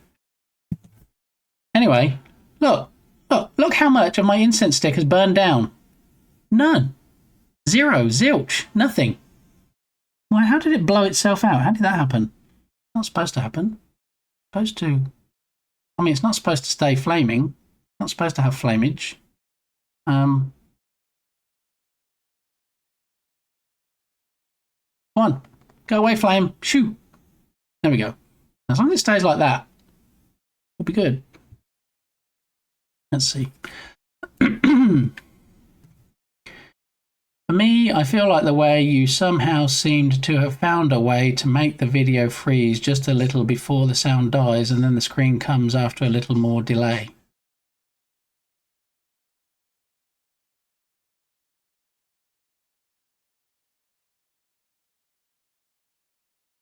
Yes, so the way it does that is it actually takes a screenshot and then it just overlays the screenshot on everything else so that it does in fact...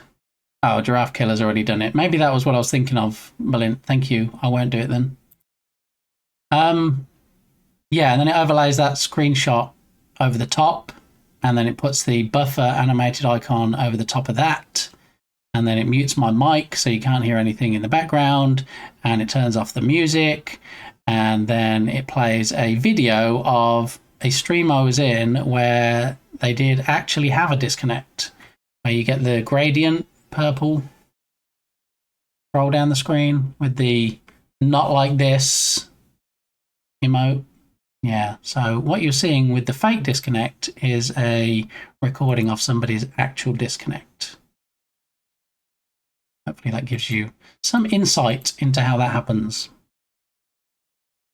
Yeah, it's difficult to know how often to let people do that and how many points to charge for it. So I wanted to price it high enough that people weren't using it all the time. And I also wanted a cooldown so that people weren't using it too often. So sometimes it's a fine line between those two things. Ooh, so bring in the height. Why were we talking about smelly smells? I didn't see any smellies in here. We were just using the smelly smell. Wait, I recognise that audio. That's from Balint's stream as well. Interesting. What is that actually from? Maybe Balint knows if Balint uses it in his stream. Smelly smell. I don't know. Does anybody recognise that audio apart from being in Balint's stream? Would know where it was from? This audio sounds like Jern 1. I don't know what that means, Wooser. I don't smell great. I'm sure you smell fantastic all the time, Tatum. I mean, maybe if you go fishing and you've been around fish for a while, you might not smell so great. The sequence of events felt very realistic, as that is a common pattern when a stream dies to a network fault. Ah. Current music playing. Edge. Edge from Jen Sino. Yeah, I don't know if this might be like a song similar to one on Jern's stream. I don't think Jern has actually played this playlist before, although he might have a playlist with this song in it. This is the Hype DMCA free music playlist. Unless somebody requested this song. I don't think they did. I don't see a song request for this one. Yeah, I think mine was the last song request. Madonna, Like a Prayer. Pretty sure he uses this one during the start screen. Ah, he might.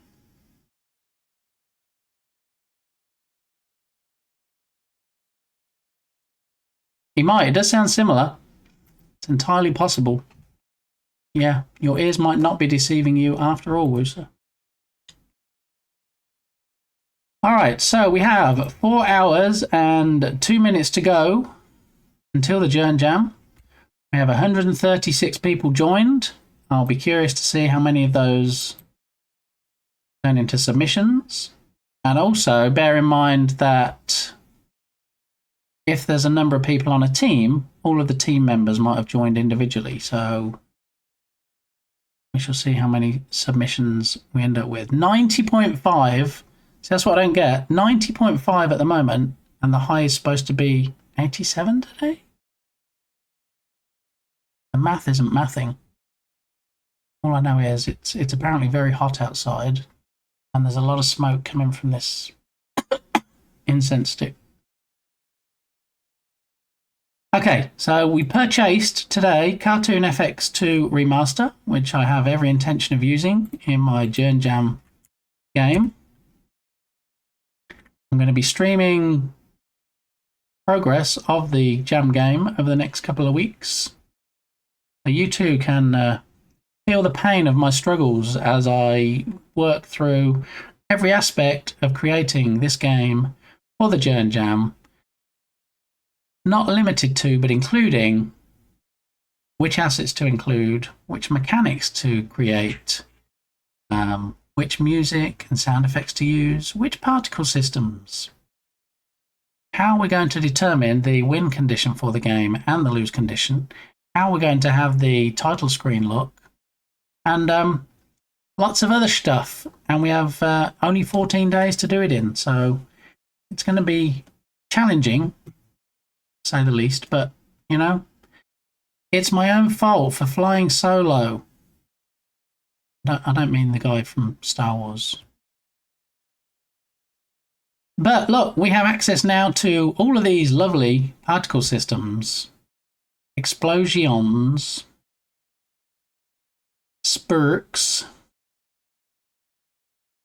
magical and, in fact, eerie. Ooh. Lots of sparklies, lots of smoke, lots of skulls. I did notice that when I was looking at this pack. There's a lot of skull. There we go. Lots of skull particle systems in relation to the number of particle systems in this pack. Flamage. Hits and impacts, which I quite like. We might use that if we, in fact, destroy the blocks that we shoot. And also, I like the fact that some of them, I've never used them in a game before, but some of them are impact particle systems, as in, oh, you just hit this and there's a shock, and there's like the shock waves that, stylized shock waves that come off. Pretty good. I like those. And look, when we pause it, look, we get a science video show up as a recommendation. What? Pickups when we collect objects maybe in the game. If you're seeing blood particle systems, you're probably not doing so great. Unless they're from the NPC. Lots of booblés.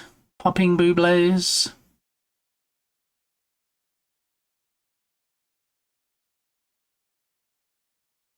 And speaking of the Irish heartthrob, Irish John has, in fact, just gone live.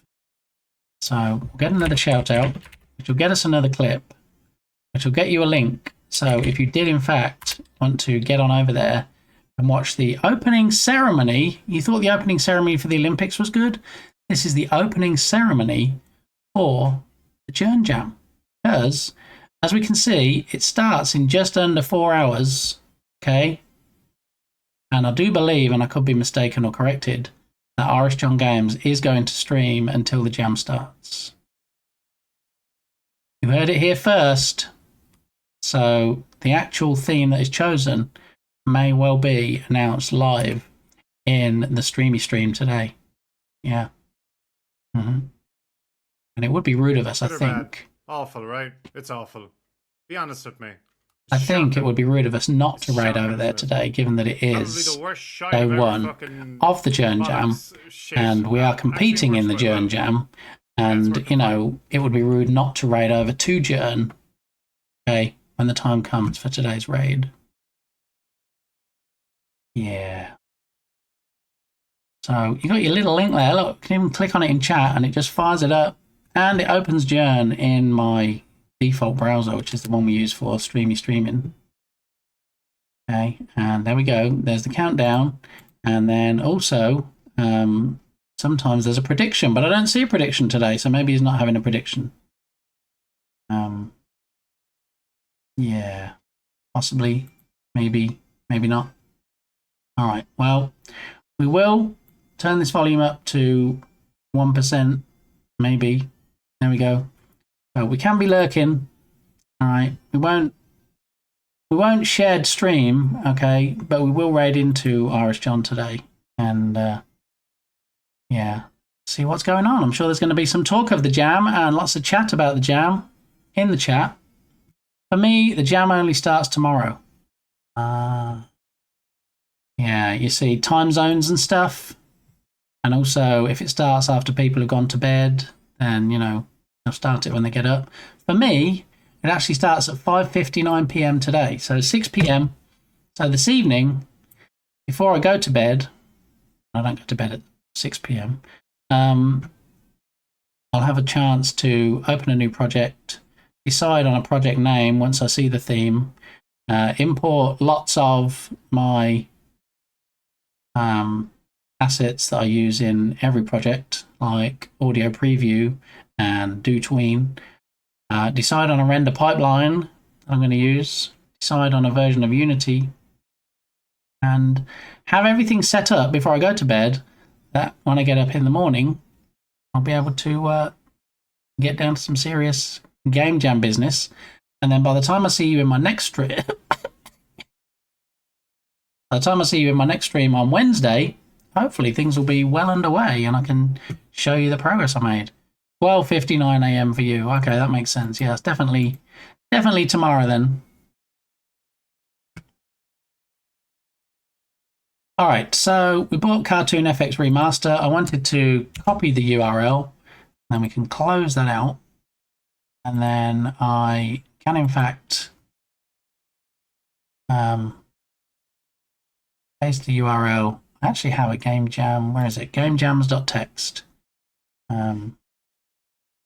I can paste the newly purchased asset into as a reminder. All right, so one of the videos when I thought about a possible spy versus spy game that I found was this, and it's only 2 minutes and 24 seconds. You know, it can take longer than that to order a coffee at Starbucks. So this is not going to be a big ask. It's not going to be a long video to watch, but it does give us an evolution of the spy versus spy games from the first OG game launched in '84 up to presumably the latest release, which was 2014.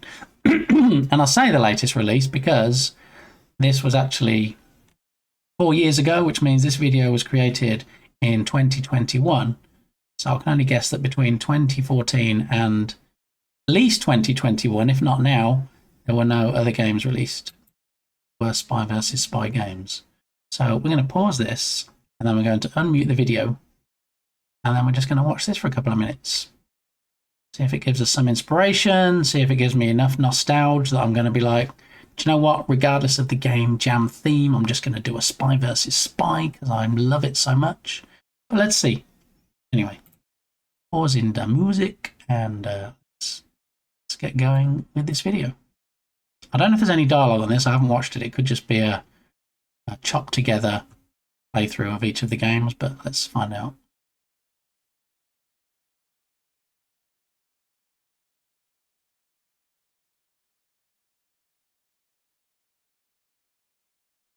That's on the NES. It's pretty clean looking.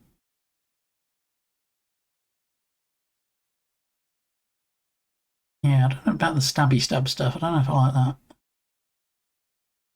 I didn't even know you could go outside. What?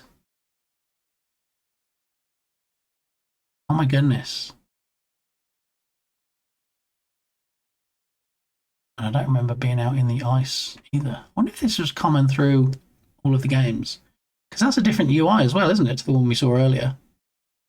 This is the one I'm familiar with on the Commodore 64. Yeah, I'm not sure you could actually go outside in this one. We don't really want an ad, okay? Especially an ad for someone that's trying to get us to have a credit card, so go away.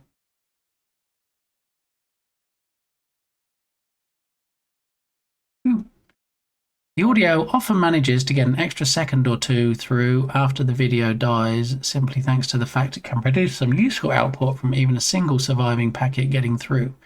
Video is pretty much undecodable without a fairly long sequence of valid packets reaching the receiver. Any random 1500 byte sequence of video stream is so small that the odds of there being any usable, actionable location data is not high. Serafina coming in with all the technical knowledge today.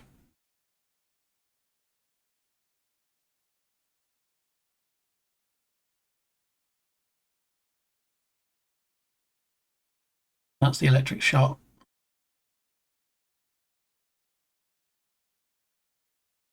This is on the Game Boy. Now that's a Game Boy version. Maybe we'll change that. So rather than be a stabby stab, we'll have a punchy punch. Game Boy Color. That's pretty nice looking. Oh, and look, the bottom one goes grey if nobody's in that window.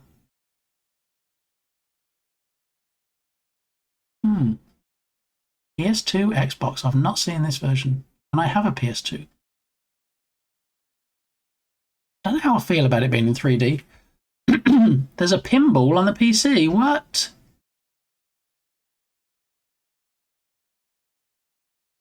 Interesting. Oh, this was the iOS Android version that isn't available anymore. I do feel like if we got an asset that was like the Plague Doctor, kind of has the same kind of nose looking thing.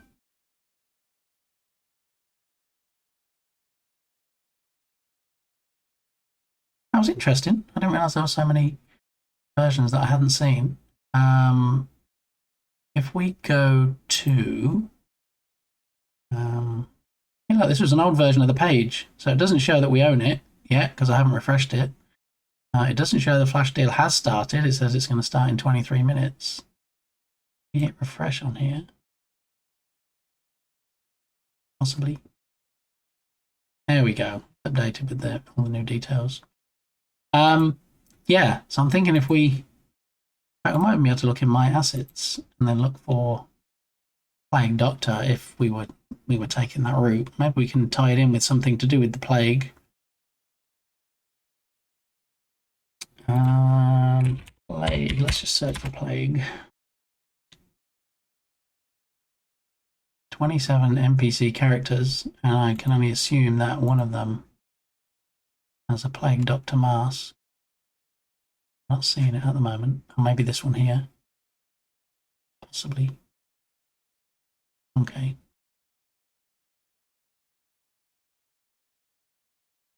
Toon Zombies, Plague Doctor masks. So that's just the masks themselves. You could put this on a 3D character. Possibly. And then low poly medieval Plague Doctor. Look at this guy. If we look at him and then we look at the spy versus spy characters, kind of similar, maybe. Also, thanks to any 1500 byte sequence of MP3 data being 100% guaranteed to include multiple timecode markers. You see, so that just that little snippet can be enough to glean information from. All right, so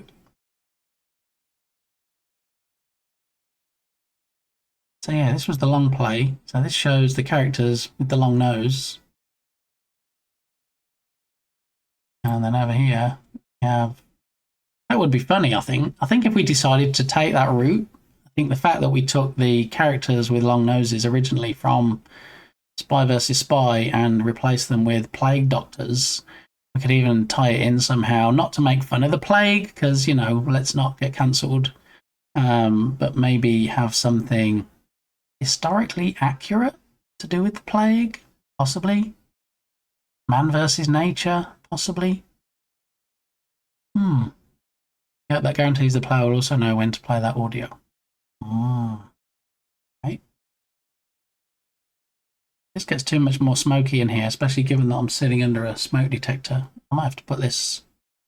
let's just move it, because I'm choking a bit on the... Anybody that hasn't seen my incense burner tray for catching the ash, look! Like emoji face. I'm going to put it over here, and then hopefully all the smoke will go over here and will not go in my face and up my nose.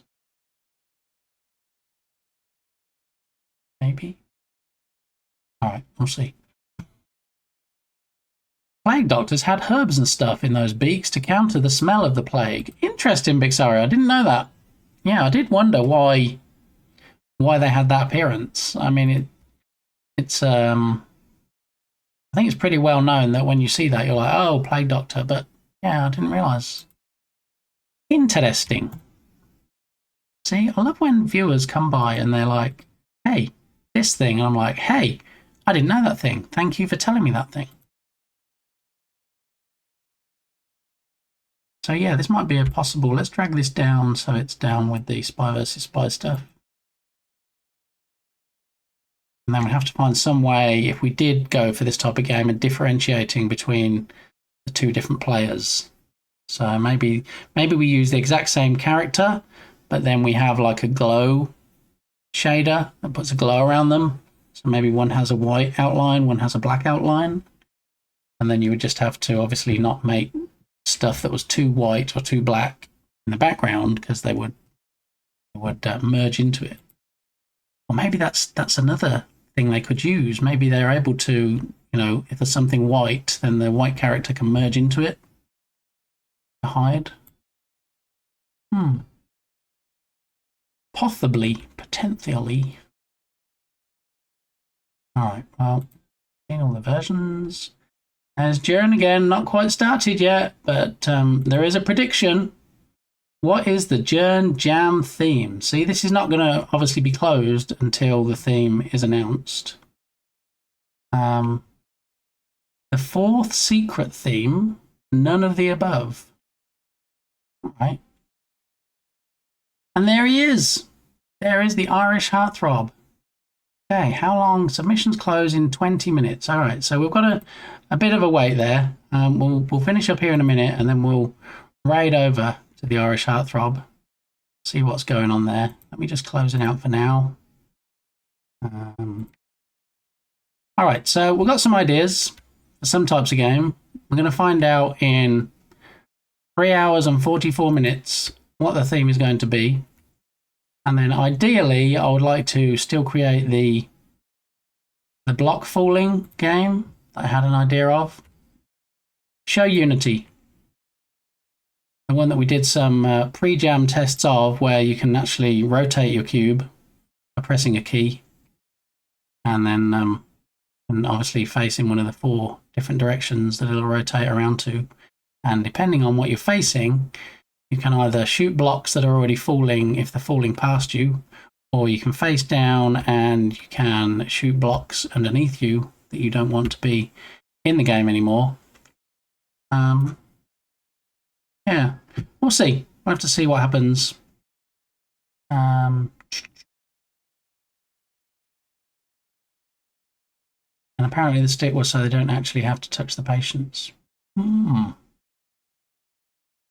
mean, maybe that could be the thing. Maybe I can have plague doctors and maybe they can be going to different houses and see who can visit the most patients. I don't know. Up until about 10 minutes ago, I hadn't even thought about having anything plague related in the game. So, yeah, we'll see. Man versus nature, obvs. Or secret theme, what? Yeah. I'm not going to give my views on that, Tatum. I think so too. Even with compression, any random 1500 byte sequence from a video stream is way more likely than not to be entirely compressed image data. Since that could belong literally anywhere in a frame, it is useless without the metadata defining the region being drawn. There you go. You heard it here first. All right.